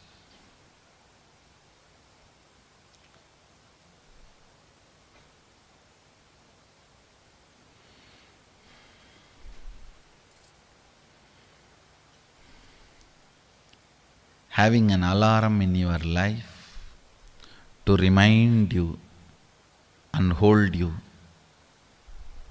without letting you fall is equivalent to having a guru.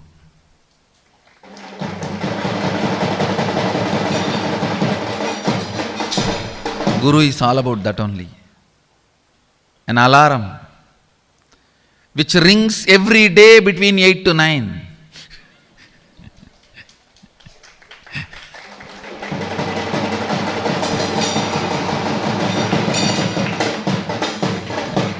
Reminding you constantly not to fall.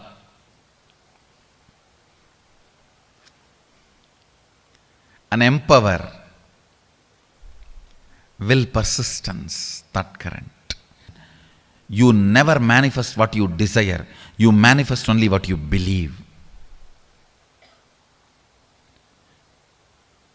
If you think what you desire you are going to manifest, no, you are fool. You don't know the secret of manifestation. What you believe, you are going to manifest. If you believe your willpower is never going to manifest, it is never going to manifest. Your belief, your cognition, your perception, that is only going to become reality. Understand, an important thorn in the flesh need to be removed.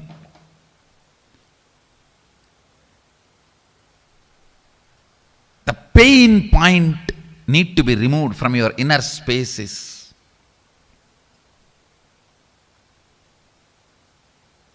Will, arrogance, failures. All your failures, whether you prayed and did not get. You see, prayer is nothing but making a will. You prayed to God something and did not get it, or you sincerely tried and did not achieve it, or you created a space and it did not become reality. All this and all the pains accumulated around this is all about will arrogance. Listen, it is all about will arrogance.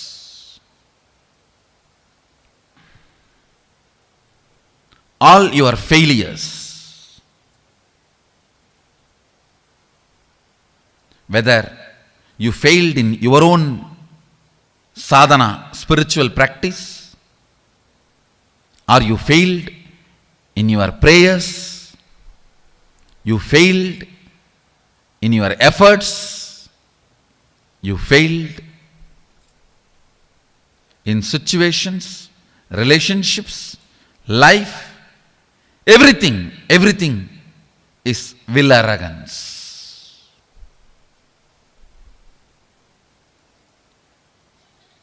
If you understand, by its nature, will arrogance cannot become reality. By its nature, will arrogance cannot become reality.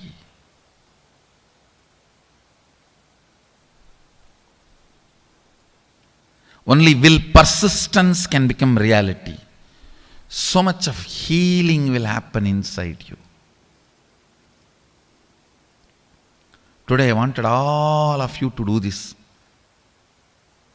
as an assignment. All the situations you feel you have failed, frustrated, hopeless, list from the time you remember you. From the time you remember you, list and find out how your will arrogance failed you in that situation. How your will arrogance was the main reason why you failed. This understanding and then completing with this pattern of struggling with will arrogance and deciding to have will persistence. Your will arrogance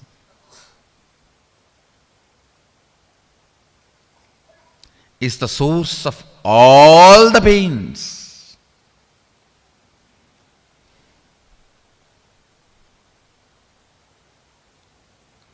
If you can internalize this one truth today,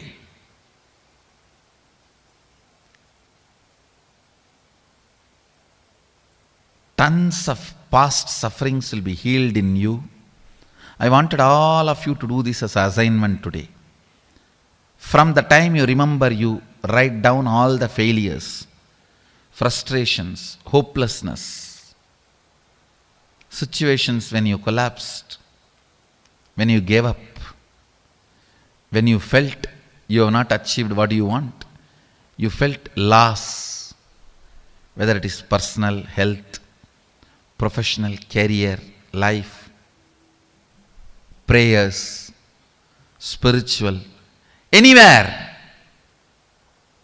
Pen down all the failures and analyze each one. How the will arrogance collapses you, fails you. Will arrogance means trying half-heartedly, failing, and then blaming yourself. You can never achieve it. Trying half-heartedly, failing, and blaming yourself, you can never achieve it. Vicious circle is will arrogance. Virtuous circle is will persistence. Will persistence means deciding whatever happens, I am not going to give up till my intention to become reality. Nothing can stop me. If my intention to be is Shivoham, till that happens, I am not going to give up. I am going to be persisting. The will persistence.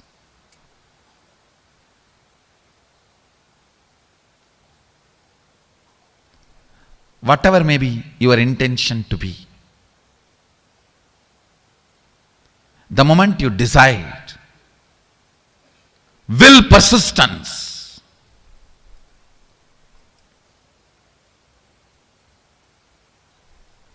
you will see so much of healing, healing, healing, powerfulness, powerfulness, powerfulness.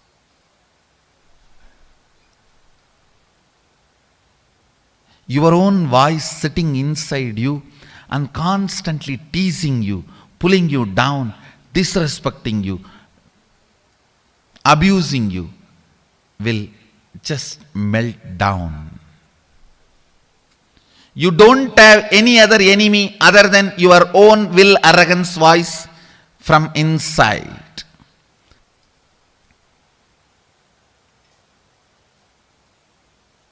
Today do this assignment.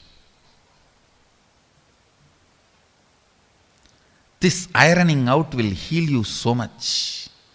You will be ready to manifest all the experiences and powers of Sadashiva align here. Start this assignment today. Start this assignment today. To complete with all the pains, ideas, neurological, psychological, physiological, physical, hormonal ups and downs you generated in you, which goes on trying to make you believe falsely that you are not your intention to be. Complete all of that. After finishing the assignment, you will simply understand it is just dash dash dumped on you by your will arrogant lifestyle. Actually, I want you to do the assignment here. Sit here, and after this session, do the assignment. I'll help you complete here.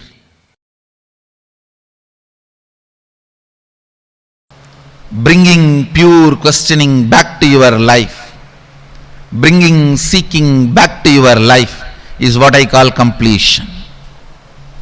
Understand? It happens only by will persistence, not by willpower. Sometimes people come and tell me, oh, 10 years I had persistence. No, you had willpower. Persistence never brings you tiredness and boredom. You never had persistence. It was always will arrogance fighting and failing. Will arrogance fighting and failing. That is why you are feeling tired and bored. That is not persistence. That is will arrogance. You need to have right idea about your past. Only then you will make right decision about your future. Many times, the tug of war which you continue to have with your will arrogance, you call it as will persistence. No. Will persistence is different. Will arrogance is different. In will arrogance, every time you only fall into powerlessness and repeat the same stupid cycle. In will persistence, every time you are one step ahead. You are one step ahead. You are one step ahead. So you will never be bored. You will never be tired. Tiredness and boredom is the quality of will arrogance, not the quality of will persistence. Will persistence never brings powerlessness about you or about others. Will arrogance always brings tiredness, anger towards you and others. Will arrogance is different. Will persistence is different. Will persistence becomes willpower, not will arrogance. Will arrogance becomes only will failure. Will persistence becomes willpower. Will arrogance becomes only will failure. Will persistence suddenly makes you young and you start from the beginning. Come on, start 1, 2, 3.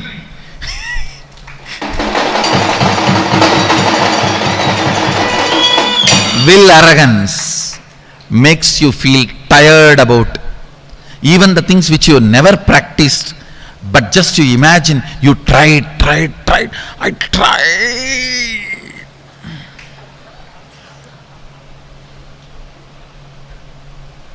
It means you just need kadka pudi. I tried. It is not coming. Will arrogance is different. Will persistence is different. Persist. Persist. Persist. Naham manye suveteti. Nona veteti vetacha. Yonastat Veda tatveda nona vedeti vedacha. You may know something, you may not know something. Knowing what you know and knowing what you don't know is itself knowledge. Will persistence, will persistence, will persistence.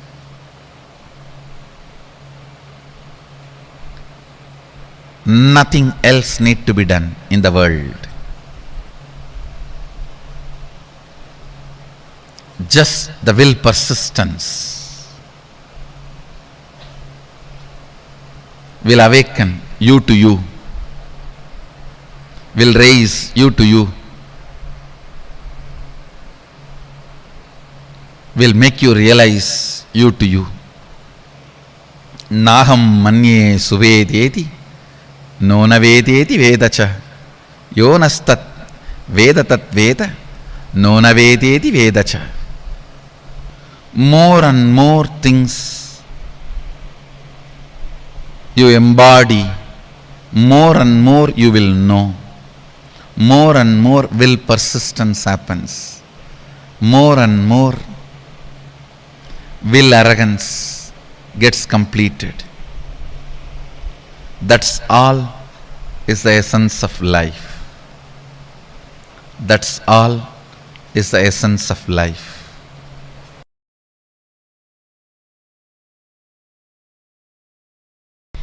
At certain level, attacked by tiredness, self-inflicted boredom makes you feel you know it. That's all can be known. You give up on you. And you feel everything is okay.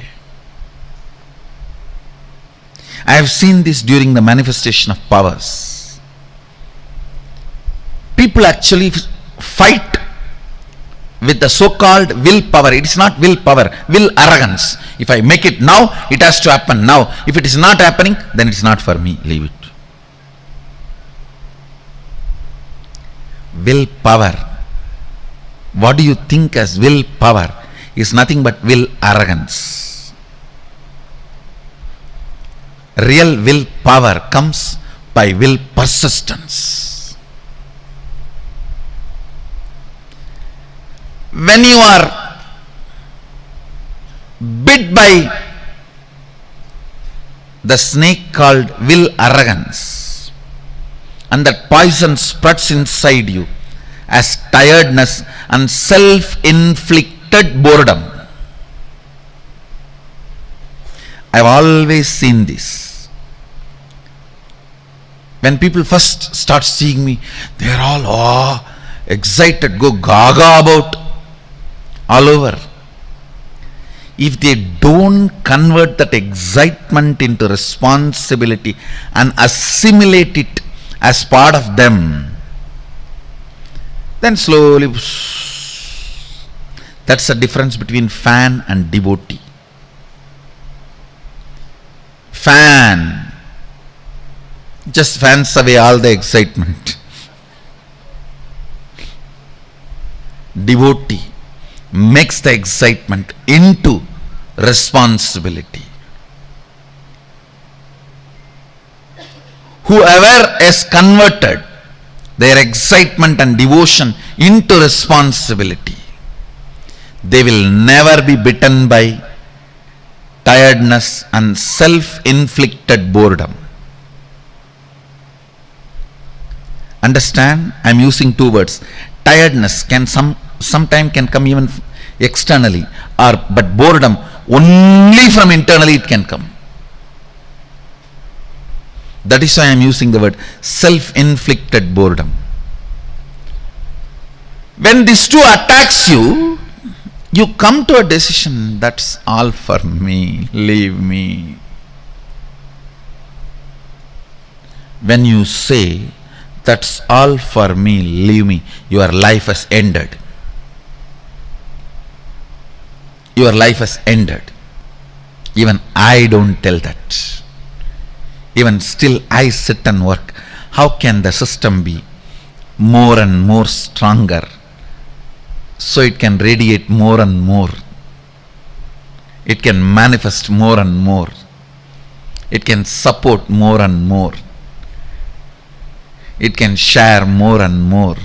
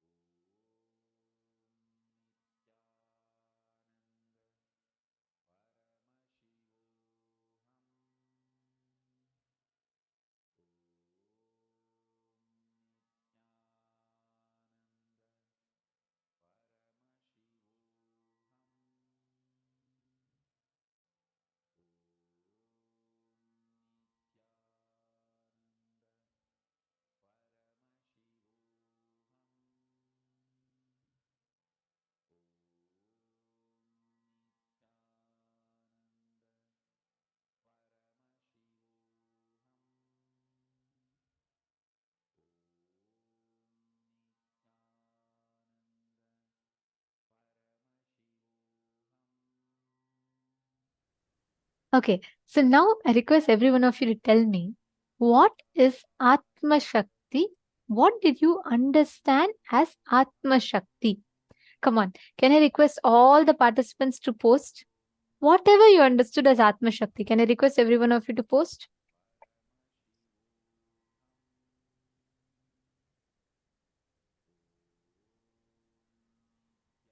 Can I request all the participants to post?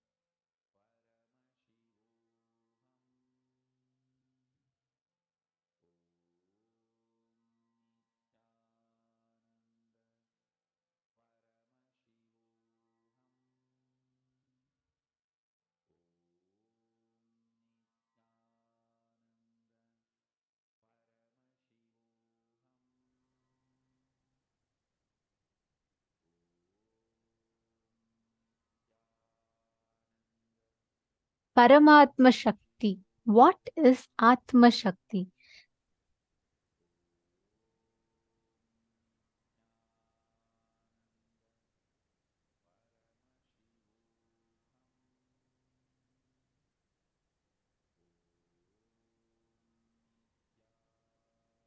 Will persistence will lead to success. Ma Jenny Tran has posted, okay. Ma Diana Caesar has posted, you know how you will have persistence when you are trying again and again with the attitude of little child in play, okay. Ma Leong Kok Teng has posted, Ma Joyce Leong has posted, truly believe that we will achieve the goal. Okay, Ma Dana Caesar, will persistence is not will arrogance, okay. And never give up, all right. And Ma Sonia Rao. Okay, come on, all the others. Ma Sanishan, Ma Chengyu, Ma Sil Oz, Ma Gualin. There are a lot of you. Can I request all of you to please post? Come on. Dear participants, every one of you post. This whole session, right? This whole truth is a very, very important one because this affects many of our decision making abilities. Okay, Satyojata Shiva has posted Atma Shakti is you persisting, going on again and again on your vision and on how you are to be. Okay, very nice. And Zach Medaya, come on, can I request every one of you to post as well?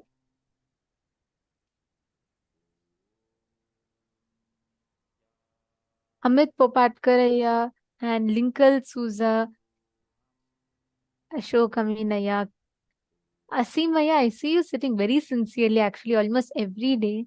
I see you sit here and I see you listen to the sessions.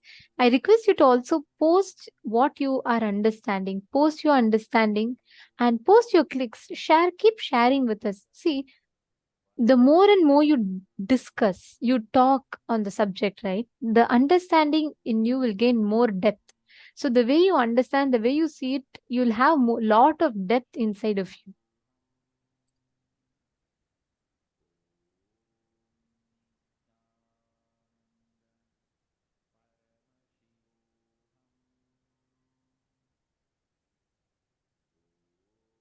Okay. So now let us understand this will persistence. One of the key things Swamiji revealed in this, will persistence versus will arrogance. See, many times by the temporary understanding or ideas that we derive from life, we jump to a certain conclusion. Say, for example, you try to invest your money into something and your money fails. Basically, you don't really get a good returns of what you invested in. And your money fails again. When you understand, when you realize, when you cognize how this constantly, the situations outside are not going to determine your success or failure, your response to every situation is going to determine your success or failure, then you will not push yourself to, okay, let me see what is the next situation like, let me see the results, then let me take the action. You will not wait for that. You will take the responsibility and you will manifest, you will move situations in life without waiting for life to change. See, there are two different things, okay? Typically, every one of us, most of us at least, we all wait for things to happen until we say, oh, okay, if really I'm going to let life show something, let there be some result, then I'll take an action.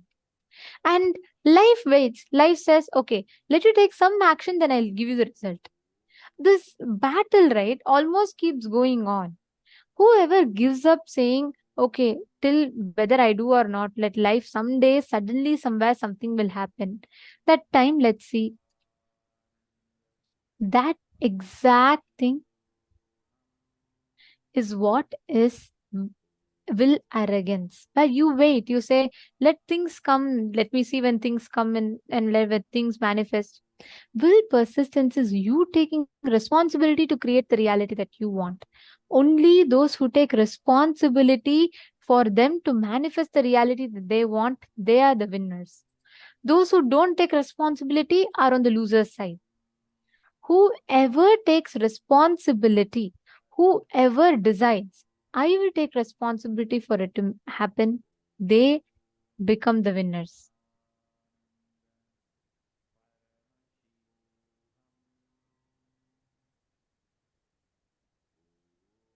Yes.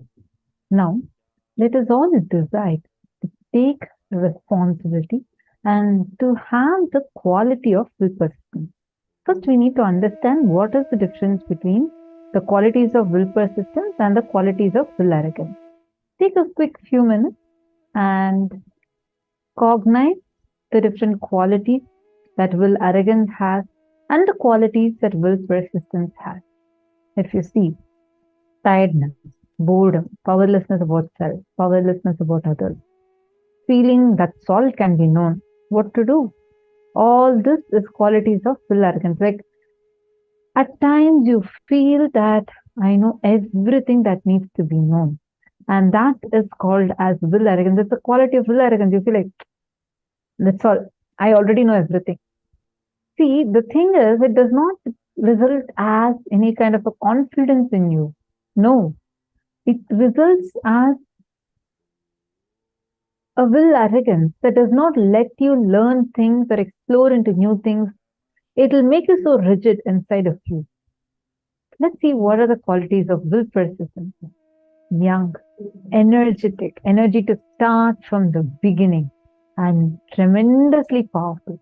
All these are qualities of will persistence. You would actually see all these qualities in Swamiji. Now take a few minutes. Now see where exactly this will persistence from us actually goes is when you start building incompletion from your past failures. For example, when you were a kid, you started falling 100 times before you got up to start walking. Am I right? We all keep falling, and then only you get up and walk. You did not walk at the first try. But at that time, that fall, physical fall itself did not cause pain in you because you didn't consider that as a failure. You didn't have your own long sob story because of why you feel so strongly inside you that you failed and you have that failure pain. That was not there when you were a kid. That's why you're walking today. Am I right?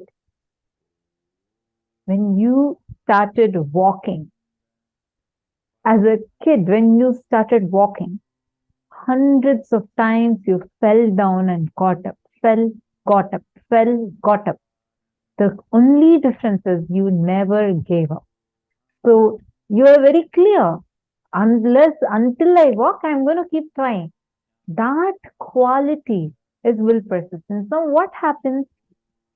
By and by, as that small kids started growing bigger, society's influence, you started learning, oh, this is how my mom talks, this is what my dad says. You hear all their complaints about their lives, you see their struggles, and you start believing that failure pain is legit. You start holding on to something that you call as a failure, hold on to the pain of the failure, and hold on to all the incidents. So the next time you want to try something, you don't even have the energy to try it. You're already tired, you're bored, you're frustrated, given up. That's it. That is where the will arrogance starts. How many of you are understanding this? How many of you are able to see this in your life? Where you can very clearly see, yes, this is how I'm struggling with will arrogance. I understand better. Thank you. Glad to know that, Madena. Sorry, I also want to apologize to you. The other day, I read your name. I thought it was someone else, and that's what I had told in the other darshan that day, saying about that, this 2-3 seasons you've been attending, because I know you've been connected to Swamiji for a long time. So I just wanted to correct myself. A few days ago, I read your thing and I had mentioned that. Actually, if you just understand how many times we take one action. Swamiji explains this very beautifully, right? Once one of the Adinavasis had gone to Swamiji and she said about how she feels like, she's a failure and things are not happening. And Swamiji looked at her and in a very ferocious tone, Swamiji said, failure is not cute. Because the moment you label something as failure, right?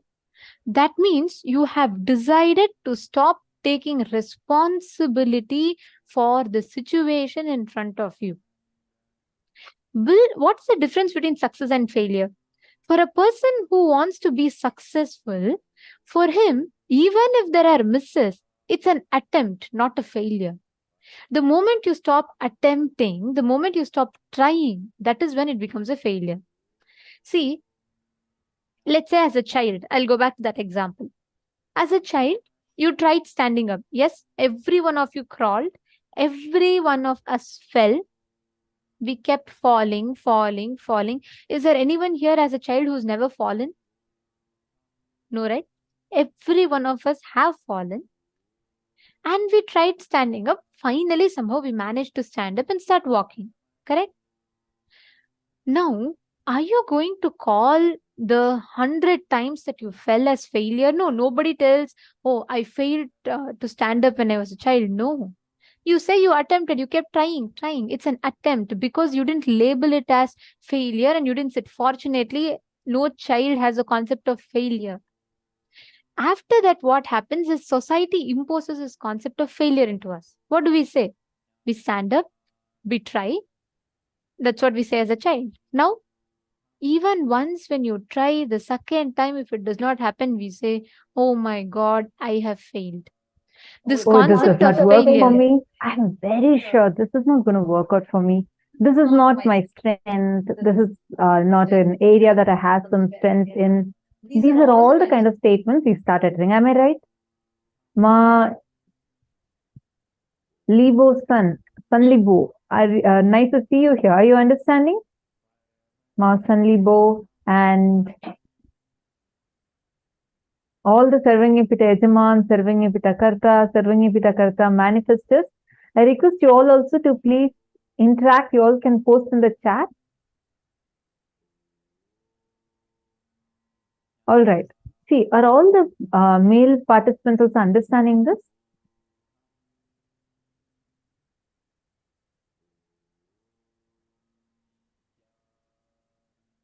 See, the will persistence, it starts in you. It is actually there in you. It's your very innate quality, but it stops in you and starts becoming will arrogance from the time you started remembering your past failure as pains, and that those pains are there sitting inside of you. They're suffocating you. You're struggling with those, and they make you feel that it's impossible. Things are not possible for me. Things will not work out for me. Oh, I have tried my business so many times. I tried it 10 times. But when you were a child, you did not see that statement. You never said 10 times I tried walking. This walking does not work for me. It works for everyone else but me. You didn't decide that. You kept trying. You are having will persistence in you. Swamiji told me once, that failure, there is nothing called failure. Failure is nothing but you giving up and declaring it as a failure. You declare it as a failure. There is nothing called failure. All failures are only a path to success. You go on working for excellence, success will simply happen, and all the failures you are crossing during that phase is just you're crossing those failures just in your path, but it is not a state. You decide to give up out of your laziness or arrogance. When you decide to give up and say, no, this is not working out, that is what you label as failure. You declare as failure and stop it. Understand there is nothing called failure. It is your decision to persist is the key to success. How many of you are recognizing this? I request all of you to write in detail and post so that this is like a very, very powerful cognition. It can help you break multiple levels, break your obstacles. Ganga breaks the Himalaya, not by power, but by persistence. She doesn't use power to break the Himalayas. She persists. It's her persistence that breaks Himalayas. This is one of my most favorite lines. I was just going to quote this line.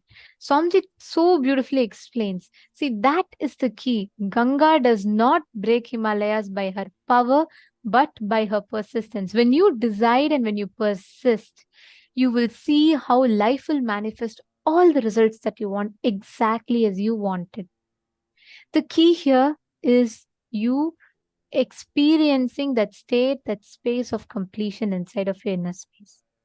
If you decide to label it a failure, then it's gone. If you decide to label it as an attempt that you're trying to achieve, then you will be successful. The key lays there. Now, let us all do a very quick exercise. Go back to your life and see what are all the things that you have given up. What are all the different situations where you feel you have failed, frustrated, hopeless, everything. From the time you remember you, list, find out how your will arrogance failed you in multiple situations. For example, if you feel, I tried so many times for my exam, but I failed. Write it down. All the things that you failed in relationship, you failed in job, you failed in this, you failed in that. Write down every single failure you've had ever from the time you remember you. I request everyone to do this. It's a very, very powerful exercise. Please write it down. And if any of you have questions, please let me know. Please post it in the chat. We will address your question.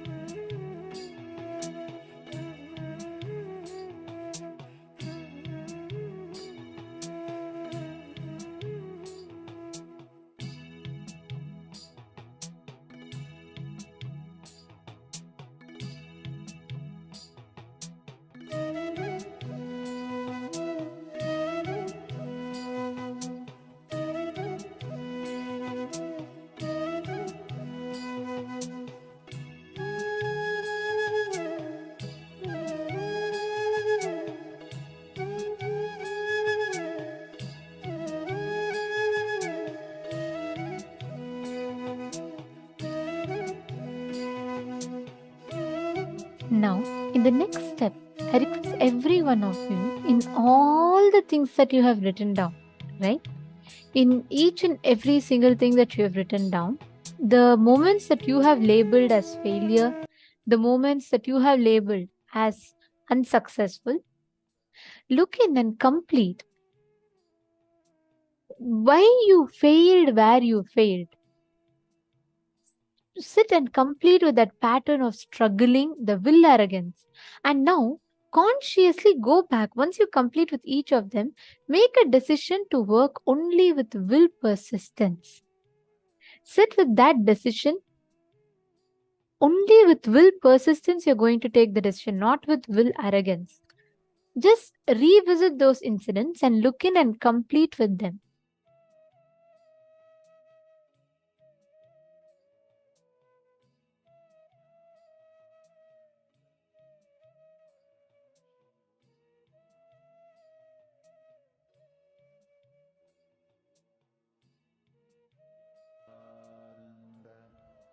Paramashivoham.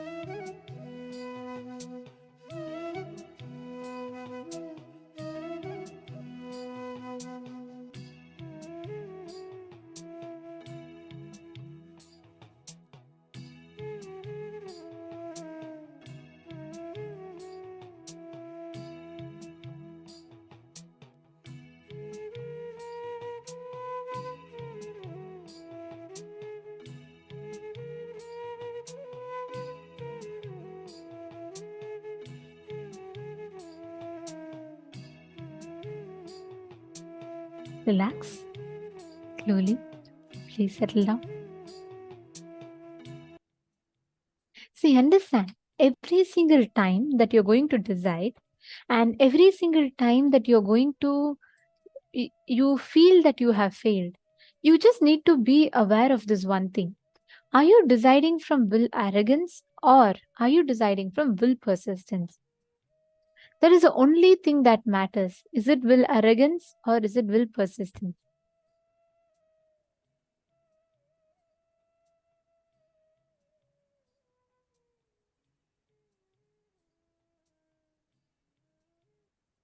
Look back each time.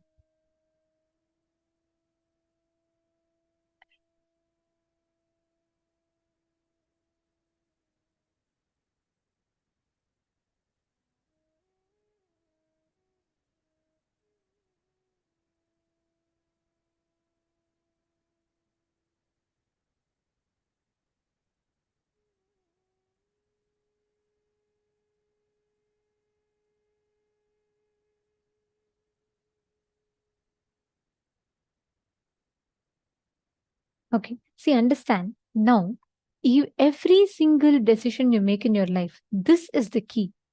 Are you deciding from will arrogance? Even let's say, even if you say, I tried, but it's not going to work out for me, that is also will arrogance, because there is no such thing that does not work for you. There is no such thing that does not work for you. Everything that you want, when you consciously will it, there is a very, very clear way of making it happen. This same law applies even for power manifestation. How many of you are declaring consciously from this moment onwards, you are going to work from will persistence, not will arrogance? How many of you are taking it up as a declaration in you? Can you put yes in the chat, please?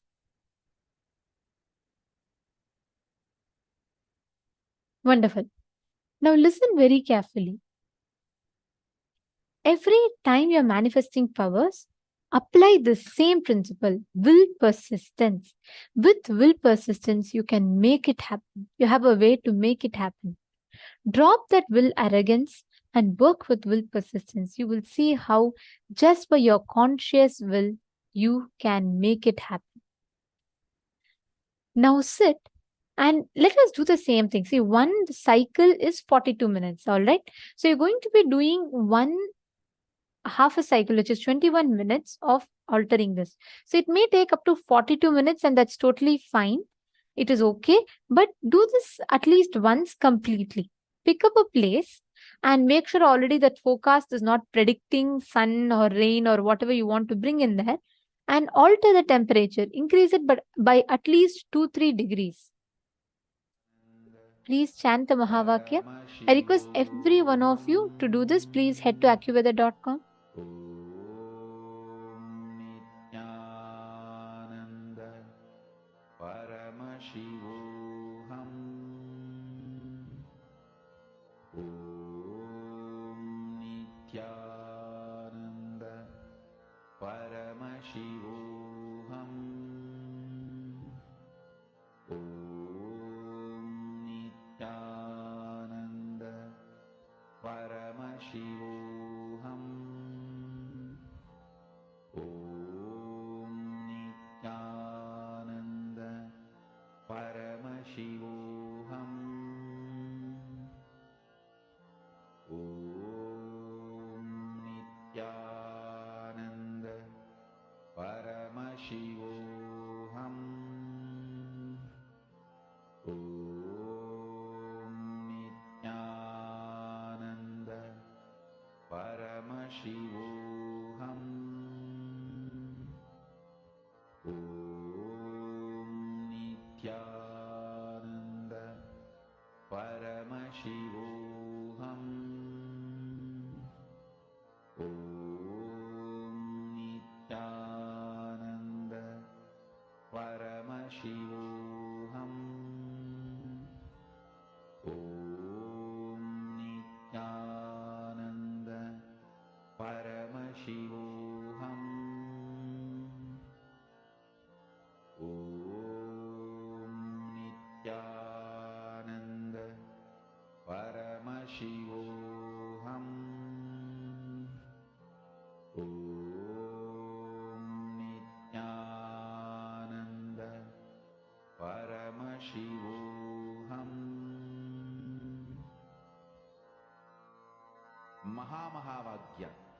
spiritual lullaby for samadhi, and Suprabhatam, wake up call, wake up song for Paramashiva.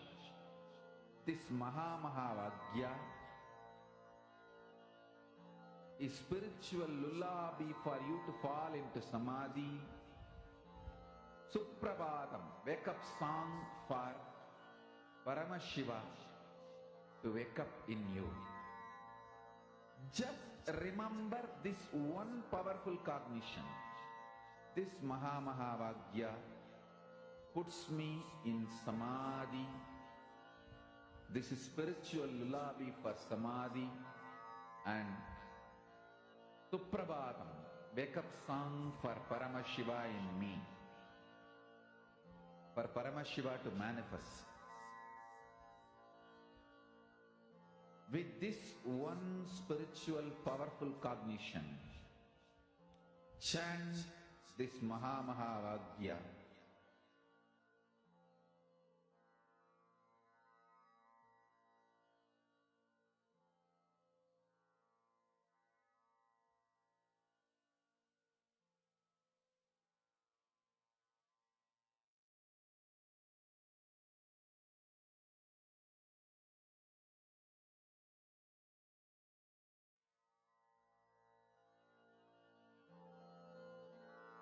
Mahavagya, spiritual lullaby for samadhi, and Suprabhatam, wake up call, wake up song for Paramashiva, for Paramashiva to manifest. With this one spiritual powerful cognition, chant this Mahavagya. Om Nithyananda Paramashivoham. Om Nithyananda Paramashivoham. Om Nithyananda Paramashivoham. Om Nithyananda Paramashivoham. Om Nithyananda Paramashivoham. Om Nithyananda Paramashivoham. Om Nithyananda Paramashivoham. Om Nithyananda Paramashivoham. Om Nithyananda Paramashivoham. Om Nithyananda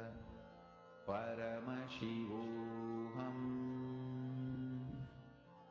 Om Nithyananda Paramashivoham. Om Nithyananda Paramashivoham. Om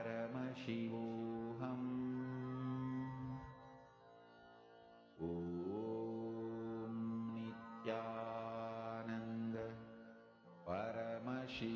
Paramashivoham.